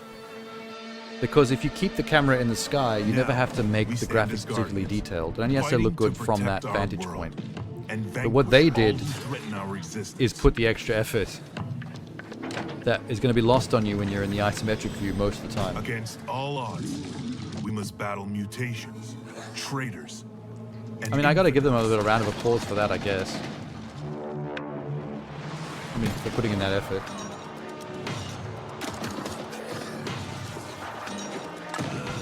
This game, on the other hand, same perspective, but every victory brings us closer to more like retaining our turn-based freedom. XCOM kind of thing. Chains of Freedom. That's one of those Steam releases that, outside of seeing it in the showcase, we're never going to hear about that game again. It's going to come and go without much fanfare. I'm not saying it's going to be bad, just there's so many games on Steam in the PC environment in general which are decent, but they just sort of come and go and no one ever pays any attention. Shows heavy defenses in the area, so watch your step. 1,000, 2,000 people maybe download and play it. No one else has ever heard of it. And give the archaeologists time to work. Injured Evil Awakens. Are RTSs making a comeback? I feel like this is the third RTS we've seen in this showcase. This one looks straight up Command & Conquer. Down to the interface. I'm seeing an enormous energy spike. What is that? Military versus supernatural demon shit. Tempest Rising. I've heard that name before. Yes, Cool. the glory of 1990s RTS games Didn't is think people still played alive RTS in anymore. Tempest Well, they Rising. do kinda, but it's Next just on our not. ever-growing wish list, It's not as an big a action-adventure as a RPG genre coming as it early was back next in the year 90s. Finally reveals its biggest villain. Back when Age of Your Empires voice and Command and sounds Conquer a and bit Warcraft were still familiar. the Here's heavy new trailer hitters. for Eternal RTSs were Strands. quite popular. And then they just kind of faded away. I don't know. After StarCraft at some point, All my life, I was dreaming they just about became becoming less a prevalent. point. To do it alongside a renowned Weaver band. What was that recent one that just to make came out history. from former devs that used to be on the Search StarCraft for. crew? They've had us on our back foot for decades. Storm something? Ever since our people have been in crisis. And it basically is just Our StarCraft Weaver again. band is It's here like to a help. 3-race We're science ready for fiction anything, RTS. No matter what happens. Best to assume We've been the seeing worst. this one for a while as could well. mean This an game looks all-out good. war. You sure she's ready for all of this?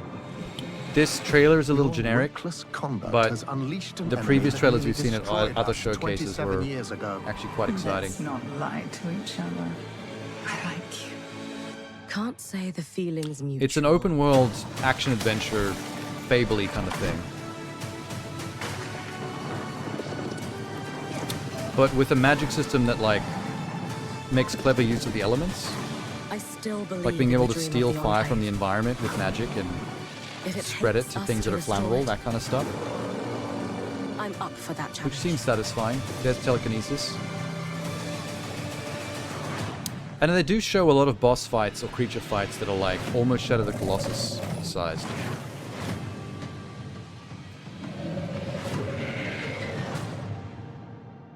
Control hack.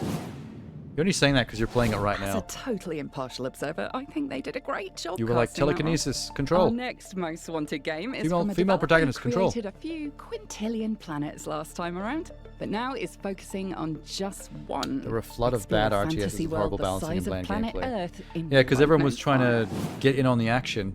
They were looking at their heavy hitters and going, we need to quickly bust out our own version of this so we can make some money. And they flooded the market. Number 12.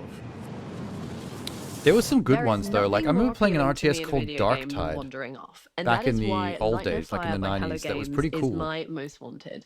It was It's like playing because sci-fi it's a Command and Conquer, but it was like it had a exploration game where you darker, can pick a edgier point vibe that was and kind of just rad. decide to go there with your friends. Humans are hardwired for exploration. It's why we went and found the Northwest Passage. Unfortunately, we found the Northwest Passage. Command now, and Conquer still did try to are iterate kinda though. chasing that When high. they made But we can Renegade, do they were that genuinely in video trying games, to hopefully with Look. less cannibalism.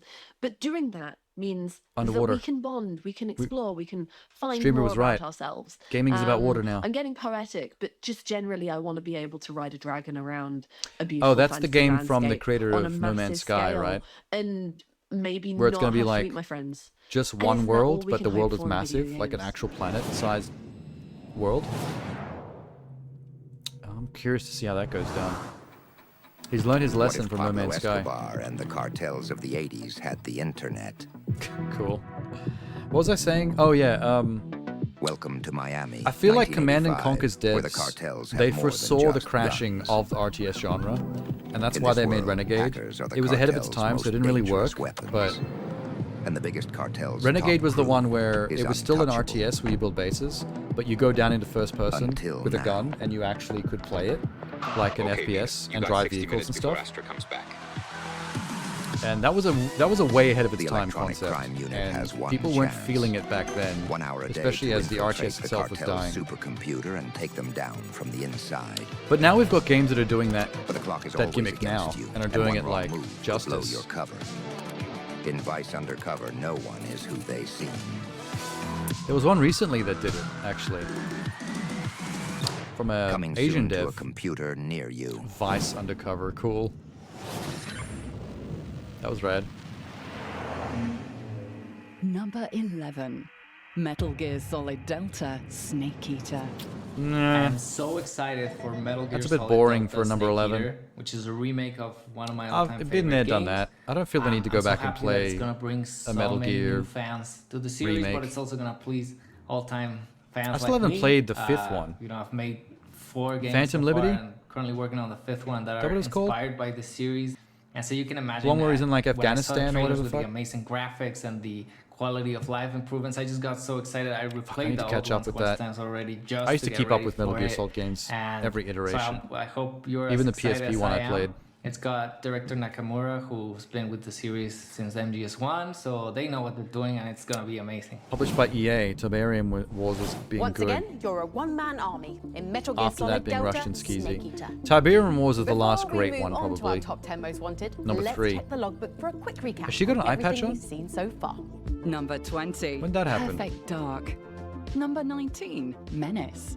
Number 18. Mafia: The Old Country. Phantom Pain, Number thank you. 17. You're right, I Chain did just Awakening. reference Number Cyberpunk. 16. Witchbrook. Number 15. Skate. Number 14. Project 007. Cool. Number 13. Atomfall. Number 12. Light No Fire. Number 11, Sean's left Metal Gear nipple. Solid Delta, Snake Eater. Time for some tactical shooting and a fair bit of backstabbing. Next up on our wish list, 3 teams of 4 battle for Ground control Zeroes of is an the demo arena people in like to play. asymmetrical I remember Ground FPS Zeroes, yeah. Alara Prime. At the time, I was willing to wait for the full game release. I wasn't in a rush to jump on Ground Zeroes. But then I never made it to the full game either. And I still feel bad about that. I let Hideo Kojima down. My guy. How am I supposed to look him in the eye if I ever meet him? How? I'll have to give him a BJ while shielding my eyes. Avert your eyes, child. Get to suckling. Flash out. Swear to God that flash bang bounced around the corner. He just turned and looked down. The flashbang did nothing. Cloaking device. There's a one mission they sold as a full game. That it was. But when you're Hideo Kojima, you can get away with crazy shit. The man is gaming royalty. It's funny because other people who are gaming royalty, like Peter Molyneux, don't really get away with shit as much. People keep calling him out for stuff. Every time he goes, oh, this game's gonna be awesome, I'll let you do this, and then the game actually comes out, they're like, fuck you, Peter. You lied to us. Oh my god, another RTS? Wow. It really does feel like RTSs are making a resurgence, but why? Based on what? And it has co-op. We're here to help you A co-op campaign RTS is interesting. I will not fail you. It takes itself a little seriously from the sounds of it. That's one thing about RTSs though, I feel like most of them take themselves too seriously. You don't get many RTSs that have a sense of humor.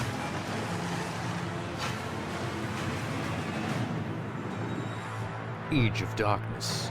Final Stand. Did not need the Final Stand subtitle, but cool. Please hold still. Retinal scan commencing. Sorry, you can't see my eyes. Subject identified as someone who wants to see another game trailer. How dare you? Delivering trailer. Now. This is fake as. She didn't retinal scan me at all. I'm offended. From the creators of This War Is Mine and Frost. Wow. Pedigree. Those are both really cool games. What if all my decisions Have you were seen right? This War of Mine? It's like a side-scrolling survival game in the aftermath of like a realistic European civil war. About like I don't want to about change humanity. anything. Oh, it's this game. This is the one I was talking about before, where your base is basically this giant wheel, and all the people on your base that run the thing are clones of the same guy, but with different personalities.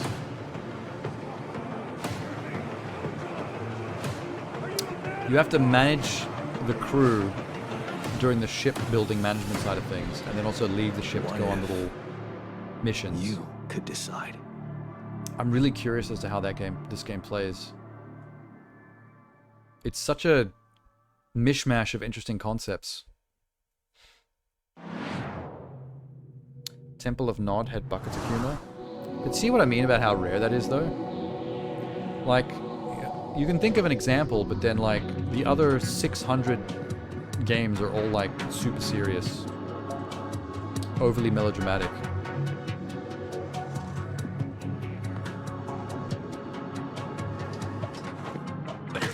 Well, this looks a bit generic. What is this? This looks like a fan-made mod for Deus Ex.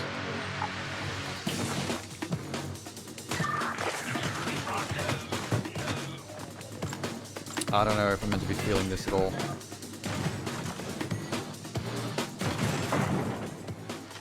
If this was in VR, it would make more sense. Because sometimes VR games have simpler graphics just to make them work better. Because the extra system honk element of them, but just as a normal flat screen game, I don't know what I'm meant to be getting from this. Aqua of Metsis. Dude, that was the most generic thing I've ever seen this whole show.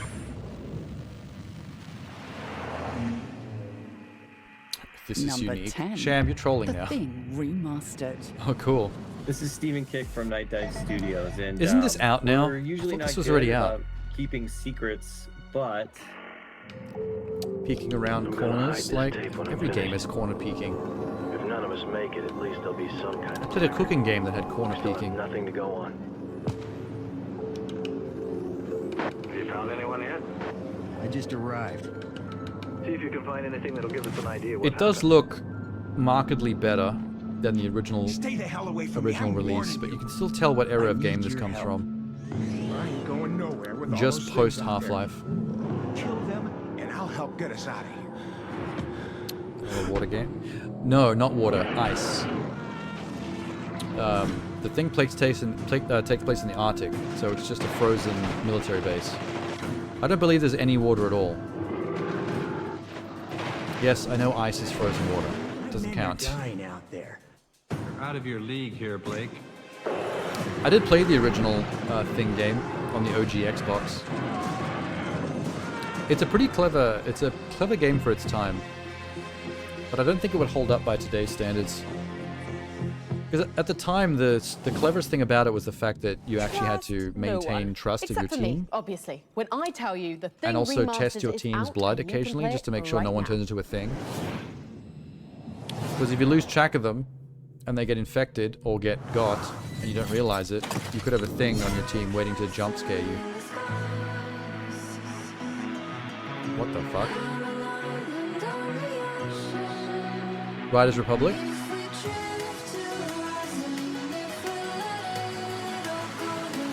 Is Riders Republic the scooter DLC? Is that what these are? Riders Republic has like every single possible mountain-based vehicle in it, right? There's wingsuits, there's bicycles, there's snowboards, there's skis, there's now these scooter things, which are basically just off-road skateboards. I have no idea what to call them. Descenders next. Wait, have I got the wrong game? Oh, it's not even Riders Republic. Descenders Next is just a off-road skateboarding game. That's really niche. So that's a sequel to Descenders, the mountain bike game that's on Game Pass, I'm guessing.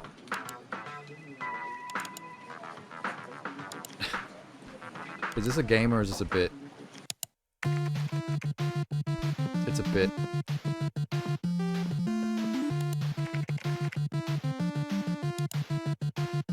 Have any of you ever used RPG Maker before to do this kind of stuff? I actually have. I've got one of the RPG Makers on my Steam library, and I've experimented with it. I never actually completed a fully playable finished game with it. I never really planned to, because it takes a lot of work to do that. But I did experiment and fuck around with the software to see what I could do and how it all worked. If I had the time and the inclination, I think I could do it. I think I could make a fully featured RPG. It's just you wouldn't see me for a year. Coming up in the show.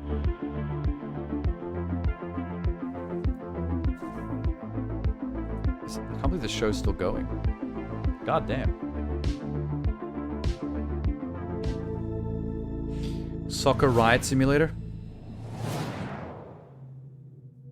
Let's go. Meet the squad. That's that furry heist game. It's like a turn-based tactical XCOM style heist game. Except the team are all furries. With a bit of a noir vibe.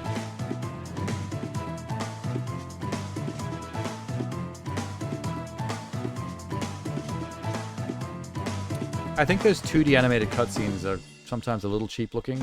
Looks fine there.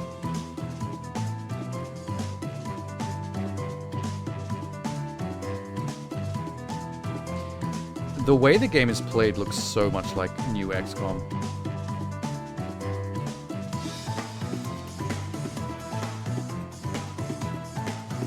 Although they show mostly combat, which I think is strange, because I know it's meant to be heists. And like, if you were pulling off a perfect heist, there wouldn't be much shooting. You'd be wanting to avoid that, right?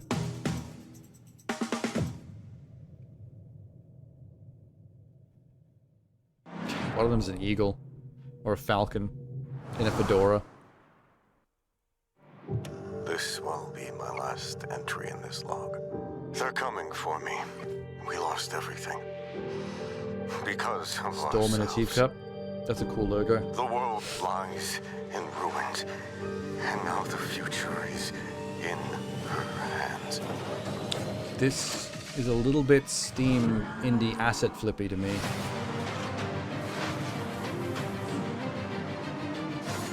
Don't know how to feel about this one. Shadowrun played the same way. Yeah, I've got Shadowrun actually. Not the original. Shadowrun used to be very different games back in the 2000s. But the new isometric RPG ones with the XCOM style battle system. You are our last hope, or our last threat. They've got longer names. Shadowrun something something. Chinatown something. Hong Kong something. I forget what the semicolons were. But I do own them.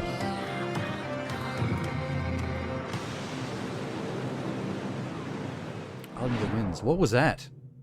That trailer was way too quick to know what the hell we just saw.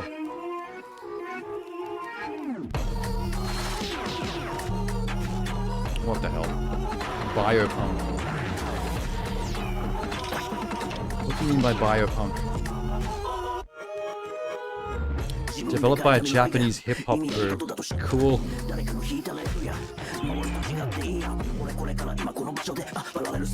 I'm guessing by biopunk you mean like mutations. That was trippy, man. You've played games where That was you're like the most a football random player. thing ever. You've played games where you're a Dragonfall, yeah, business that's one of tycoon. them. But are you ready to be a football Dragonfall was the tycoon? most recent of the Manage three, wasn't it? logistics and There's like three of strategy them in a row. real-world cities as you prepare for major football events in the next game on our wish list, Copper City.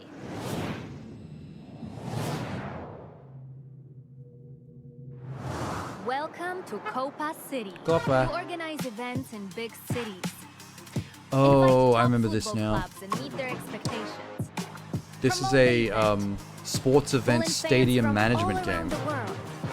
You have to manage and plan the city infrastructure to support festivals and stadium events. How unique is that? That is such a niche. Maintain your pitch. Like, you actually have to take into consideration how the thousands of fans have to get around the city to the event. Like traffic, public transport wise. I bet if you don't do it well, I bet if you fuck it up and make for a miserable experience, it'll start riots. People start overturning cars and stuff. Dragonfall was the middle one. A dream and a woodcutter's Did one of them axe. have Hong Kong in the name? We built some homes. Like Dragonfall, on Hong the Kong, land, something, something. And soon, more people joined. Together, we built something beautiful. This is nice looking. A city to be Is this a city proud builder? Because that scale is neat. of. A city of which tales will be told. City Tales medieval era. That's pretty cool. Look at that. That That's one's beautiful. going straight to the top of my wish list, and something tells me our next game is going straight to the top of yours. Is that going to be an insult? It's the new Peppa Pig game. This is what you like, don't you, little twerp? You like to play your baby games? I do, actually. A Diablo roguelike. Cool. Set in like 18th century London? Kinda?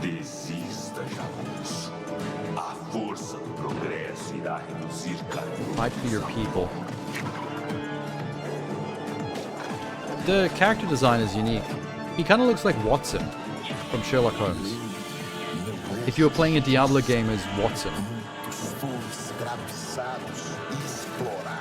The spinning's a bit stupid. I get that they're trying to be like fast-paced Diablo twin-stick action and shit, but I'd have preferred it if it was slower and more realistic. Hong Kong was the newest one. Oh, okay. Yeah, I've got all three of them on Steam, but I never actually touched them. I just like the look of them. I almost skipped them because I didn't realize what kind of games they were at first. Because my main memory of Shadowrun is the one that was on Xbox 360, which was basically like it was basically Counter-Strike, but with Shadowrun characters. It was a like arena esports PvP competitive game. Wow. Someone said vehicular combat Mad Max game, go. It's a concept. We do have a bit of a hole in gaming right now for games like the old Twisted Metal. But the problem is, I don't really want to see another Twisted Metal or Vigilante 8 in the same style that they used to be. Because that genre is kind of dead. Number 9. But what they just did there is very different. Wonder Stop. I'm kind of interested in that. Hi, my name's Davey Reedon, and along with the rest of the team at Ivy Road, I've been creating Wanderstop, a narrative cozy game about like that's what Twisted Metal should have done. You'll play as a former change the formula Alta, who has to put her past aside in so that it's like a post-apocalyptic thing where you basically construct your own apocalyptic death machine. Directed the Stanley Parable and the Beginner's like Guide, something between Twisted Metal and Mad finishing Max. Those games, I was unbelievably burnt out. Like, I seriously thought I might never write another narrative for games ever again. And so I decided that I wanted to make a cozy game. Something simple and peaceful that could heal and restore have any idea that balance was to this my life. guy. And I discovered very quickly that I didn't actually know how to design a cozy game. And so suddenly I'm kind of the stress impressed was piling on that exactly he the same as pivoted so before. hard into a new genre. Something had to change. And so very slowly, piece by piece, I began taking elements of my burnout and my feelings of hopelessness, and I just put them right into the game's narrative. The thing I liked And about then this game when I suddenly first saw coziness the became this original really trailer interesting creative constraint. is Like, the how do you concept tell of a the really setup, the unpleasant, main character's arc. uncomfortable story in a format designed The main character around is a comfort? Typically in games like adventurer this, the warrior protagonist type is that wants to be cheerfully out in the excited to world, do the like work. fighting And so what if instead and our going on journeys and protagonist having absolutely quests? did not want to be here. But for whatever If he was reason, broken and beaten down, he's actually and telling us, starving I'm for talking over. answers, could this charming little environment help heal her? She And this basically, became just super like with interesting our to me lives in real because life, that's sometimes you what get I had railroaded into wanted. I had wanted a to lifestyle just that do you some is not pleasant work is not and then you. become all better. But healing is way more complicated than that. So she's Healing basically is a warrior messy, that and wants to it's be out bitter, fighting, but is and I forced want to know stay in this how to town do and it. basically I lead want to a believe it's possible to wholesome, leave your chill, old cozy self game life. behind and become someone new, someone better than I am. And has to someone kind of more adapt to it. capable of rest And I really love that calm setup. and inner peace. It's a more dramatic setup to a cozy game than you usually it's get. so hard to do.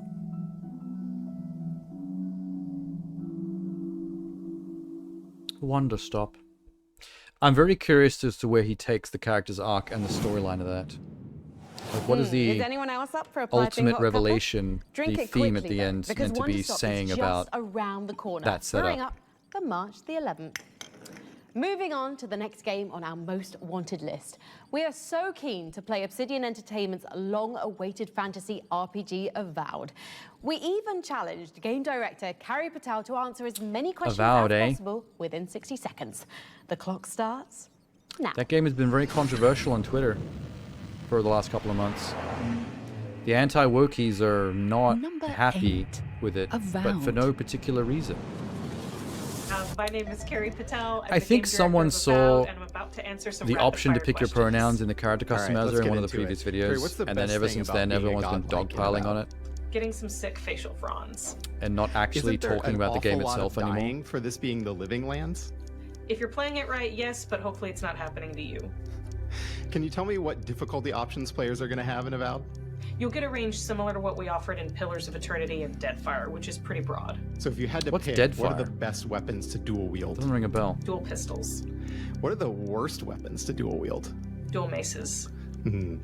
Isn't bringing a gun to a sword fight kind of cheating?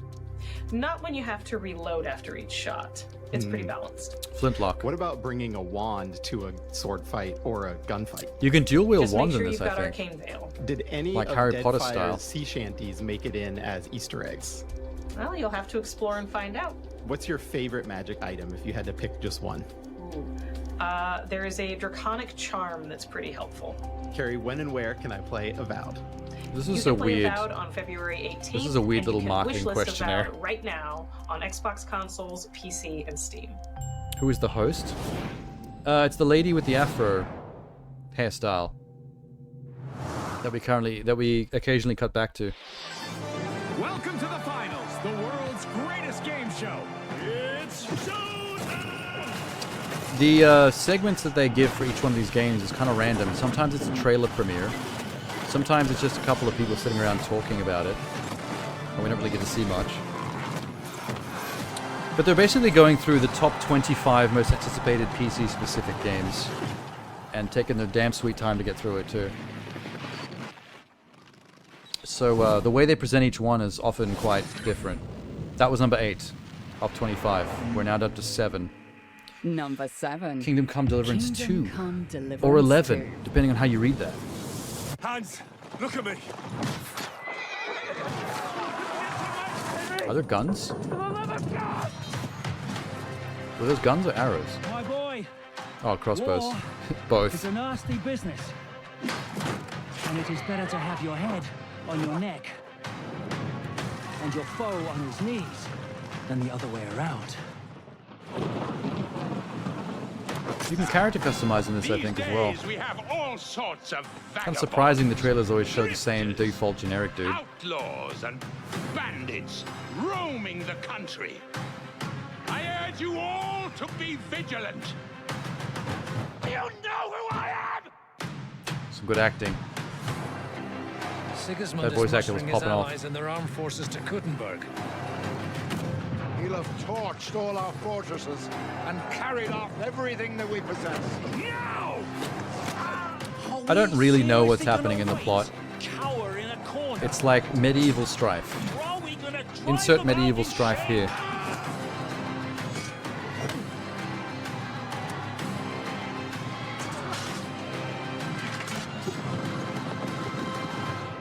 Can we get a cozy medieval game where we don't have to get involved in sword and bow military for the king bullshit? Can we just live our medieval life? New to Rosewall. Is that what this is? Just with anime waifus? Things work a little differently here, in a good way. What is this? Cooking or alchemy? I can't tell. I think this is a tavern keeper game. There's lots of buying and selling going on. Unfortunately, that genre has gotten Food, tools, a little bit thick. clothes, whatever that is. There's a shocking amount of Tavern Keeper games, actually. Tavern management. It's weird. Steam is rife with them.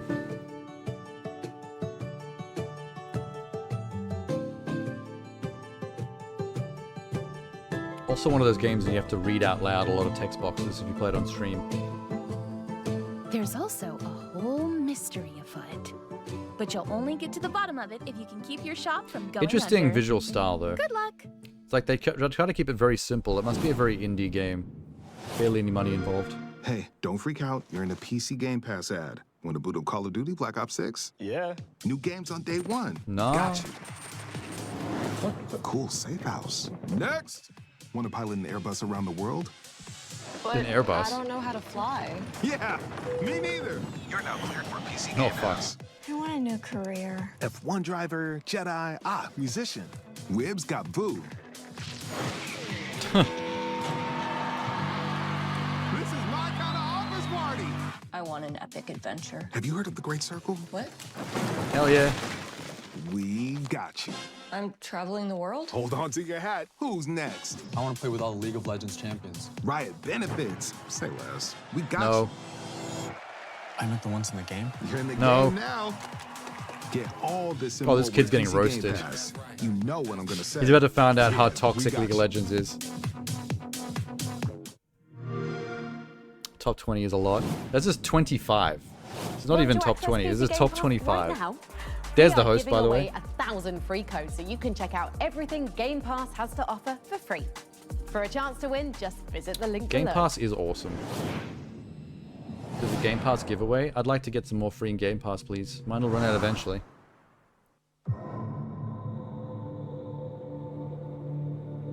I can't imagine what possessed you to agree to this mission.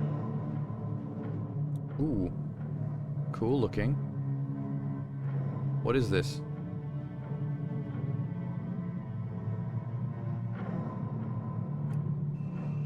Dark futurist As for stuff? the answers you seek, Ooh.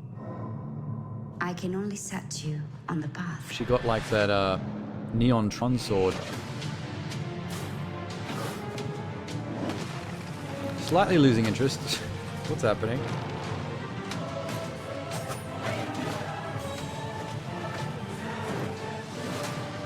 Is this a third-person action game, or is this an isometric Diablo clicky thing? Transfix mankind with monstrous eyes.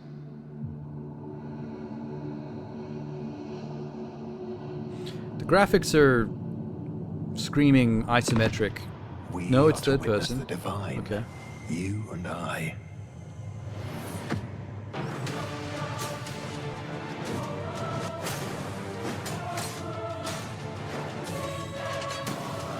There's something kind of intriguing about it, but at the same time really generic. Like, I'm not going to remember this exists after the trailer ends. I feel like we just watched video May the game. God of heaven inspire your heart with peculiar determination. Come the day that you must face And it's making me think of our Too world. Human, of all things. Imperial. Never heard of it.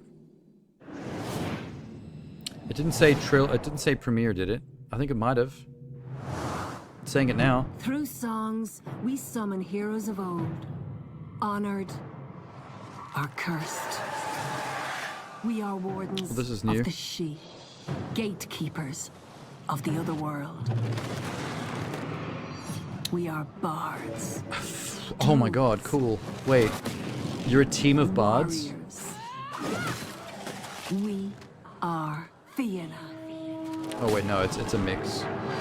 That had my interest peaked there for a second. Like a game based entirely on bards, I think would be interesting. Apogee. Holy shit, that takes me back. You know how many games I played as a kid that were by... I don't even know how to say that company's name properly. Apogee? They used to make like...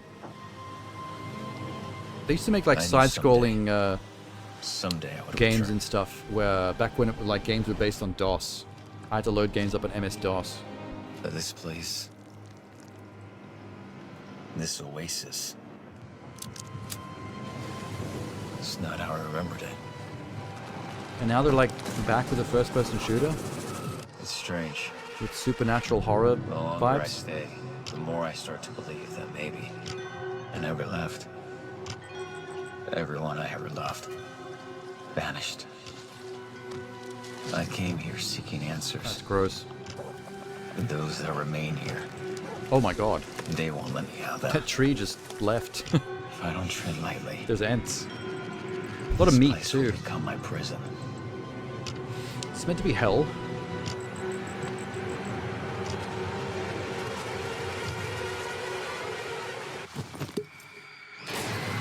Oh my god. Cool though. Total chaos.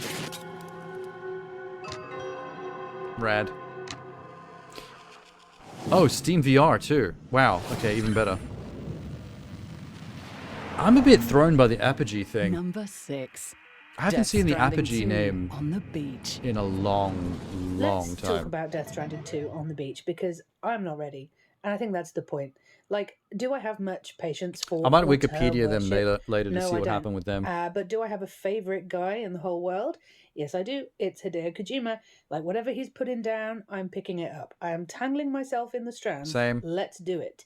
Because have you seen this footage? What is happening in this game? We've got a little man Stuff. now that you can wear on hanging off your belt, and he's like a little puppet, and he talks, and he's moving at a different frame rate to everyone else.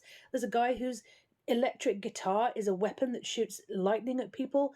Like, come on, let's go. I just have to know more, and I have to fight the fight. This and is a wave the Hideo flag Kojima for groupie. weirdness in game In the dev. When flesh. everything is so homogenous. Kojima Productions are out there, just bombastic, massive swing storytelling and high concept world stuff that's like just. I there never isn't got anything the else like it. fetus So yes, I am in most the excited womb for Death spewing out a Stranding little 2 on the beach hovercraft coming out thing in for the trailer. 2025. That was a bit nuts, Kojima. We are this close to reaching the top 5, people. But first, a quick recap of the most wanted games we just revealed. At number 10, the restoration of a 2002 horror Yeah, I don't know classic, why that one's on the Thing list. Remastered, That's already out. Which is out right now. Yeah, there you go. She said Circulating it. at number 9 is cozy tea shop sim Wonder Stop, while Obsidian's fantasy RPG Avowed Castle. I had no Spell idea that number Wonder 8. Stop game was by Kingdom Come Deliverance 2 the Stanley galloped Parable into the 7th slot, guy. and Death Stranding 2 on the beach. What a bridges the random gap swing at from number him. 6. There are only 5 more games left, so let's get. You feel an unmistakable urge to take a break from the most wanted list. No. I have this strange urge to Get take to a it. break from the show right now. God damn it. You feel a powerful compulsion to open the company checkbook and write a bonus check for the show's narrator, Amelia Tyler. The show's narrator is Amelia very, is very doing sexy. Such a great job narrating the show. I agree. I Give her a think I'll bonus write her a bonus check. for giving me a bonus. Is Get 10 great British Heyo. pounds. I'll give her a bonus of 10. What? Look, Amelia, I've got to say, you are in complete control of There's the a robot narrative hand on here. her desk. I didn't just You notice could that. ask for way the more right. than £10. The amount is 12 pounds. Okay, that is a little better, but it could be a lot more, seriously. You feel an intense longing to mail this check at your earliest convenience. I could mail it right now. Maybe this weekend, if it's not too much trouble. This is going on, this I will skit. mail your £12 this weekend. You feel a compelling Do they feel the need to, like, return back pad to these the shows show out as much and as tell possible? the audience nothing. I don't mind if it's like musical performances and stuff, like when it's a live show, like at the Game Awards. Some of those musical performances were good. Number 5, Grand Theft Auto 6. See, this is what I said before. I don't want to know about big things like GTA that. game I remember playing was Grand Theft Auto Vice I wanna City know about on the weird PS2, shit. And with Grand Theft Auto 6, baby, we're coming back to Vice City. I'm surprised this came in at 5 though. This is the kind of thing that everyone always enjoy puts the at number freedom 1 to in terms of explore in anticipated. open world games, and as a Floridian Now I'm myself, very I intrigued as to cannot what wait 1, to 2, travel 3, and all 4 are the going to be. familiar cities I know and cause nothing but chaos. I am the Chaos Queen after all.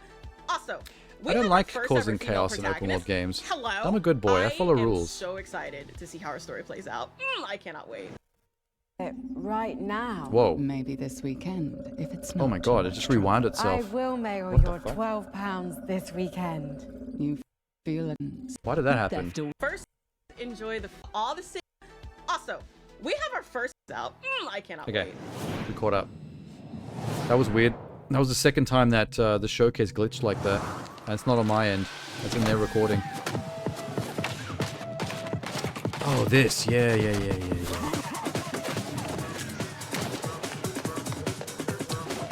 This game has always had the vibe of a bit of a...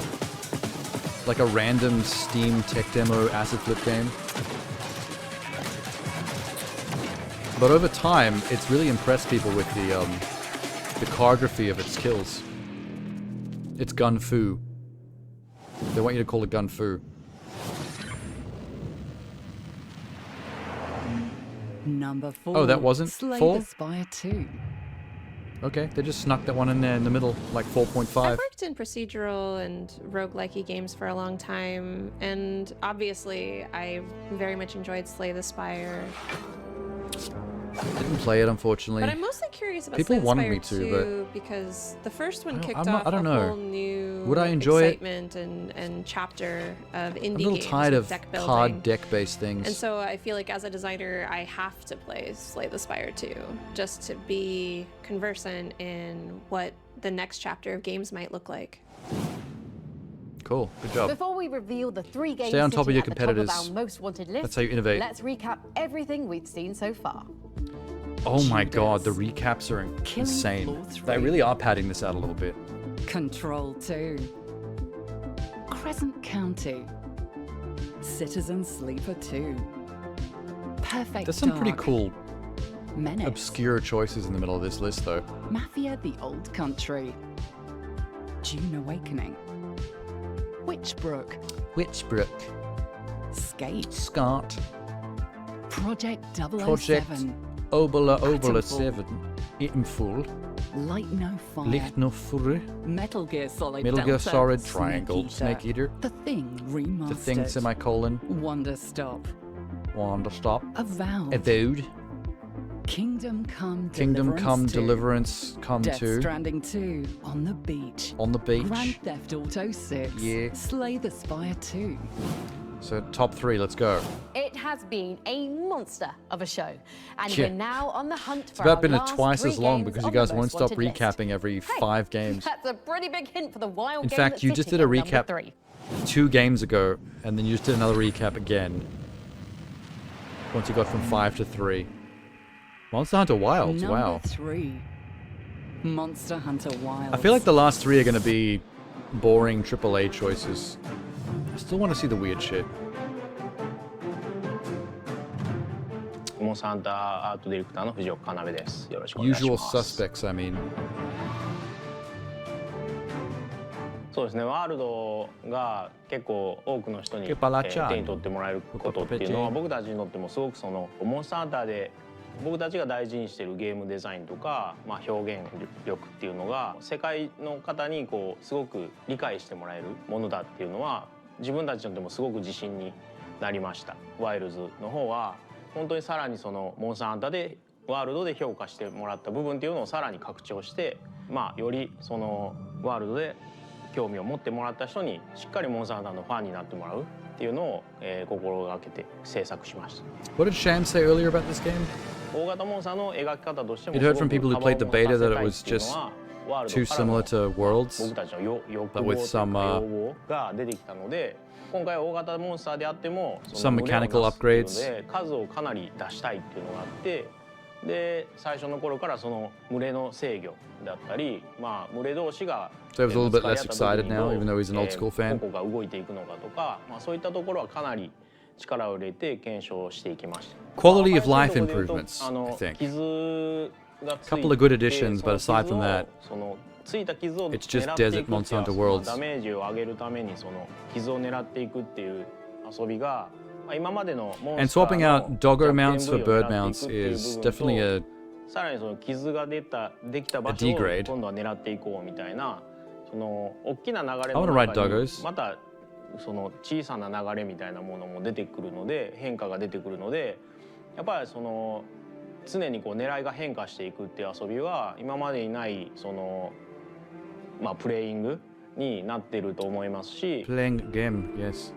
こう楽しそうにプレイしてるってもらってるっていうのはやっぱりいつでも大事にしたいというかそこはやっぱり一番嬉しいところでやっぱその上手に遊べない、まあアクションゲーム苦手そうな人でも楽しそうに遊んでるとか、うまくそのなんていうか、例えばモンスターにやられてしまってもなんか楽しそうにそのしてるとか、うろうろしてるだけで楽しそうにしてるなとか、なんかそういういろんなこうその人その人のいろんな見方でいろんなこう Man, we've seen 15 trailers for Monster Hunter Wilds. We don't need someone to tell us this much about it.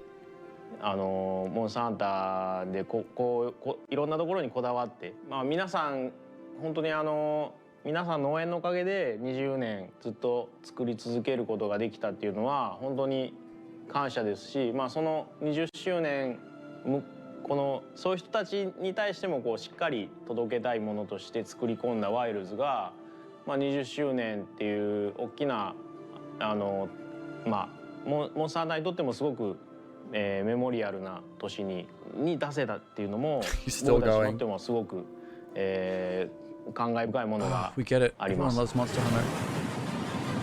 Oh my god.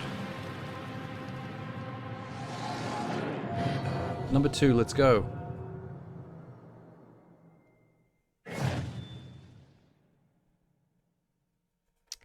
What are the big games are left that they might stick in 1 and 2? This is the first time in the series that a Monster Hunter game will have a simultaneous launch on consoles and PC. So please, join me in the largest. There's been a lot of Monster Hunter games as well. I didn't realize they'd never done it before. Monster Hunter World launches in February 2025. Yeah! Good emote. Now, Number 2. 30 years after his first appearance, the hero of our next game is still changing and evolving. When we last saw him in 2020, he was bouncing around like Mario and swinging around like Spider-Man. Oh? But in his next adventure, he's flinging a shield like Captain America and using a cannon that fires shredded skulls like, well, like Doom. a Doomslayer. Our number 2 most wanted game is Doom, The Dark Ages. I caught up. I got there eventually. She was trying to be all cryptic, but Number 2. the shredded Doom, skull bullets is what gave it away. Ages. So unlike these motherfuckers, I actually saw new gameplay of Doom the Dark Ages back at QuakeCon this year, and surprise, surprise, it looks sick. It is darker, it is more grounded, it's just... It makes sense that in a PC gaming top 25 anticipated that Doom would be up in the top 3. I saw a goddamn double-barrel plasma rifle. I think it has definitely taken both the criticisms and the praise from 2016 and Eternal to heart here. So have faith and let them cook. His shirt is great, by the way. Because at the end of the day, is that Puppy the most important Doomslayer? thing, we're getting more Doom. Flails, chain shields, and dragon riding. Good. We didn't linger on it too long like we did with Every new Monster Doom Hunter. game managed to get even more metal than the last. You'll be able to say hell yeah to Doom the Dark Ages in 2025. So what's the top number 1 anticipated PC game? Don't worry. If it's not Doom or GTA it's not a containment breach, zombie outbreak, or Monster Hunter teleportation Wilds. accident. That sound just means that we've ranked 24 games and there's only 1 left on our most wanted list. Are you ready for one more turn? Like Monster Hunter and Doom the Dark Ages, our number 1 most wanted game is the newest entry in a legendary series that's been around for a heck of a long time. Long series. Or should I say, a hex of a long time. Hex? Among the dozens of exciting games up for Witcher? consideration, this is the game that received the highest Witcher voting 4? totals from our expert council of developers, critics, and content creators. I forgot about Witcher. The council is in I agreement. mean, we only just got And here the it is at trailer last. announcement that it exists. Our most wanted game. And now for our number 1 most wanted game. Oh. Sid Meier's Civilization Oh. 7. Wow, I just got bamboozled. I was expecting Witcher 4, and the top number 1 is Civilization 7. Definitive list of the most exhilarating. I couldn't have been more off. Jesus Christ, I flubbed that one hard. Then again, they did say Hex, and Hex made me think of Witch Magic, which made me think of Witcher. When they said Hex, they meant the actual hexagonal spaces on the game board. Tumultuous ages of the games industry, the council have decreed Sid Meier's Civilization 7 to be the most wanted game of 2024. Wishing everyone That's at Firaxis Games a successful surprising, launch, and once unexpected, again, congratulations. but we are to our talking about most wanted game of PC 2024, gamers, with like specifically the profound niche admiration PC that nerd council. audience, and Civ is pretty big with a lot of people. Not exactly mainstream big, like a Doom, for example, but I mean, they have rabid fans that'll eat your kidneys for talking sideways about Civilization.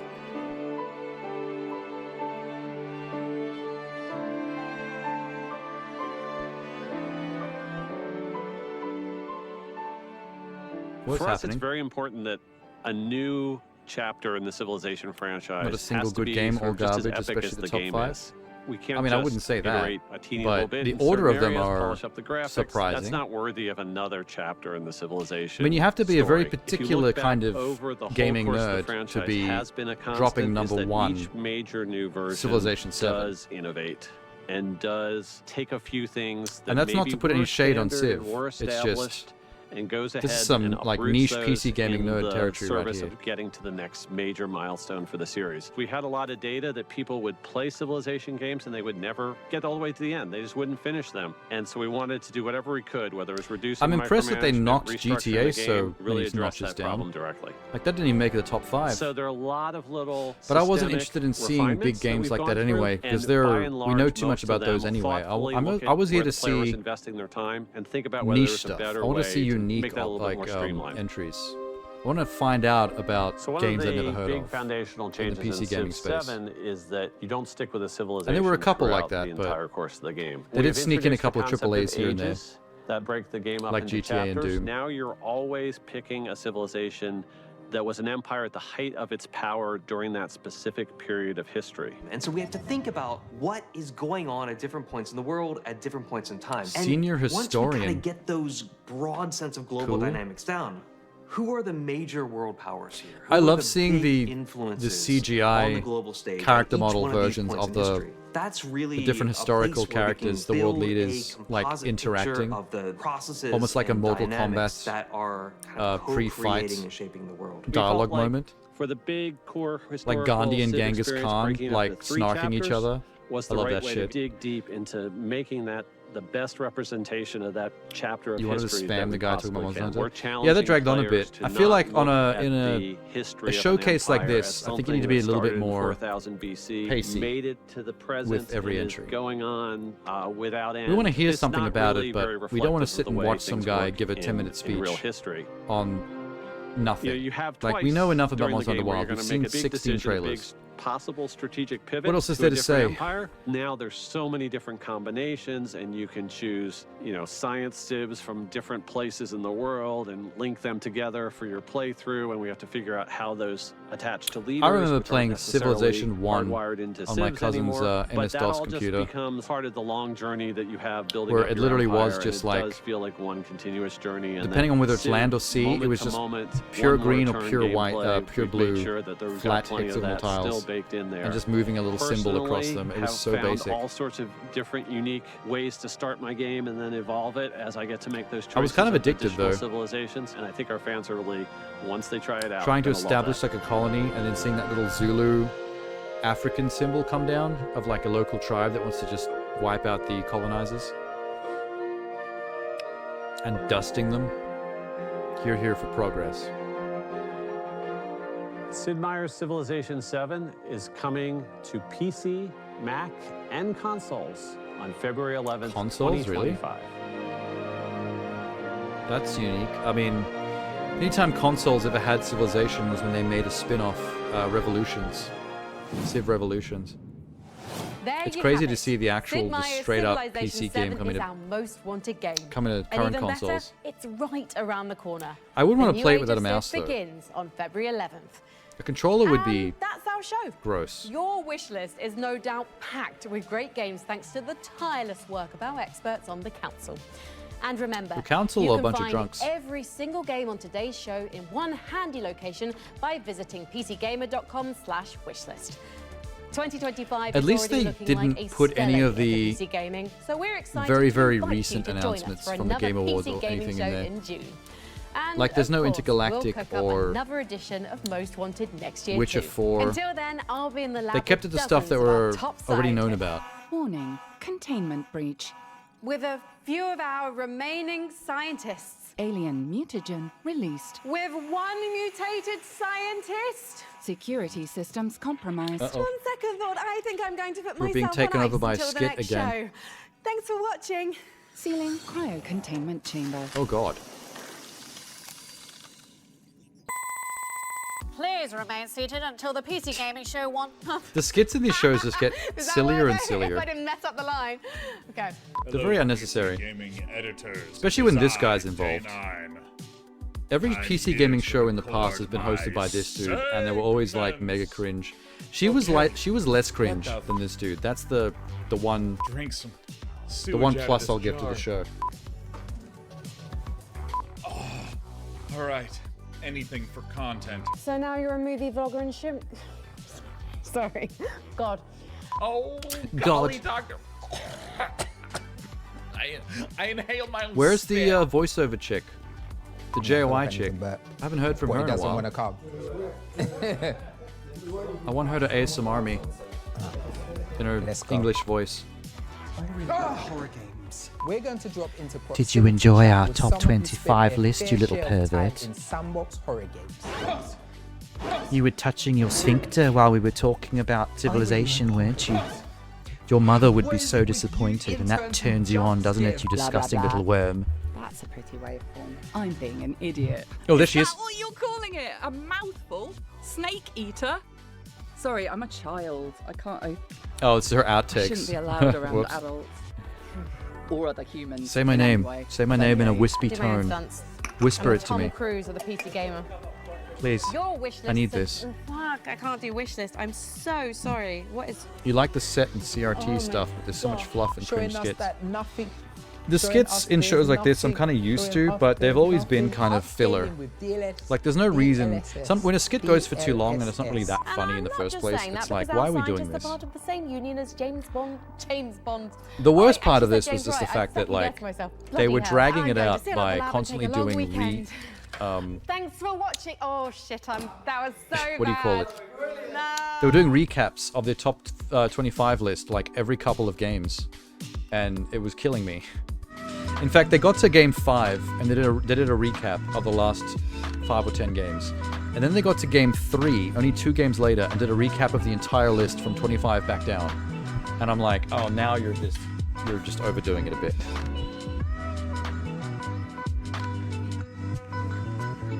I miss my JOI voice girl. Where's she gone? They just stopped using her after halfway through the video. That voice was sexy. That sexy English voice.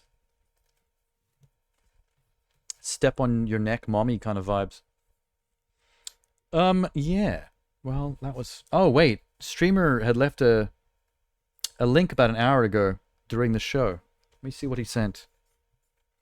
Unlicensed streamer link. I think he was referring to something that I had mentioned.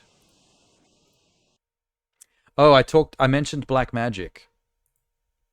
And then he was like, oh, if you're interested in Black Magic, try this. Or something. Liber Relsh Helios Dawn Chicago. What the fuck is this? Am I about to get, like, cursed? Like, Ring style?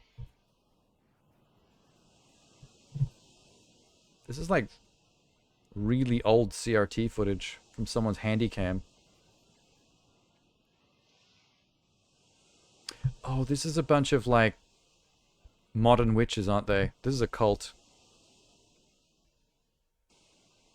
But maybe one of those natural witch cults where it's all about nature, spirit magic, not like pentagram blood magic. Hail unto thee, who art raw in thy rising, even unto thee, who art raw in thy strength, who travellest over the What do I feel like you would, Elizabeth, what do I feel like you would run your own cult like this if you could convince people to be that gullible? Hail unto thee from the abodes of night. Hail unto me and suck my toes. Unity uttermost showed, I adore the might Our Lord God Dagon commands you to DP me. until I climax. It's just basically just your own way of getting to hook up with your disciples. Real witchcraft is never blood and pentagrams. No, but I wasn't saying that real witchcraft was. I was saying the cool witchcraft is. This whole, like, worship the sun, nature is grand, let's all be barefoot out in the grass shit is really boring. So it's closer to nature stuff? Yes, that's what I'm saying, boring. I don't like hippie nature shit. I like parking lots and skyscrapers. I like penthouses made of steel and glass. It's like being in a cold museum. That's where I want to live. I want my apartment to be like a mausoleum, where you can see your reflection in the tiles. And one of those round beds. One of those round bachelor beds. You never see round beds. Ever. Only in some rich guy's penthouse in some movie, as a signifier that he's some kind of like rich ladies man. Some playboy. They gotta have the round bed. I couldn't take this seriously. If I was there, I'd probably really offend someone by trying not to snicker at everything. I said snicker. Algorithm, don't cancel me. Love is the law, love under will. Neglect never the fourfold adorations of the sun and his four stations, for thereby thou dost affirm thy place in nature and thy harmonies. Okay. Yea, thou hold thou cock in their left hand. With their right, they access their smartphone and send me money via PayPal. So let it be. That's my cult in a nutshell. It's all just people jerking off and sending me money. I mean, if you have a cult and you're not doing some weird sex stuff and also emptying people's bank accounts, then what's the point? What's the point of even having a cult? Blip. Ooh, Mario and Luigi, Brothership. I heard that's been doing really well. Cool, man. Ah, my God. Well, I'm caught up now. I've watched every showcase I had on my back burner. We've done the Game Awards. Now we just have to play out the rest of the year. I gotta start planning my Christmas and my New Year's streams. Pornhub has dropped their statistics for the year. As is usual, we'll get to peruse those on the New Year's stream. That is now a 3-year running tradition, which is fun. I love doing that. I'm not looking at my my Steam and my Xbox and my Twitch stats yet. I'm going to save that for the New Year's stream. Never used the website. I haven't used it in a very, very long time. It's just not necessary. It's such a generic place to go for porn nowadays. I mean, you can get really quick porn snippets in WebM format on 4chan pretty easily. You don't need to go to the boomer porn website. That's what Pornhub is now. It's the boomer site. The problem is, because it's such a generic... It's the Facebook of porn. It's such a generic, well-known porn site that everyone uses that it's the place to go for statistics. If you want to see the world's porn-consuming statistics for the year, then their rundown, their year in review is amazing. They think they're the top dog in porn sites. They are if you're vanilla. If you're just a regular old normie, which most people are, like 90% of the population, then, you know, Pornhub is the thing. It's the one everyone knows. And that's why it's the best for statistics. And that's why every year on my New Year's stream, we always go over the year in review, because their statistics and graphs are eye-opening. I love seeing the breakdown of things like most searched category per state in America. Every single state in America on the graph, they will highlight like whatever the most like. So one will be like stepsister stuff. That'll be like Wyoming. But then Florida will be like big black cocks, which is hilarious because Florida is the right-wing homophobe state. And yet, like, they often have the gayest search terms as their top search terms, which I love. It's incredible. Flip. Let me go to the middle. Wow. But yeah, that will be something we will do for sure, because that is a tradition. My sour lollies are done.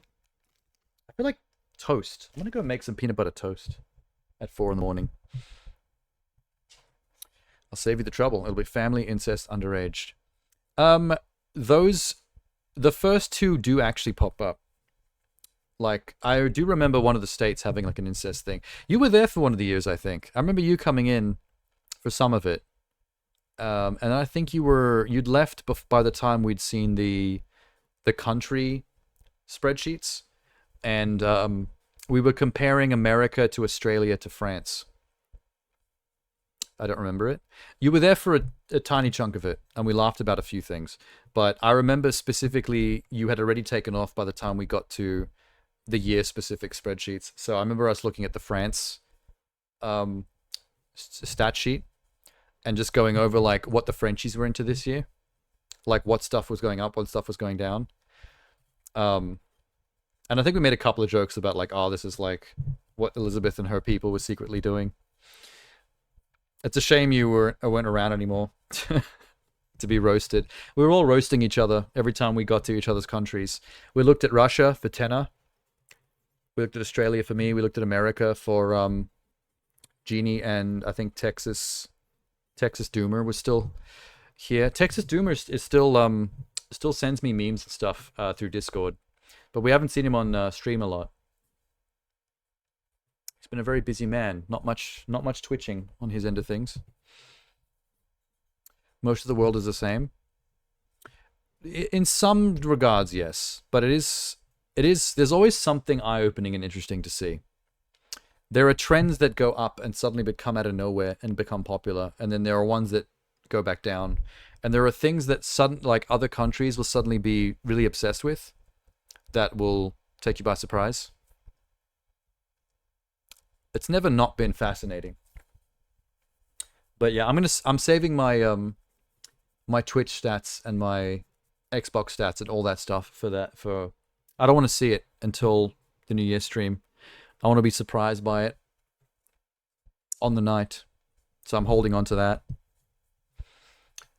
What else do we do on New Year's? We got to do my tier list for the year. Every game I've played, which is usually around 90-ish games, although that one year we did 114.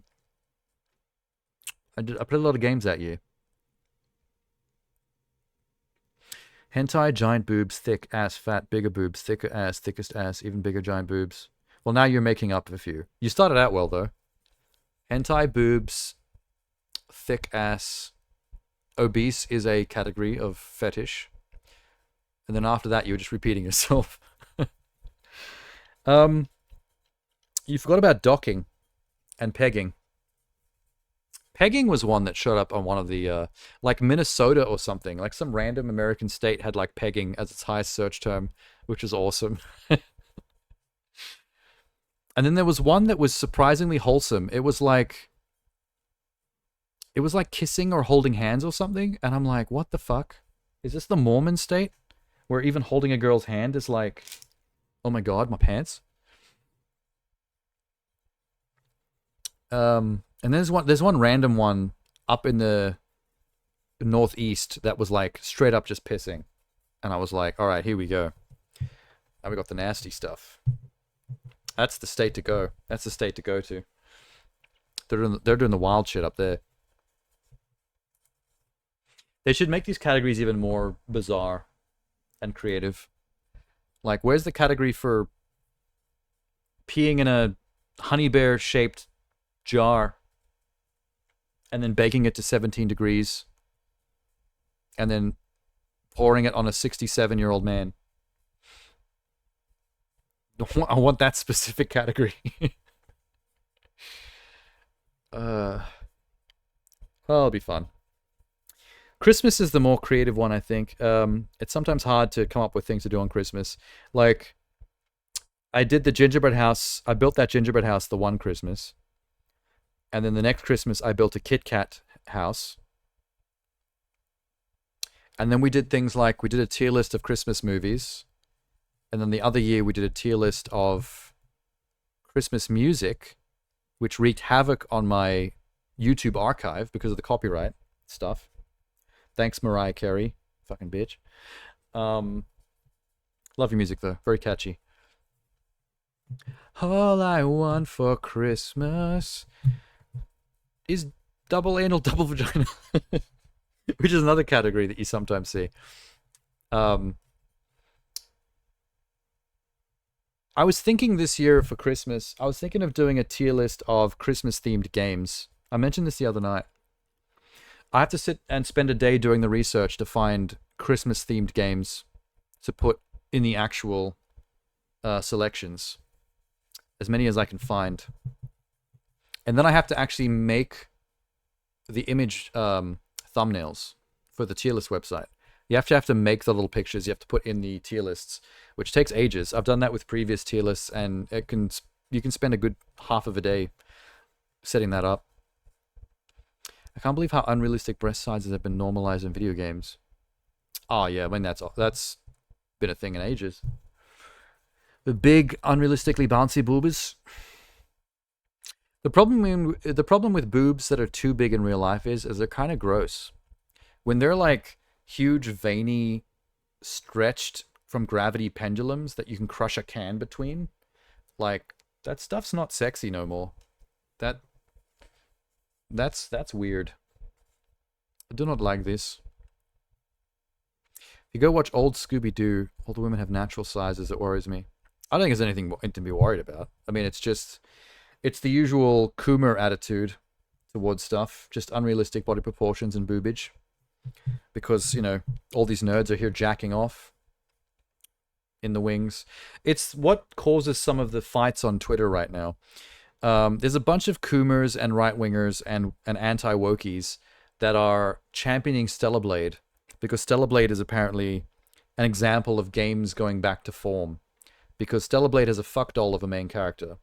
A big-titted, cute Asian girl that they only like because she looks like porn. And they use that as the example to compare to, like, every other game with normal women that comes out. Like when Witcher 4 dropped its trailer at the Game Awards, now Twitter's in massive fights over the fact that they think they made Ciri look ugly. And they put these comparisons of Stellar Blade chick with Ciri from The Witcher 4, like East versus West gaming, which way Western man kind of bullshit. And it's like, Ciri from The Witcher 4 trailer is hot. She's just older. She was like in her 20s in Witcher 3, and now she's closer to her 40s in Witcher 4. But she is like a really hot 40. Like, she still looks really good. She's just noticeably older. And that makes these Coomer anti-wokies on Twitter look like mad pedo, because the only difference in attractiveness is the fact that she looks less baby-faced and like a cute young video game chick. And that's really upsetting them for some reason. Are almost all women now augmented their breasts? I barely see anyone with natural sizes. I know 2 women that are close friends of mine that have fake breasts. One of which I haven't seen in a while because I used to know her when I was in Canberra. But the other one I'm close friends with and talk to on Instagram a lot. And she's a beautician / model / actress. And hers look really good. Like, I never poo-poo on the idea of the surgery in general, because the people I know that have got it, it looks amazing. Like, it did the job. It's exactly what they wanted. And their confidence and self-esteem are like sky high because of it. Like, they don't regret it at all. They love their bodies, which is exactly what you want. If you feel compelled to make a change body-wise and you're willing to spend that money because it's expensive, then at least make sure that it's really what you want. If it's the thing that you lack that'll make you look and feel the way that you want to see yourself. Nothing wrong with that. Go for it if that's how you feel. If you're someone that feels compelled to do it because you have crippling self-esteem issues because of how other people see you, if you're doing it because you think it's what other people want, no. No mas. Only you. Take everyone else out of the equation. If it's what you want to see in the mirror, do it. If it's what you think other people want to see from you, because your self-esteem rides that high on other people's opinions, then don't do it. Because one day you're going to have epiphanies, you're going to go through therapy, you're going to become a different person that suddenly is happy with yourself and is not based on other people's opinions. And then you're going to regret it because you're going to realize that you made these very expensive body-altering choices based on your social fears and insecurities. And you just don't, and it turned out to be a waste of time and money. It's not what you really wanted. You just needed a different frame of mind. But both these things exist. There's no reason to hate on surgery. It exists for the people that do it for the right reasons. And they're happy. And more power to them. Anti-wokies are bothered about age now as well. Yeah, because they're all fucking pedos. They're all closeted pedos. Every single one of their examples of a hot feminine gamer chick that they actually accept and say is a good thing is like some chick that looks fucking 17 and like a really fake video game big-breasted freak. You can't have a real-looking woman in a game because all these freaks will come out and cry woke. They'll say that it's this feminist agenda that's trying to ruin video games by putting their self-inserts in the games that are ugly. They're trying to ruin games that they're like ugly self-insert feminist agenda bullshit. It's like that's how they talk about this stuff. And it's gross. It's like, how do you say this stuff and have these opinions without looking at yourself in the mirror and going, wow, I'm the bad guy, aren't I? Like, you sound like an asshole. And I have to see it everywhere. Like that new Naughty Dog game, Intergalactic, with the Asian girl that shaves her hair and puts on the red leather jacket with the laser machete. There's no constructive conversation about that game on Twitter at all. Every single post on Twitter, I scroll through the feed, and every time that game comes up, it's the same shit every time. It's some freak complaining that the woke agenda has made another butch, masculine, woke lesbian main character that's going to be all anti-men, like fucking blah blah blah blah blah.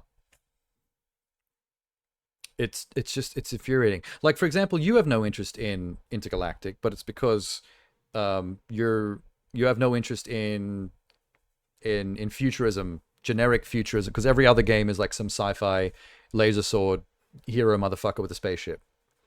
Like, you suggested that at one point during the conversation. That's fine. That's a taste. You don't want futurism, you don't need to play futurism. There's tons of options out there. It's just that there are a lot of games doing it. The futurism thing is hot right now. But it's just gross that all of the conversation has to be about this one stupid, gross, disgusting thing. This super misogynistic thing that it's like, if the difference between the two arguments, the two sides of the argument is you're either woke or you're a decrepit, sexist, misogynist pedo, then fucking obviously I'm gonna be woke. Because like people tar and feather things on Twitter with the term woke as a way of saying this is a bad thing, look how woke it is. Woke is meant to be bad. But like the opposite of woke is actually nasty misogynistic bullshit. It's actually the bad side. So it's like your own example is setting the thing you're saying is bad as being the good side. It makes no sense, any of it. Like, how do I even argue this shit with... I shouldn't be bothering to argue with strangers on Twitter, but sometimes I get wrapped up. And I find myself replying to some fuckwit. You'll get exhausted of it and you'll turn your back on the world. Oh, I did. A long time ago. I can't stand people of the world. I just relate to it differently. I hate all these people. I hate these concepts. This anti-wokey shit. Like, I hate the place that gaming and art, whether it's TV, film, or games, has gone in general. But I still choose to relate to the mediums itself with positivity in general. Like, I like games, so I start from a point of view of liking games, unless something I'm playing proves to be genuinely shitty, in which case I'm like, all right, this is shit. But I don't start from shit. You seem to start from shit usually, and then you have to be convinced that something is good. You don't remember it. Must have been so futurism. It was the last trailer of the show. It was their big reveal because it was Naughty Dog, the creators of Uncharted and Last of Us. It's their new IP. So it was like the big grand finale of the show. It was a good trailer. It wasn't a good trailer in terms of showing off like a game, you know, because obviously as a reveal trailer you don't normally get gameplay. It's more of a tonal thing. So you get like a little teaser with in-game graphics, cutscene, story and lore setup. That's all that really did. It just showed off the main character on her ship. And she was a bald Asian chick that seemed like some kind of mercenary badass. And so all the soft boys, all the MAGA Trump-loving soft boys immediately got upset and angry because it wasn't a generic white guy with stubble. But no, she looked like a badass. I don't care. If you're hard enough, if you're a chick whose job is bounty hunter / mercenary in space, and you're hard enough to shave all your hair off to do your job better, that's fucking badass to me. No chick in any kind of combat scenario should be rocking long, sensuous, elegant, feminine hair. I feel like you're asking to have that ponytail grabbed and to have your skull crunched in against a curb. Twitter is woke central though. Fuckboy must domain. Anti-woke central. It is frustrating. I am on Blue Sky though. I still check in with Twitter, even though it's a frustrating experience because it's full of decrepit cunts. But I have Blue Sky now as well, and I posted that as well. Blue Sky is much better. My feed is pretty clean. It's mostly positivity, which is nice. Or it's people roasting the people and the opinions back on Twitter. I see a lot of people taking the piss on Blue Sky out of the kinds of opinions that get chucked around on Twitter and usually frustrate you. So I started doing that as well. I started screenshotting shitty people's opinions on Twitter and posting them on Blue Sky and making fun of them. I've joined that crew. Never been bald in my life. I wouldn't want to be bald. I don't like the idea of shaving my head. And let's be like, just to be real, I'm not particularly attracted to the bald, even short, like really short hair look on women. Like, different men are attracted to different aspects of femininity. Like they have different biases and focuses on what is the thing that you notice first about a woman. I'm very hair centric. Like I like long hair. The longer and more glamorous the hair, usually the more I get triggered, like the more I notice. So when people do like fan art of game characters and stuff, when the fan art has really got like extravagant flowing hair and stuff, like doing the whole thing like that, like those are the pics that I usually find the hottest. But this is the thing I'm saying though, is I don't hold that against art. Like, because when I see the trailer for Intergalactic, I'm not mad because I don't want to jerk off to the main character because she doesn't have long, luscious feminine hair. I'm looking at the game and I'm seeing what the game is laying down as a tone. And it's like, oh, she's a badass mercenary chick that shaves her head. A bald Asian chick that goes out with a laser sword and fucks up mechs or whatever. Hand to hand. I'm like, that's sick. I get it. That's cool. That's a vibe. Like, why would I de-evolve my way of relating to media down to, do I want to wank to this or not? Like, that doesn't make sense to me. That's how you relate to porn. When you look at porn, you only have two trains of thought. Is this hot? Or do I not give a shit? Click on to something else. That's it. This is how people are relating to video games now. This is what the anti-woke sound like when they're talking about video games. Their entire opinion of Witcher 4 is Ciri looks old and ugly. I don't want to fuck her. Their entire reaction to Intergalactic is bald Asian is ugly and feminist agenda looking. I don't want to fuck her. It's like, these aren't opinions on video games. You can't even, we haven't even seen gameplay for Witcher 4 or Intergalactic yet. So we can't even really have an opinion on the game itself. All we can do is have an opinion on the idea, the concept. What is the vibe that the teaser is trying to get across in terms of what to expect from this IP going forward? But that's not how people are relating to it.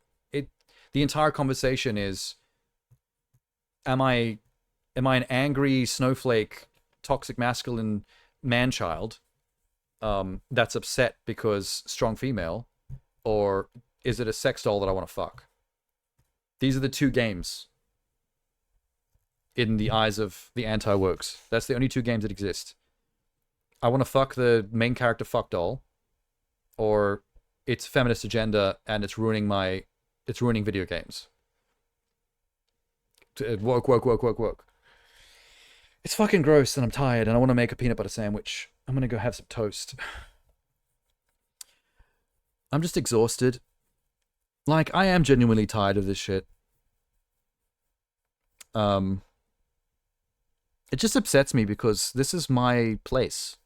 Like, gaming is my hobby. Like, I'm a gamer, have been since I was a child. I've played on all the consoles, all varieties of PC, going back to Commodores, Ataris, Windows 3.1. I used to boot games up in DOS. Like, I can't claim to be anything but this. And this is what I have to put up with in my own space. This fucking bullshit. This misogyny, this racism, this homophobias, these fascisms. It's like, can't we be normal and enjoy art? Or hate art? Like, I don't care when, for example, I don't care when you hate on stuff because that's what art is for. Liking or disliking. That's fine. If the game doesn't appeal to you, whether it's the art style turning you off or whether it's the gameplay not being your bag, or whether you think it's a cheap cash grab or whatever the reason is, art is subjective. It's here to be opinionated on. And it doesn't matter what your opinion is. We're here to just indulge for good or for bad. And I like indulging in both. I'll play a game that I think is shit. I don't care. It's just this other stuff is not part of it. This overlaying anti-woke, attacking the feminine agenda shit that you see in every game because bald chick is badass. Like, that stuff is not part of that. That is something else. That is a toxin seeping into a hobby, an art form. That's eroding it. It's nastiness. It's bad people finding a word they can hide behind. The word woke, it's an insult that's not even a bad thing. It's not even meant to be an insult, but they hide behind it like it's something that justifies their bullshit, their discrepancies. Is that a word? I might have made that up. People have been... This is what the current age of the internet is. It's people that have bad opinions, that have nasty outlooks, that are essentially looking for excuses to be bad people and to hide behind said excuses. And they hide behind words. Like woke. They think that gives them an argument. Like, this is something that's an agenda that's being destroyed from within, that's changing what I used to love about. They've built this whole argument out of basically, I'm a misogynist. That's what it really comes down to. It's just that they feel like they can hide that by hiding behind this bullshit. Because they feel like they have an actual argument there. They don't really. It's all fake. You're a piece of shit. That's all you are. The sooner you accept that, get fucking therapy, the better. If you want to not like something, just not like it for actual constructive reasons. Don't come in here and tell me because the game is shit because the vagina's too strong and vaginas are supposed to be weak because men better. Fuck off. I don't care. I'm not insecure. Like, if you're a woman, you can be stronger than me. Like, you probably are. Look at me. I sit in front of a computer all day, both for my work and my hobbies. Plenty of chicks out there that could fucking keel stomp me. Probably get turned on as well. Foot on neck, mommy. You'll get tired of it to the point where you stop reading what people are saying. I don't think I will. The thing about me is that I'm a knowing over everything person. I'm a knowledge is power person. Like, I don't like ignorance is bliss. There are things that I find genuinely upsetting that I don't like knowing about, but I have to know. Because I need to know what people are about. I need to know how people feel. I need to know what people are capable of, what the world is really like, even if it hurts, because that's real, and that's all I care about. The best example of this is I was on 4chan once, and there was a thread that I spotted that is the antithesis of who I am. It was a rect thread. I don't know if you've ever heard of these. It's spelled R-E-K-T. And a rect thread is normally basically people sharing compilations or videos or GIFs of people getting hurt or injured. And this is not what I'm actually against. It's I don't care about people wrecking themselves. Whatever. If I see people falling off elevators or breaking their leg skateboarding or whatever, and sometimes you cringe. Sometimes rec threads go as far as to often show people's deaths. Like, you see a lot of people getting run over by cars and squished and gross things like that. And that's icky, but it doesn't really bother me that much. I mean, humankind is fucking wrecking themselves on a daily basis, whatever. Humans can get wrecked for all I care. The thing that was upsetting about this one, it was an animal wreck thread. It was a thread specifically about people sharing footage of animals essentially being abused, like human beings, like killing them or hurting them and stuff. And I was upset by the fact that this thread existed and that people want to share this content, because I'm an animal person to the point where I care more about animals than humans. If I was in a burning building, I would grab the dog or the kitten over saving the the person in the apartment. Whatever. It rattled me a bit that this thread existed. And the smart thing to do as an animal lover would be to walk away and go, that's disgusting that you guys would make that. There's no way I would look at that. But the problem is that I need to know. I'm a need to know person. I'm not an ignorance is bliss person. I needed to know what they were sharing, how deep that rabbit hole went, what kind of depravity existed in this space, what people did. Like, it's not just the kind of videos that they were sharing that I was curious about.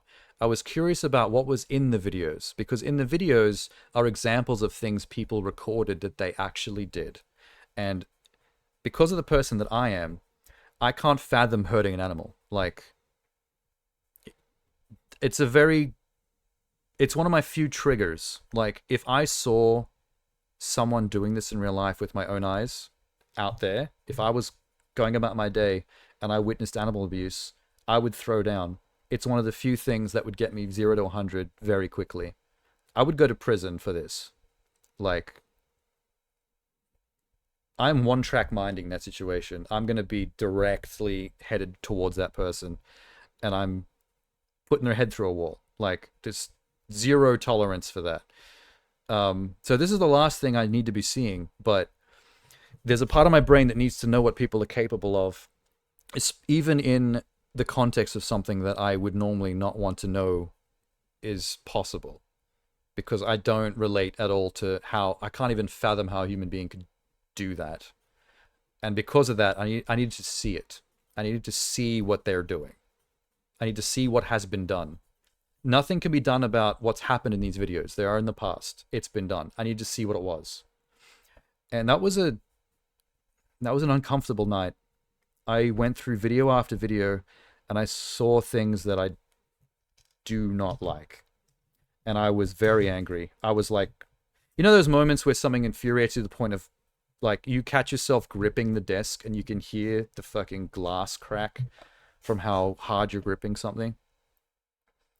I was livid.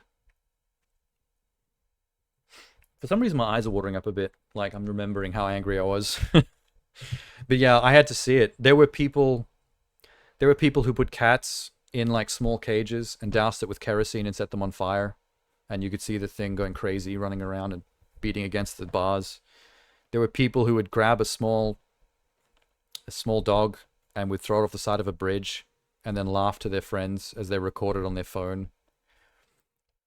There was a guy that found a homeless dog near a construction site and for whatever reason beat its head in with a shovel to the point where it was like twitching on the ground seconds before it stopped moving. I'm going to stop there. It's not even fun to hear about. I apologize for that, but those are 3 examples of probably 60, 70 videos that I went through. And like, I was vibrating with anger, and I needed to. Like, I just needed to know. I needed to know what all those people did, and I needed to feel anger at it. There's some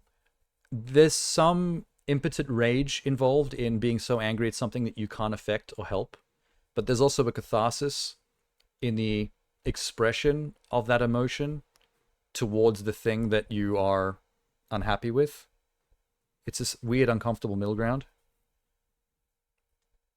None of that surprises me. You know what humans are capable of. Same, but I need to see it.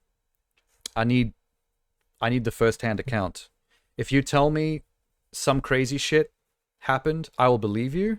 But if you also say, I have the evidence, I have the video footage, I will want to see it. Because I believe you, but at the same time, it's like, I need the visual. I need to understand what these people are, what they did, what they look like. Yeah. I need all the information. I need whatever you have, even if it's not good for me psychologically. But the thing is, I come from a kind of a nihilistic, cynical basis anyway, as a person. So while none of these things surprise me, and it's what I expect from life, from human beings, it's like, because of that basis, I also need to tabulate the evidence. I need to see it. It confirms my suspicions. It confirms exactly what I already know. And I want to be disappointed and angered by it for some weird reason. I don't know what that is psychologically, but I guess it's confirmation bias in a sense. It's what I expect, and so when I get what I expect and I see the absolute depravity of it, I see the actual evidence, the video footage, the pictures, it's like, there it is. That's what I'm talking about. That's what it is. That's what it's always been. And that's why I'm as cynical and nihilistic as I am. It's why I struggle with forced positivity. I know lots of fairly positive people in my, I have friends that are quite positive, wholesome types of people. And I appreciate them for that, because I can't do it. I'm happy for them that they can live in that space. I'm also worried for them, because these are the same people that when things actually do get bad, they tend to be the ones that fall apart first. Because as a positive person, you expect to live in the bubble of positivity. You expect access to your friends, your family, love. When things don't go well, you suffer the lack of that positivity more, because that's the world that you inhabit mentally. When you're a negative person like me, you can't fall that far. Like, when I'm at my worst, when I'm lonely and single and I'm suffering heartbreak and I'm not happy in my job and I'm generally suffering depression, I'm not on that roller coaster of positivity, negativity, positive, negative. I'm generally cruising down here. Little waves, little wiggles. I'm generally cruising in a neutral, negative depression spot with little spikes of fun and happiness from very specific things. You go see a good movie, you come out the end, wondrous experience, big smiles, slight spike of happiness. General life, mostly depression. But it means that you don't bottom out. The most cynical, nihilistic, depressed people, as a baseline, they don't have very far to go downwards, so they're not really suicide risks or people that suffer aggressively at the low points.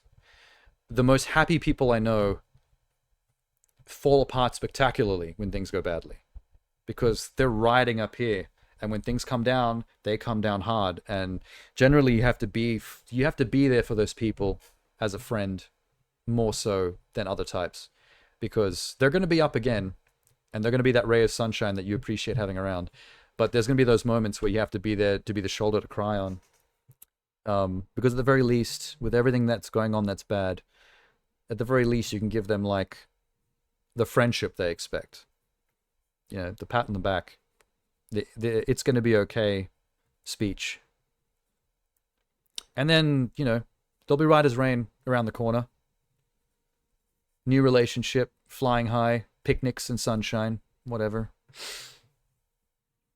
And you can cheer them on from the background from your little fucking goblin cave where you're just sad all the time. Living vicariously through the uber positive freaks. People often expect me to be a more positive person because of the kind of persona I give off. But that's just because in this space, I generally enjoy myself. This is the stuff I like. I'm here to play games, look at movies and TV shows that I enjoy. And just generally, it's the stuff I vibe with. So it's kind of like my happiness is in the things that I consume, that I distract myself with. When you walk away from that stuff, there's not really much. It's just depression, really, and anxiety and self-hatred. When your happiness comes from consuming the hobby that you love, it's a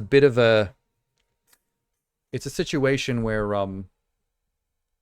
it's almost a false happiness. It's things making you happy. It's not really coming from within. So you need to keep consuming the things to get that high.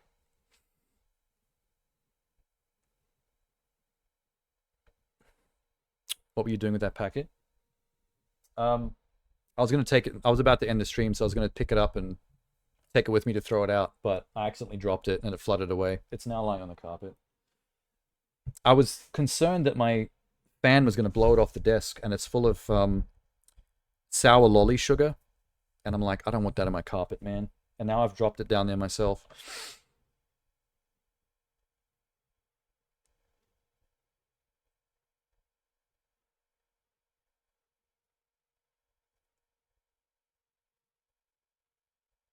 It's not something that should always flow. It should always ebb. Yeah, but it's also supposed to come from within as well. I feel like I'm the personality type that is inherently an unhappy person that needs to extract happiness from external sources, like playing a fun video game or watching a movie that, like, blows my mind. It's consumption-based happiness. It's a very materialistic, very postmodern happiness. I don't get anything from the things I'm supposed to. The going out for a nice walk in the sunshine or having a nice picnic on a summer day. Just the thought of it bores me. I don't get it. Going on vacation and sitting on a cliff edge and seeing the sunset, like in fucking Venice or whatever. It's like, I'm sitting there just like, why am I here? Why am I bored? I'm always bored by everything that's supposed to be making me feel things. What are you so personally disgruntled with about yourself? I don't know. I feel like I've always had a healthy amount of self-hatred. I'm that person that struggles to like things that I do, which is hard in art, because I have a bachelor in media production and I went to film school. But whenever I create things, people always laud me for it and are like very positive. Like, I always get very good feedback for things that I do. But I don't really take it to heart because in my own head, I always dislike the things I do. I can never see the good in my work. Short films are never good enough. They're never what I fully envisioned, even when I'm getting awards for them. It's difficult. It's like you don't allow yourself happiness or... what's the word? You're supposed to feel good about yourself when you do something good, but then you're the kind of person whose brain always tells you that it's not good. So you never get to have that. Unhappy with something in your personality? No, I don't know. Who knows? It's just always been a consistent thing. I've always leaned more towards creative pursuits, but then things I do are never good enough for me, even if everyone else think it's the best thing ever. And there's a weird disparity there. You should be able to take on other people's reaction to things to heart. That's what you're supposed to do. When everyone tells you that you've made this amazing thing that deserves awards and they all applaud you, you're supposed to go, wow, I'm great. I did a great thing. Look at me. Look at this amazing thing I made. But I don't know. It's awkward. I don't know if you've ever had that, where like, it's like you're being told lies. It's like, there's this awkward, like, you don't know what to say or how to feel or what to do when people compliment you. It's just like, oh, yeah, thanks. Cool. Yeah, well, whatever. It's nothing. Giving you trophies and shit, and you're just like all awkward about it because, I don't know, you just don't believe it. But that's like saying everyone else is a liar. Like, why do they all love it when it's clearly, you know what I mean? It doesn't make sense. Like, it obviously doesn't make sense. Because it's not like I'm calling everyone a liar and that they're just saying that. Like, they're biased. They just are telling me what I want to hear kind of thing. Like, I know that's not the case. Theoretically. But, like, the vibes are wrong. But you just have higher standards. I think there's a difference between higher standards or high standards in general and impossible standards where no matter what you do, you're never going to allow yourself to accept the end result. You're always going to find flaw, and that flaw, even if it's minute, just kills it for you. But in this case, you're your own worst enemy. And I think you're supposed to get therapy for this. You're supposed to allow yourself to love, especially yourself. Love yourself, that shit. What do they call it? Self-love. They talk about that on Instagram all the time. Allow yourself self-love. Go to the beach. Hang out. Do nothing. Self-love time. Go get a massage with facial treatment. Whatever they do in spas. Self-love time. It's like, I don't really do... I've had a massage once and I didn't understand. I didn't get the appeal. It just felt like someone pushing me around, like pushing my body. It's what's this supposed to achieve? You're trying to get rid of my stress? Don't do that. I need my stress and my tension. That's what I use to motivate myself to do shit. Like, why are you kneading it out like I'm a fucking pile of dough that you're about to turn into bread? Yeah, anyway. I'm just dilly-daddling now. We should leave. I'm really hungry. I don't know why I'm so hungry. It's 5 in the morning. This is a really hungry 5 in the morning. Maybe I should go for a... No, nothing's open. McDonald's is open. But to drive through only. And I hate getting McDonald's on my motorcycle. It's complicated. It's hard.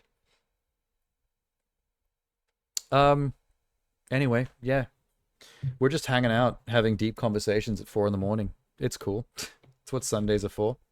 It's what the Sunday stream is for. Just chilling. When's my next stream? It's now Monday, 4 a.m. I'm not going to do a stream tonight. I'll do it tomorrow, Tuesday. I need to work out my schedule.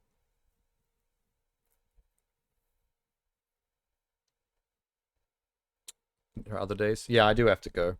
I'm dragging it on a bit. It's very late. But I'm gonna play Close to the Sun on Tuesday, which you might find interesting if you haven't played it yet. It's gonna be a one-off single night game. I'll be able to start and finish it in one playthrough. It's a first-person story-driven. I don't think it's horror. Maybe slightly. But it gave me Bioshock vibes when I saw it. But more in a linear indie art game kind of way. So it's probably going to be mostly a walking simulator with lots of story, some spooky bits, and maybe some environmental puzzles. That's my prediction. But look it up. Something about it occurred to me that it would be something that would intrigue you, whether you end up liking it or not. Bioshock is more like drama to me. I think Bioshock has too much combat, to be honest. There's a lot of stuff I like about Bioshock, but I feel like you get distracted by fighting too often. I enjoy exploring the world and progressing the plot and tinkering with the lore more than I do constantly getting involved in plasmid gun combat with constantly respawning freaks that are always back when you return to that area. Action drama. It's a good drama. It would make a good film if only they'd figure out how to do it. Gore Verbinski was going to make it at one point as a feature film. He's a good filmmaker. He did The Cure for Wellness, I think it was called, with Dane DeHaan, and he did the first Pirates movie. So he's good at dealing with a big budget. And I think that would have been great. I do applaud him for walking away, though. When they told him that they wouldn't let him make it R-rated, and he was like, well, that's not possible, fuck you, I'm leaving. I'm like, good for you. I would suggest doing the same to whoever picks up after him. If Bioshock's not R-rated, then I don't really see how you're going to do the setting justice. It's a pretty icky dystopian, creepy setting. And some pretty violent shit happens. Especially with the major NPCs. Like that theatrical surgeon guy who grafted that thing on his face. Resident Evil isn't horror. Well, it is, but it's not. It's schlock. That's what it is. It's B-grade horror. It's pure schlock horror. It's typical of the exploitation horror films of like the 70s and 80s, where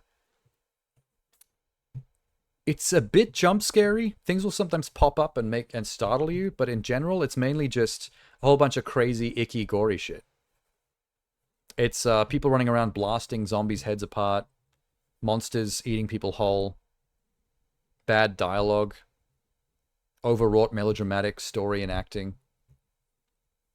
That's the difference with Resident Evil. Like, I wouldn't say it wasn't horror. I would just add the little asterisks of it's B-grade exploitation horror.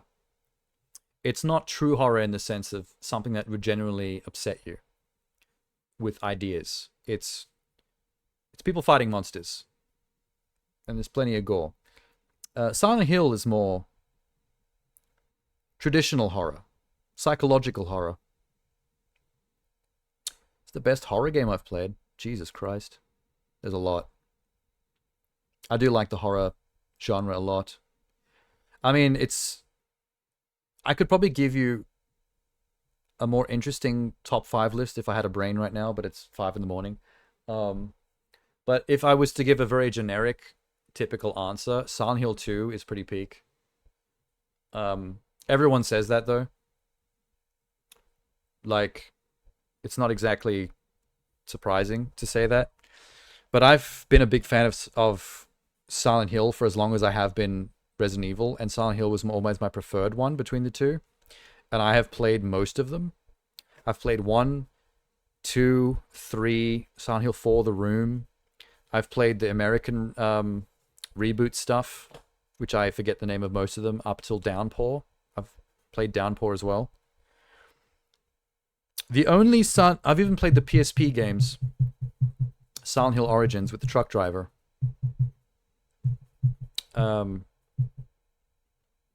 I just haven't played the remake of 2 that just came out. That's basically it. Something that made you feel anxious. One of the Siren games on PlayStation 3 gave me and my ex quite a bit of anxiety when we played it together. There was something about that game that was just weird enough that it really creeped you out. Like, that was a strange game, and the strangeness added to the horror. It was very unsettling. But in that way that Japanese horror sometimes is, where it's just not quite right.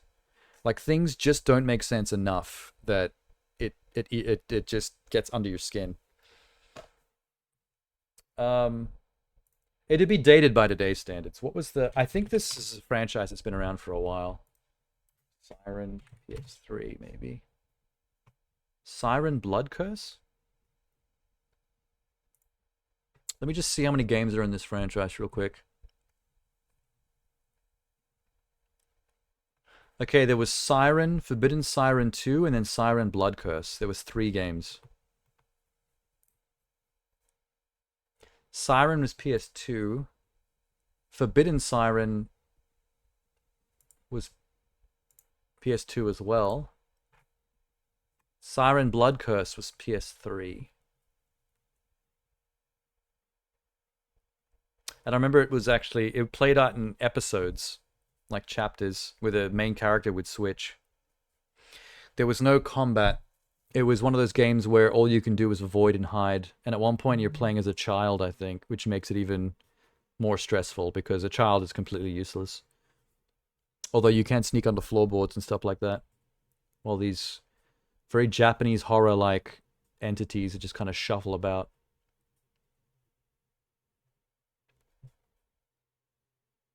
The Shibito.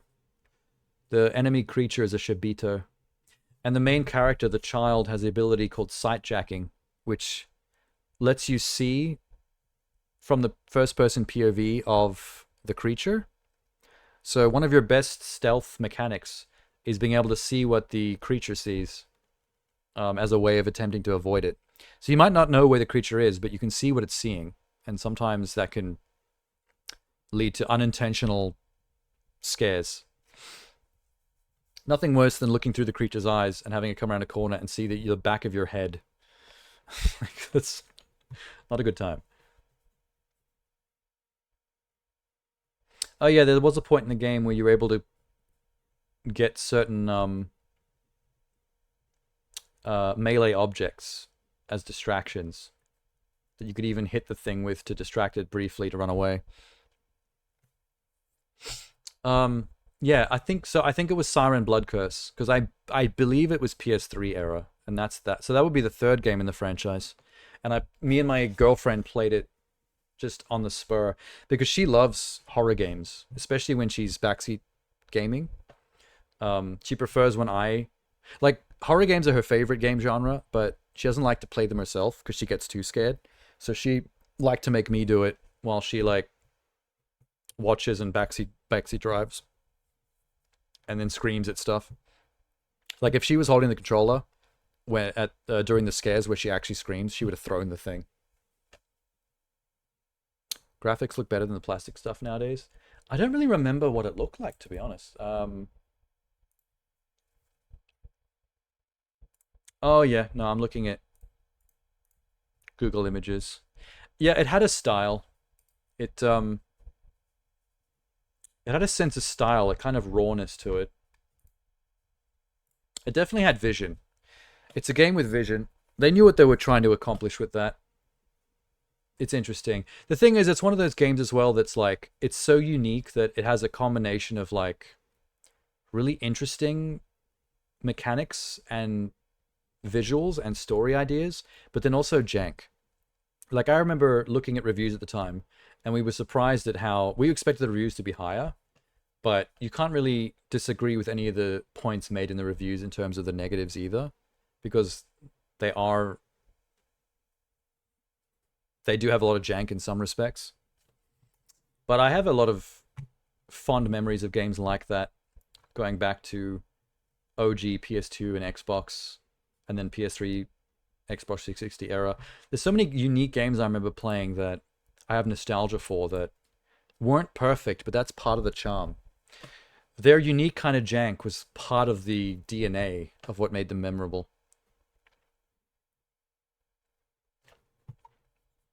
I don't know why that one just came to me when you were asking. Like I said, I probably have way more examples that are in there somewhere in my brain, but I can't really think right now.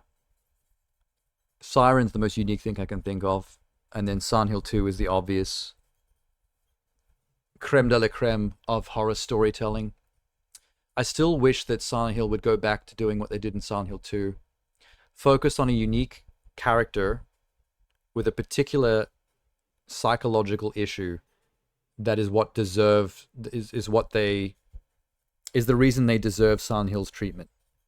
And then the story is about unveiling what that character is, what they did, what their issues are that required the torture of Silent Hill to correct, and then discovering more about the psychology through that, and also the visuals and stuff. The great thing about Silent Hill 2 is that it really nailed the idea that the horrors you experience in Silent Hill are unique to your psyche.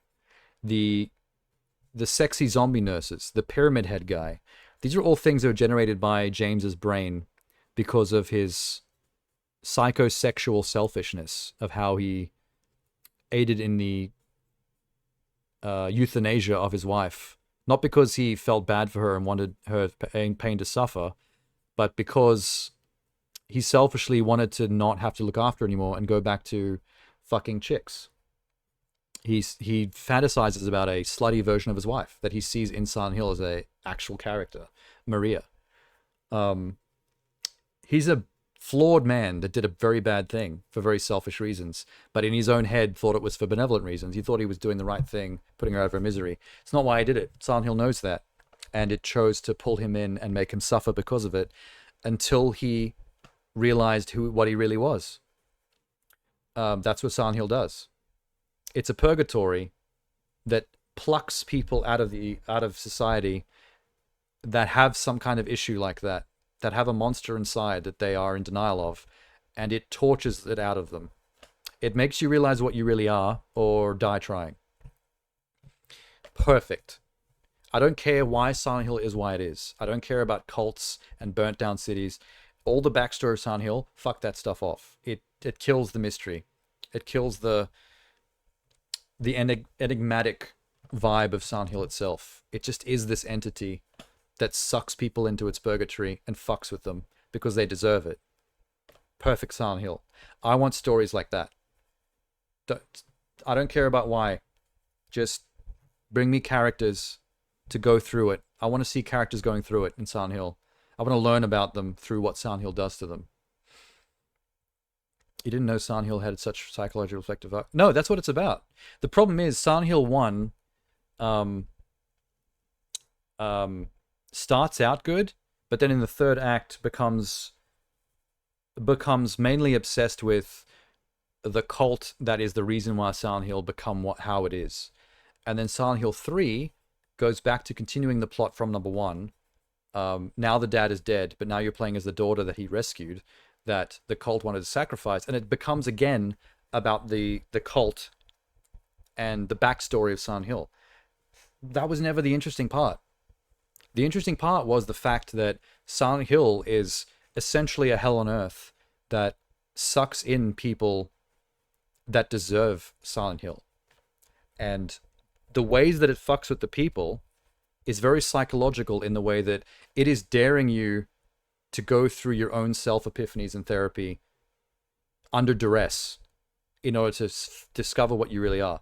The endings to Silent Hill 2... Fucking hell. There's multiple endings to Silent Hill 2, depending on what you choose to do at the end. And it basically shows what Silent Hill's endgame is. If you accept what you did, and that you're a monster, he gets to leave, but in the guise of looking after Laura, the little girl that's basically the reflection of the wife's innocence, like childlike Laura. He accepts responsibility as a father for this little girl that he finds in Silent Hill as a repentance for the monster that he was and what he did. So he doesn't get the freedom that he wanted when he killed his wife. He gets the opposite. He gets the opposite of that freedom for most men. He gets a child that he's now responsible for. That's his punishment, and he commits to it through his saving of her. And then because of that, Silent Hill lets him leave. So it's not just this evil place, it's just there to kill people that wander into it. It's a honey trap for people that are fucked up on the inside. And it puts you through the ringer, and it dares you to fix yourself. And if you don't, you become part of the pastiche of its victims. You become part of the wondrous souls. One of the great things about Silent Hill 2 as well is that you come across other NPCs that are people that also got lured in there, like James did, that are going through their own shit. One of them is a fat nerd. I forget his name, Eddie, I think. that was someone who has a victim mentality because he's been bullied his entire life for being a fat motherfucker.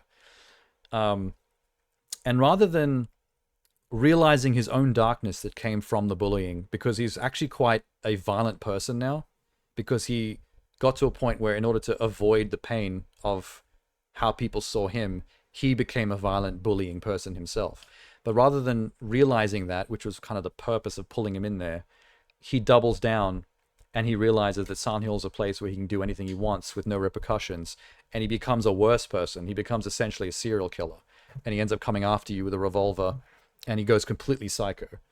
So that's an example of someone who deserved Silent Hill that went the other way, that went off the deep end, that failed to fix themselves.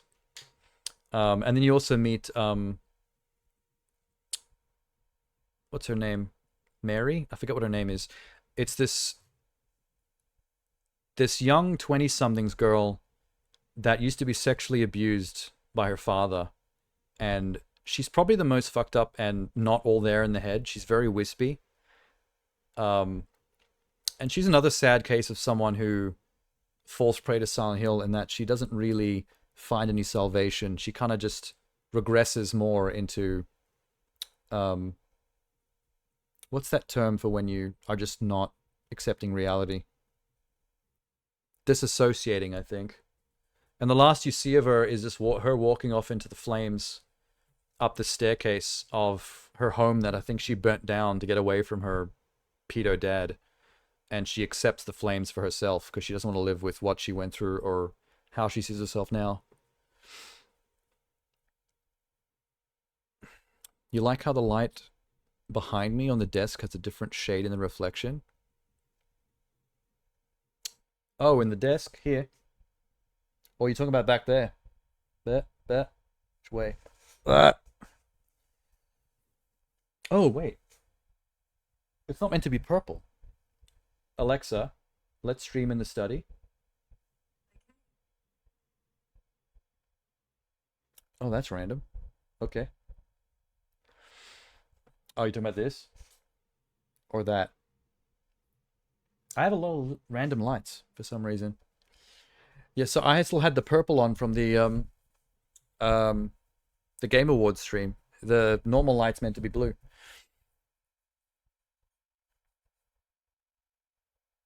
Yeah, you mean this thing?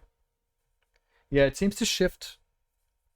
It seems to shift between like so light orange that it's almost like white.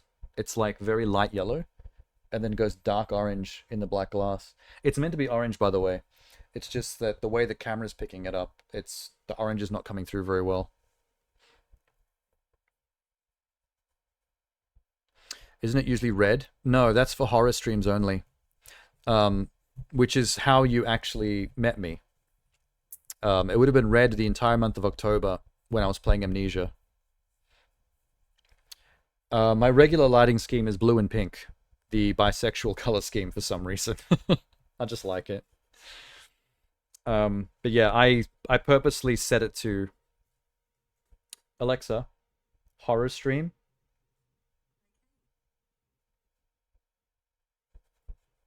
She failed. Alexa, horror stream. Oh, there we go. I think that Shelf Light is being a little iffy lately with hearing the instructions from my network. Sometimes you have to do it again. So this is what you would be used to when I'm playing horror games, which you do tend to show up for as well. So you're probably used to this more often than not. Alexa, let's stream in the study. So that's pink and blue. That's the normal. I have a voice command for New Year's and for Christmas as well. New Year's is purple, which is what I used for the Game Awards stream. And Christmas is red and green. I also have it voice commanded to change the lighting in the bedroom. Where are the lesbian pride colors? That's this one. Blue and pink. Blue and pink is the bisexual color scheme. That's part of the LGBT flag color combos. I don't like rainbows. I'm not a big fan of multicolor.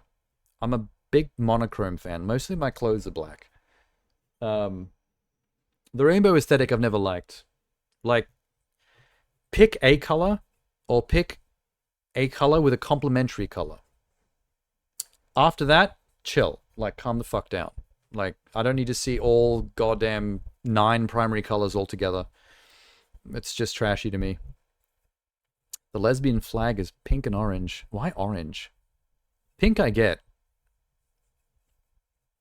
Because fresh fanny, but orange is very Trumpy. RGB cycling drives me insane. Yeah, that's what these things do default. They cycle through like just random RGB rainbow shit. Like out of the box. You gotta set it to your own shit as quick as possible.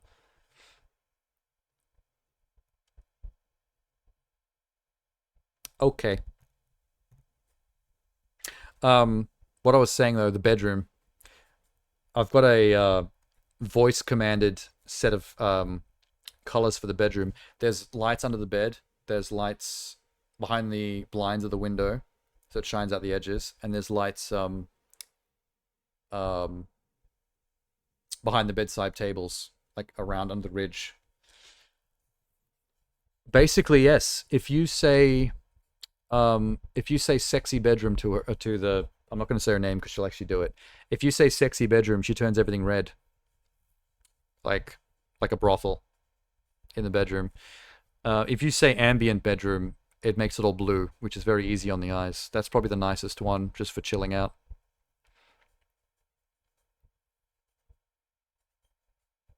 Classy. It used to be red light district. No, that's the living room. That's right. It's sexy bedroom in there.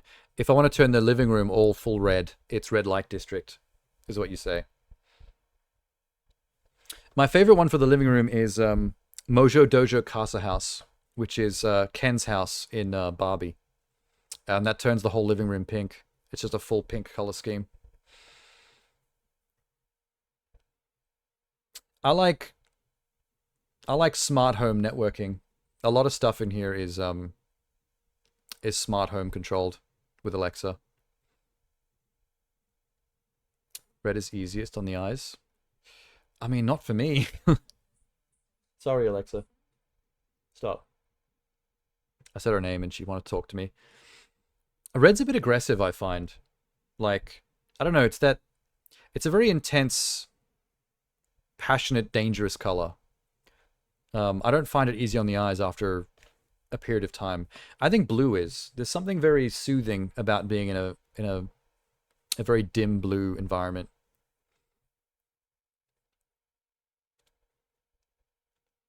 The smart kettle is a cool one. When you wake up, you can just say out loud to the AI chick, make me a coffee, and the smart kettle automatically starts heating itself up. So by the time you get to the kitchen, it's ready to go. Oh, the tower fan that I've got on next to me right now. Alexa, set tower fan to high. It just sped up. It's now blowing air twice as fast. I don't know if you can hear that on the mic. It's a bit noisy, to be honest, but I wasn't sure if you could really hear it or not on here. I do have a noise filter on the microphone. Okay, I'm gonna go. I'm gonna leave. I do have some work to do. It's 5 in the... Oh, shit, that's a good point. There's something else I was supposed to do after the stream. That I have to send tomorrow by midday. Ooh, I'm not gonna get to sleep, am I? Fuck. Whoops. Whatever, don't need it. Sleep is for the dead. Red dilates the eyes the least. Waking up to red... Well, I don't wake up to colors, because when you wake up, it's usually the morning, and then there's just sunlight. Like, it's fine. I don't need to wake up to...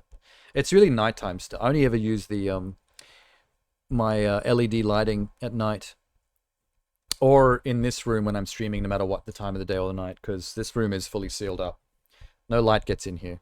These blinds have never been opened. So it doesn't matter what time of day or night, the LEDs play. But my apartment, the side of my apartment building does face the sun, so it gets really good sunlight in here. Both in the bedrooms and the living room. The living room has those huge bay windows, so mad light comes in there. Which is not great if you're trying to play VR in the fucking morning and it's just blinding sunlight. Or just watch TV. The glare is insane if you don't close the blinds.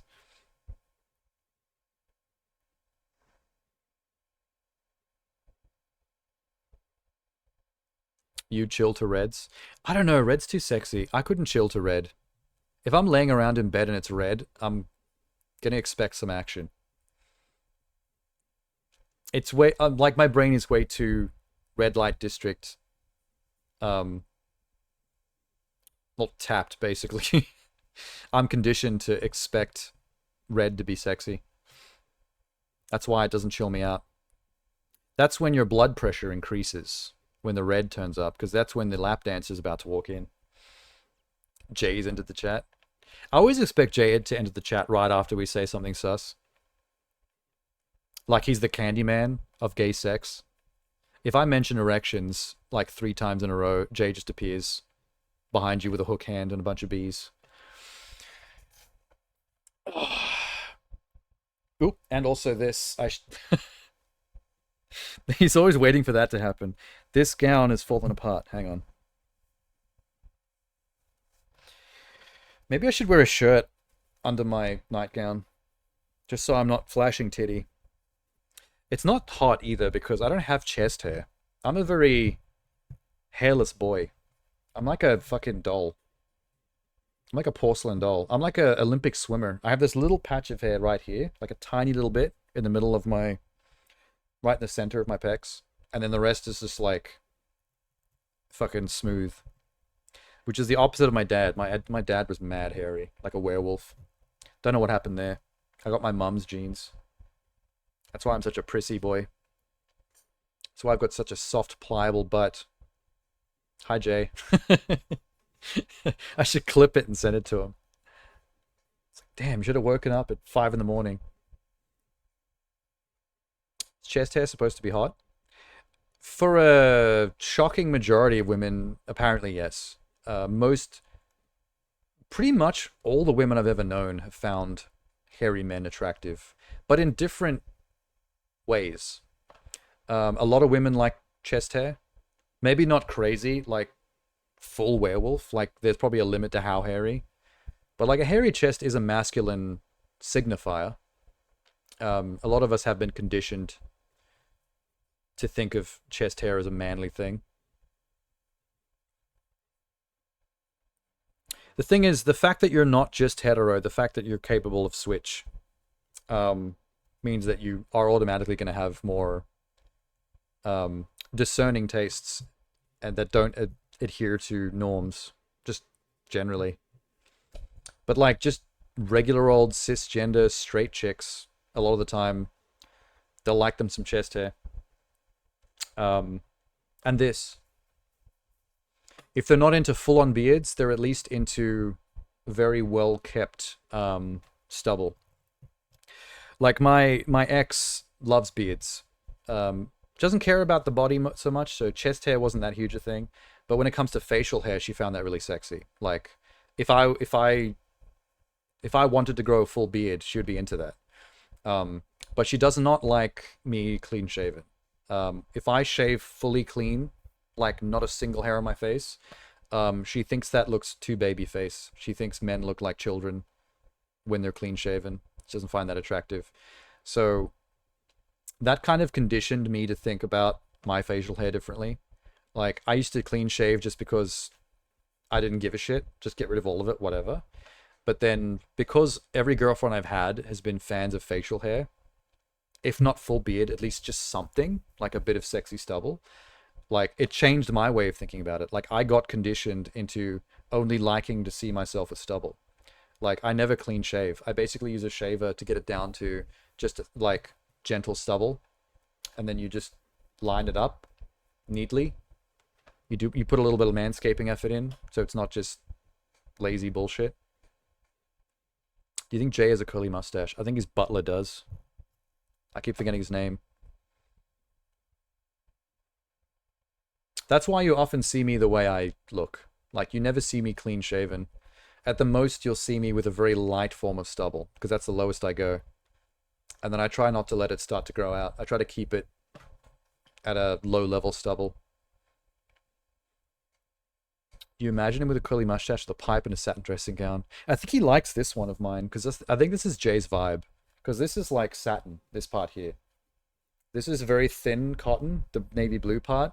And then this lining on the inside is satin.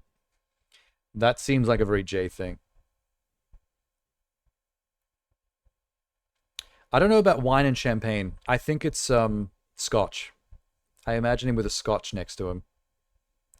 If he's in front of an open fire in a leather armchair with many leather-bound books on the walls, I think he's got a scotch. Or at the very least a brandy. Maybe brandy is more the gay man version, and scotch is the more straight man version of having a library study.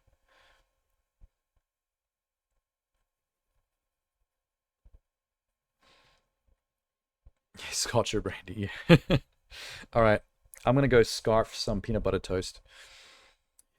Good talk. I think we spent an extra hour just fucking sitting here talking shit. That wasn't planned. Yeah. Close to the sun on Tuesday. That's the only thing I know for sure right now. I'm gonna work out the rest of the schedule once I go offline. For better or for worse, I'm pretty sure I'm gonna be playing Lego 2K Drive for the rest of the week after that. You did ask me if I ever play racing games. Well, here comes one. Whether you like Lego or not. There's gonna be much racing Lego blocks around. I don't believe they're anti-grav. Sorry, Elizabeth. Well, they might be. It is Lego. You can do anything with Lego. You can make an anti-grav Lego car. Probably. We'll see. I'll remember to avoid that. I'm intrigued. I want to see if I can make my own car. If it's Lego, then surely that has to be a feature. I feel like you've dropped the ball if you can't just build your own car from scratch.